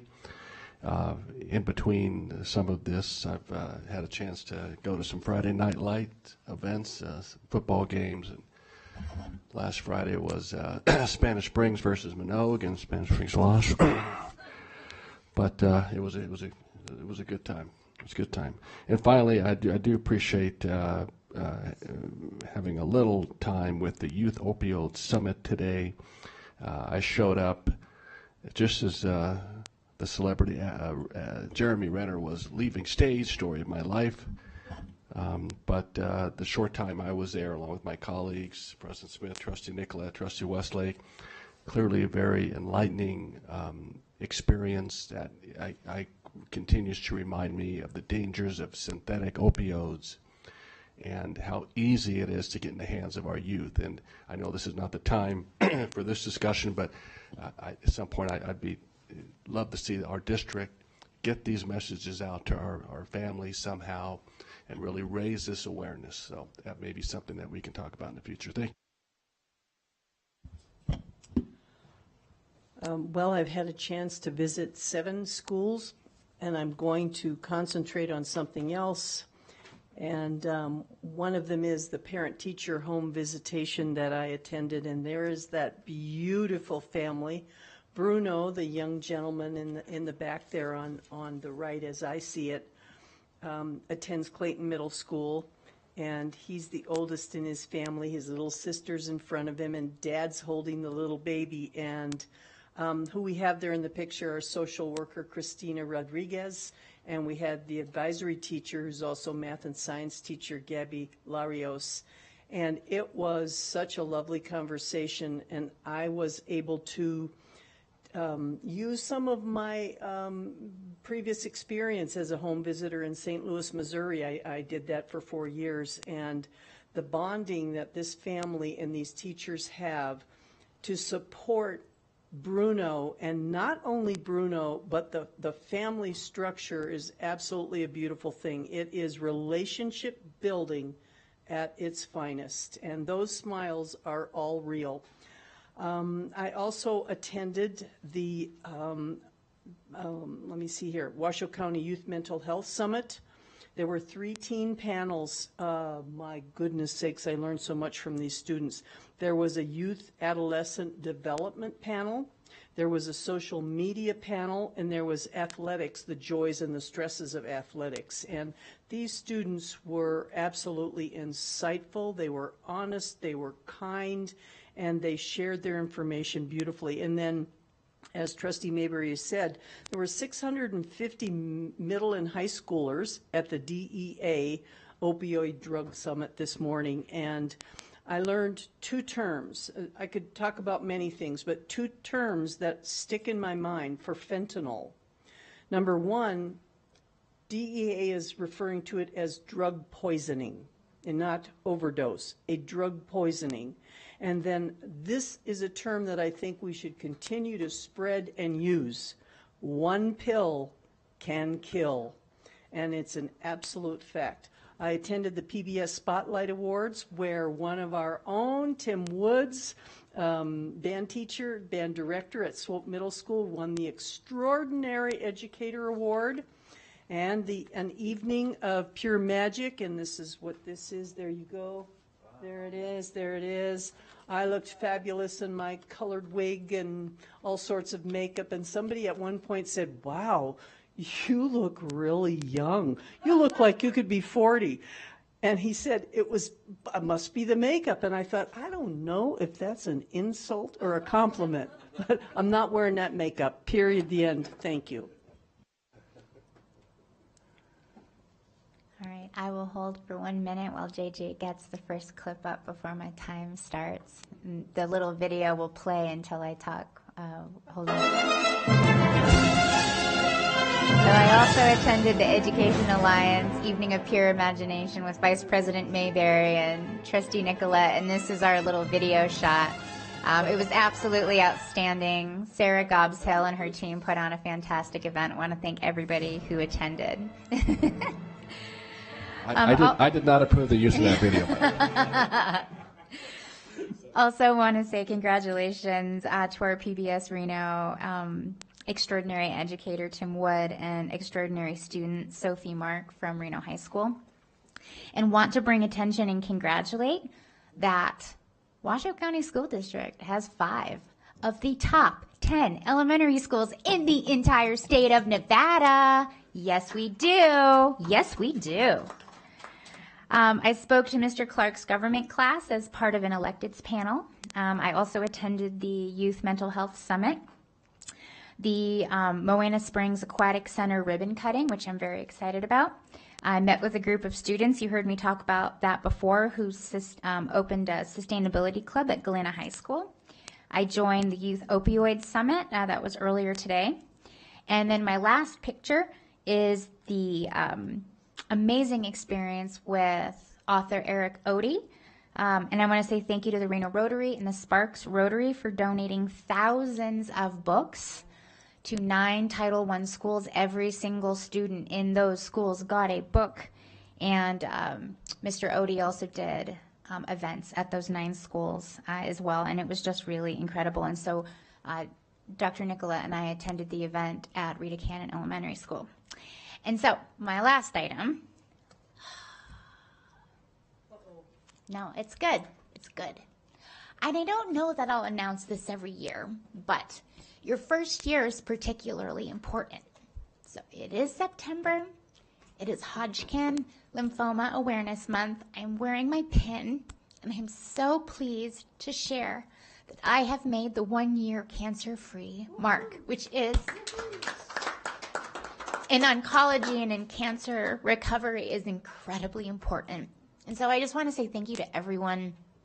When I was first diagnosed, Stanford and my oncologist here in Reno really rallied around me, and they gave me all these studies about the impact of purpose-driven work and cancer outcomes.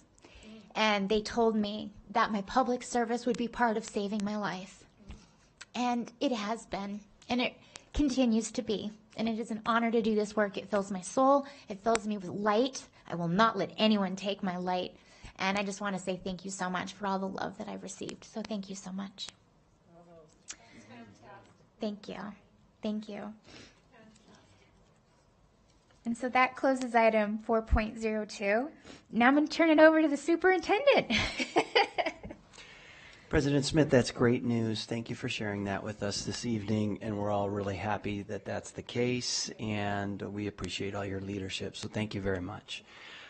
This week we had parent-teacher home visits, and we're able to get out to some schools and recognize some exemplary schools. Have 2 people in the audience out there that were joining on those parent-teacher home visits, Mrs. McMaster and Mr. Searcy, joining to get the experience and understand what that relationship is about that Trustee Nicolette described.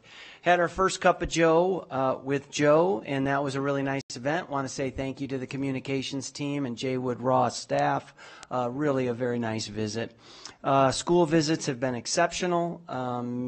There is great work happening in our schools, and I could list all of those schools, and I know we're getting late into the evening, but there's some great school visits. The other thing that is well worth noting is that we have 7 new 5-star schools this year. And so we were able to get out and award all of those schools and recognize those staffs. And so I think that's something to be proud of as a school district. And then lastly, just speak to UNR's staff appreciation for our educators. They reached out to Washoe County School District and invited members to join them. We had 2 schools recognized during the game on Saturday. And so it was just real nice to continue to build our partnership with UNR and be able to establish that appreciation and that collaboration with higher ed. So good week, and thank you, everyone. Wonderful. All right, everyone, that closes item 4.03 and section 4 in its entirety. As a reminder, I've already opened section 5, and we have already done item 5.01, our public comment. That brings me now to item 5.02, the announcement of our next meeting, which is October 22nd, 2024. So for those that are wondering, we are not having the meeting during the week of fall break, but our next meeting again will be October 22nd, 2024. And then now, oh my gosh, I shut my computer. It is 7:49 p.m. and I adjourn this meeting. Thank you so much.